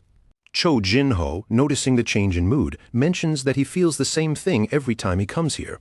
However, he quickly reassures Shin Sang-hyun not to be alarmed by it, telling him to relax and treat it as a normal part of the environment. But the moment Shin Sang-hyun steps through the entrance, his eyes immediately catch something unexpected. The training room is already occupied. Someone is inside, actively using the space. Without hesitation, he signals that they should not interrupt and suggests they avoid disturbing the ongoing session. Inside the arena, Shin Tae-rai is completely absorbed in her training. Her focus is absolute, her stance firm as she engages in combat practice within the controlled battlefield. The space echoes with the intensity of her movements as she continues her session without distraction. Once again, she is facing off against a golem used as a training opponent. As always, she fights with full commitment, showing no sign of holding back. Every strike, every movement is executed with precision and seriousness, because Shin Tae-rai treats even practice battles as if they were real combat. However, this time, the situation is different from usual. Her intense training is no longer happening in isolation. There are people present nearby, observing her from the sidelines, watching her every move as she continues her relentless session. Cho Jin-ho suddenly speaks up, his tone firm, pointing out that he had reserved the training room in advance. He questions why Shin Tae-rai is currently occupying it despite that reservation, his words carrying both confusion and authority as he addresses the situation directly. Shin Tae-rai pauses briefly, looking slightly confused by the interruption, but her confusion deepens when her eyes shift and she notices Shin Sang-hyun standing there as well, inside the guild building. The unexpected presence adds another layer of surprise to the already unusual situation. After a short pause, she recognizes him and speaks casually, noting that it has been quite some time since they last met. With a curious look, she asks him directly what brings him to the guild at this moment. Shin Sang-hyun answers without hesitation, keeping his tone straightforward. He explains that Kim Mi-seo has once again invited him to join her for another raid, making it clear that his presence here is tied to that ongoing arrangement. Hearing this, Shin Tae-rai responds with a slightly sarcastic tone, teasing him by saying that he seems to have grown quite close to her friend lately. Her words carry a mix of amusement and mild irritation, hinting at more than just casual observation. She then notices Cho Jin-ho becoming visibly uneasy, as if the situation is becoming awkward for him. With that in mind, she decides not to linger any longer. Before leaving, however, she tells Shin Sang-hyun that she would like to train with him someday and adds that she will contact him later when the opportunity arises. Once Shin Tae-rai leaves the training area, Cho Jin-ho exhales slightly, finally relaxing now that the tension has eased. He remarks that they are now alone, implying that this is the perfect opportunity to proceed with what he had planned, some real practice. He then turns to Shin Sang-hyun and directly asks if he would be willing to engage in a duel. His tone is straightforward, carrying neither hostility nor hesitation, but rather a clear desire to test something for himself. Shin Sang-hyun can't help but think back for a moment, wondering if every member of the Eden Guild intends to challenge him in one way or another. It reminds him of Shin Tae-rai's earlier behavior, making the situation feel like it might be repeating itself in a different form. Sensing any possible misunderstanding, Cho Jin-ho quickly clarifies his intentions. He tells Shin Sang-hyun not to worry, emphasizing that this is not meant to cause trouble or hostility. Instead, he simply wants to observe Shin Sang-hyun's abilities firsthand through direct combat. He goes on to explain that ever since becoming a swordsman adventurer, he has developed a personal habit, one that involves testing the strength of other capable adventurers through real battles. For him, combat is the most honest way to understand someone's true skill. Hearing this explanation, Shin Sang-hyun finally understands Cho Jin-ho's intention clearly. This isn't a random challenge or provocation. Rather, it is an attempt to read him, to measure exactly what kind of fighter he is through direct confrontation. Cho Jin-ho then adds another detail, telling Shin Sang-hyun that he is free to choose any weapon from the guild's arsenal if he needs one for the duel. The offer is made casually, as if preparing for a standard practice match rather than a serious confrontation. But Shin Sang-hyun declines without hesitation. He calmly states that he doesn't need any of their weapons because he already has the perfect one for himself. In the next moment, he summons his longsword from subspace, the blade appearing as he prepares for the duel to begin. Cho Jin-ho's eyes widen in clear surprise as he witnesses the ability firsthand. He admits openly that he has never seen anything like that before. Far from discouraging him, however, the display only heightens his excitement, making him even more eager to face Shin Sang-hyun in combat. As the atmosphere shifts toward battle, Cho Jin-ho begins to prepare himself. His body starts to change dramatically, muscles expanding, frame widening. Within moments, he grows larger and more imposing until he stands nearly 3 times his original size, radiating overwhelming physical presence. Meanwhile, in a completely different part of the guild, a quiet tension unfolds inside the office. Kim Miseo's father sits with visible concern, his thoughts weighed down by worry about his daughter's safety and the path she continues to choose. The atmosphere is heavy with unspoken anxiety, even though Kim Miseo insists that she fully understands her own decisions and direction in life. Her father remains unconvinced. No matter how calmly she explains herself, he cannot seem to ease the worry that grips him about the dangerous path she is walking. Frustration finally breaks through Kim Miseo's calm demeanor. She tells her father firmly that she intends to continue following her own path, regardless of his objections. In a decisive moment, she even asks him not to contact her anymore, drawing a clear emotional boundary between them. After hearing her words, Mr. Kim falls into silence for a brief moment, absorbing the weight of what has just been said. Then, with a heavy sense of resolve forming, Kim decides to make a call. He reaches out directly to guild leader Jang, requesting a favor that hints at deeper concerns brewing beneath the surface. Back inside the training arena, the atmosphere grows electric. Cho Jin-ho faces Shin Sang-hyun with barely contained excitement, his eyes burning with anticipation. He states that he is about to discover everything he needs to know about Shin Sang-hyun, and with that, the tension peaks as the duel is finally moments away from beginning. With his combat form fully awakened, Cho Jin-ho stands firm in front of Shin Sang-hyun, his massive presence filling the training space. The air itself feels heavier around him as he stabilizes his stance, then calmly asks, almost casually, whether Shin Sang-hyun is truly ready to begin. His tone is steady, but the pressure behind it makes the question feel anything but simple. As Shin Sang-hyun takes in the sight of that transformed figure, his eyes sharpen slightly. A single thought cuts through his mind in an instant. This is the first time he has ever witnessed an Eden Guild swordsman enter Giant mode. The sheer physical shift is unlike anything he has seen before, and it instantly registers as something beyond ordinary combat enhancement. He recalls what he has heard about Du Kyung-soo, the man treated as the standard benchmark for all swordsmen. In theory, many try to measure themselves against that level, but replicating that fighting style is something entirely different. It's not just skill, it demands a body and talent that most people simply don't possess. Because of that, the vast majority never even attempt to imitate it in the first place. Instead of chasing that near-impossible ideal, most swordsmen choose a more straightforward path. They abandon refinement, and instead focus entirely on raw, overwhelming power. Their bodies are trained and hardened again and again, each one pushing strength to its absolute limit, believing that brute force alone is the only reliable answer in real combat. Shin Sang-hyun recognizes that same mindset within himself. He too once walked that very road, building strength layer by layer just to survive. And now, standing here in front of someone like this, he can't help but wonder when it comes to pure, strength-based swordsmanship, who is really standing at the top of the world right now. Across the world, there may not be a single unanimous answer to that question. Different regions, different legends, each with their own strongest. But at least in Korea, one name is always mentioned without hesitation, Cho Jin-ho, and a large part of that reputation isn't just raw strength, but the very unusual ability he's displaying right now. Even as the swordsmanship landscape continues to evolve around him, Cho Jin-ho has never fallen behind. While others adapt, shift styles, or reinvent themselves, he remains firmly rooted in his own path. Instead of being left behind, he forces the world to acknowledge him, proving again and again that his method still belongs at the very top. As those thoughts settle in, something inside Shin Sang-hyun begins to burn hotter.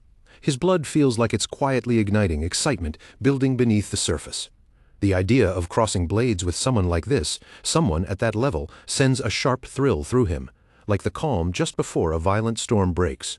Cho Jin-ho watches him closely, his gaze fixed on Shin Sang-hyun's expression. A faint hint of approval appears as he remarks that he likes that kind of fearless confidence. But that alone isn't enough. Now he wants to see whether that confidence is just empty posture or something with real weight behind it. Shin Sang-hyun notices it immediately. Even before a single strike is thrown, Cho Jin-ho lifts his sword, and in that instant, a violent wave of wind pressure erupts outward. The force ripples through the space between them, pushing against the air itself as if the atmosphere is being physically compressed. From that single display, Shin Sang-hyun understands exactly what kind of battle this is going to become. If Cho Jin-ho answers everything with pure, overwhelming force, then there is only one correct response: meet it head-on. Neither of them is holding back, and neither expects the other to. It's a clash that must be answered directly. At the same time, Shin Song-hyun knows very clearly that this is not the kind of fight where he can afford even the smallest mistake. His opponent is far beyond ordinary standards. One lapse in timing, one misread movement, and the entire exchange could turn dangerous in an instant. And then it happens. Cho Jin-ho suddenly bursts forward with explosive force, his body surging like a released cannon. The attack tears through the air with such intensity that even the surrounding space seems to shake from the impact of his momentum. But in that instant, something unexpected occurs. The strike does not reach its intended target. It never connects with Shin Sang-hyun's body. Because at the very last moment, Shin Sang-hyun meets it head-on, raising his weapon and intercepting the attack directly in front of him. The clash lands cleanly in a straight, uncompromising block. Cho Jin-ho is genuinely taken aback. It's not just that his attack was stopped, it's how it was stopped. No hesitation, no evasive trick, no complicated maneuver. Just a direct, precise answer to overwhelming force. That simplicity, combined with confidence, catches him completely off guard. Feeling the pressure shift for a split second, Shin Sang-hyun tightens his grip on his blade. His stance locks in, and he speaks with calm intensity, telling Cho Jin-ho that now it's his turn to attack. The words land clearly, cutting through the tension like a challenge returned in kind. Cho Jin-ho immediately understands. That brief moment of surprise, just a fraction of hesitation, was a mistake. In a fight like this, even a blink of opening is dangerous. And if Shin Sang-hyun exploits it fully, the situation could swing against him far faster than expected. Without delay, Shin Sang-hyun pulls back and releases his own attack. The force behind it is immense, far heavier than a normal counterstrike. The impact doesn't remain contained between the two fighters. Instead, it explodes outward, shaking the surrounding space and spreading shockwaves through the training area. Even after absorbing that blow, Cho Jin-ho exhales sharply, but instead of frustration, there's something almost satisfied in his expression. A flicker of approval appears in his eyes. He's genuinely glad to see that the boy in front of him isn't holding anything back. At first, Cho Jin-ho had assumed Shin Sang-hyun was just another flashy newcomer, someone trying to look impressive without real substance. But after feeling that strike firsthand, that assumption shatters completely. He realizes just how wrong he was about him from the very beginning. And in that moment, one thing becomes absolutely clear to Cho Jin-ho: there is no turning back now. Once a clash reaches this level, stepping away is no longer an option. This fight must continue until one side is fully proven. He even goes so far as to praise the force behind Shin Sang-hyun's attack. Under normal circumstances, an ordinary adventurer would have been blown apart trying to block something like that. But Shin Sang-hyun is different. His body and skill are clearly built beyond that level. Still, Cho Jin-ho adds with a serious tone that a real man has no reason to hold back in battle. If there is still hidden strength within Shin Sang-hyun, he wants to see it, every last bit of it. And with that, he offers what sounds like an apology in advance, as if he already knows what comes next will be overwhelming. He explains further that when it comes to combat, restraint simply isn't in his nature. For him, holding back against any opponent feels like an insult to the fight itself. So, once a duel begins, he has no intention of limiting himself. Everything he has will be put on the line. At that moment, Shin Sang-hyun recognizes the feeling immediately. He has seen this kind of build-up before. This is the same technique Cho Jin-ho once used in a battle that saved countless lives during the so-called second collapse. That memory clicks into place instantly. A disaster that, in Shin Sang-hyun's timeline, has not even happened yet. 20 years still remain before it should occur. And yet here it is, the same devastating technique. A relentless barrage like falling meteors summoned by monstrous force is about to rain down directly on him. Cho Jin-ho admits openly that this technique is still incomplete. That is exactly why he rarely uses it. But right now, standing before Shin Sang-hyun, he feels that anything less than full power would be meaningless. If he is going to test him, it must be done properly. Shin Sang-hyun stares up at the forming attack, his expression tightening. In his mind, a bitter realization forms what Cho Jin-ho calls incomplete is already far beyond what most people could ever hope to survive, let alone defend against comfortably. Even if he pours every last bit of strength into defense, he knows it won't be enough. A normal block will not stop what is coming. If he wants to survive this, he needs a solution, and he needs it immediately, before the attack fully descends. The only possibility that comes to him is desperate and dangerous. Instead of defending head-on, he considers striking at the flank. the weakest point where the force is least concentrated. It's reckless, almost absurd, but in this moment, it's the only viable path forward. Even as the idea forms, he fully understands how insane the situation is. The incoming power is equivalent to more than 700 adventurers attacking at once.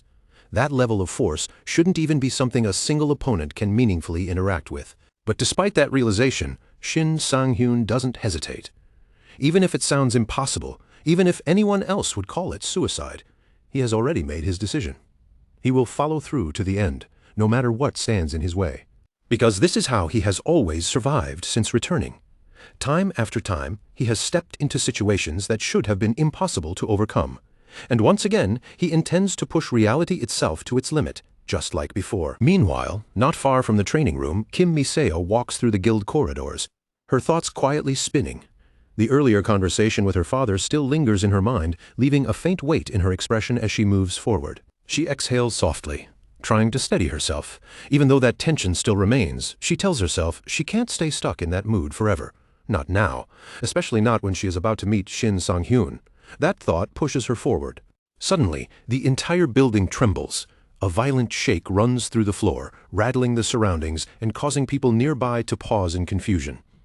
The sudden impact feels like the structure itself has been struck from somewhere deep inside. Most people instinctively assume it's an earthquake. But Kim Mi-seo immediately senses something different. Her expression sharpens as she realizes the source isn't natural at all. The tremor came from the direction of the training room. Alarm flashes across her face. Without wasting a second, she breaks into motion, heading straight toward the source. In her mind, there is only one explanation that makes sense. Whatever just happened, it must involve Shin Sang-hyun. When she finally arrives, the training room is engulfed in thick smoke and dust. The air is so dense she can barely see inside, let alone understand what kind of clash produced such destruction. Everything is obscured in a hazy aftermath. She stands at the edge of the ruined space, staring into the smoke-filled arena. Questions flood her mind. What on earth could have happened here to turn a controlled training room into something like this? The scale of destruction feels unreal. Through the lingering smoke, Cho Jin-ho's voice echoes out. Even now, he admits that Shin Sang-hyun continues to surprise him. He never expected that the boy would actually choose to face such an overwhelming attack head-on without hesitation. Shin Sang-hyun responds briefly, accepting the praise with a simple acknowledgement. But he doesn't pretend everything is fine. He openly admits that he didn't come out of that clash completely unscathed. There are still signs of damage from the exchange. Cho Jin-ho tells him not to worry too much, mentioning that the guild has skilled doctors who can treat any injuries properly. Even as he says it, there's a subtle heaviness in his voice. He himself has clearly felt the impact of that exchange as well. But what unsettles Cho Jin-ho the most isn't the physical damage. It's the realization that a newcomer, someone he expected to be far below him, is already operating on a level close to his own. For a seasoned adventurer like him, that thought is difficult to ignore. From the moment their swords collided, Shin Sang-hyun showed none of the usual signs of hesitation or inexperience. No panic, no sloppy movement, just clean, controlled execution. That level of composure simply does not match what one would expect from a beginner. Even so, Cho Jin-ho comes to a grounded conclusion. Shin Sang-hyun is strong, undeniably so, but he is not yet complete. There is still room for growth, still a long path ahead before he reaches his true potential. With that in mind, Cho Jin-ho thanks him sincerely for accepting the duel. He admits that the fight gave him far more to think about than he ever expected, and it has left a strong impression on him as well. He goes even further, stating that after witnessing this level of combat, no one in the Eden Guild will be able to question Shin Sang-hyun's strength anymore. His abilities are now something that must be acknowledged without doubt. Hearing that, Shin Sang-hyun looks at him with a steady gaze and asks the question that has been forming in his mind: was this duel actually some kind of entrance test for the Eden Guild from the very beginning? Cho Jin-ho stands there in the aftermath of the clash, his towering form slowly settling as the tension in the air begins to fade. With a calm, almost matter-of-fact tone, he finally admits the truth. Yes, this duel was indeed an entrance test from the very beginning. But instead of leaving it at that, his expression shifts into something more approving as he looks directly at Shin Sang-hyun. He acknowledges that the young man has far more potential than he initially expected, someone who could push even beyond what he has shown here. Then, almost abruptly, as if it were the most natural thing in the world, Cho Jin-ho extends an unexpected invitation, asking Shin Sang-hyun to join his secret club, a private gathering reserved strictly for men, hidden away from the rest of the guild's formal structure. Before the heavy atmosphere left by that revelation can fully settle, a sharp voice cuts through the space without hesitation. Kim Mi-seo steps into the scene, her presence immediately changing the mood as she interrupts the conversation at once. Her timing is direct, almost forceful, as if she cannot allow what she is hearing to continue unchallenged. Her frustration erupts instantly as she turns her attention to Cho Jin-ho, her expression tight with anger. She scolds him bluntly, reminding him that all she asked for was a proper, respectful welcome for Shin Sang-hyun, not for him to be dragged into a brutal fight that nearly destroyed the training room. Her voice rises with clear agitation as she presses him further, demanding to know if he has completely lost his mind for turning a simple meeting into something this extreme.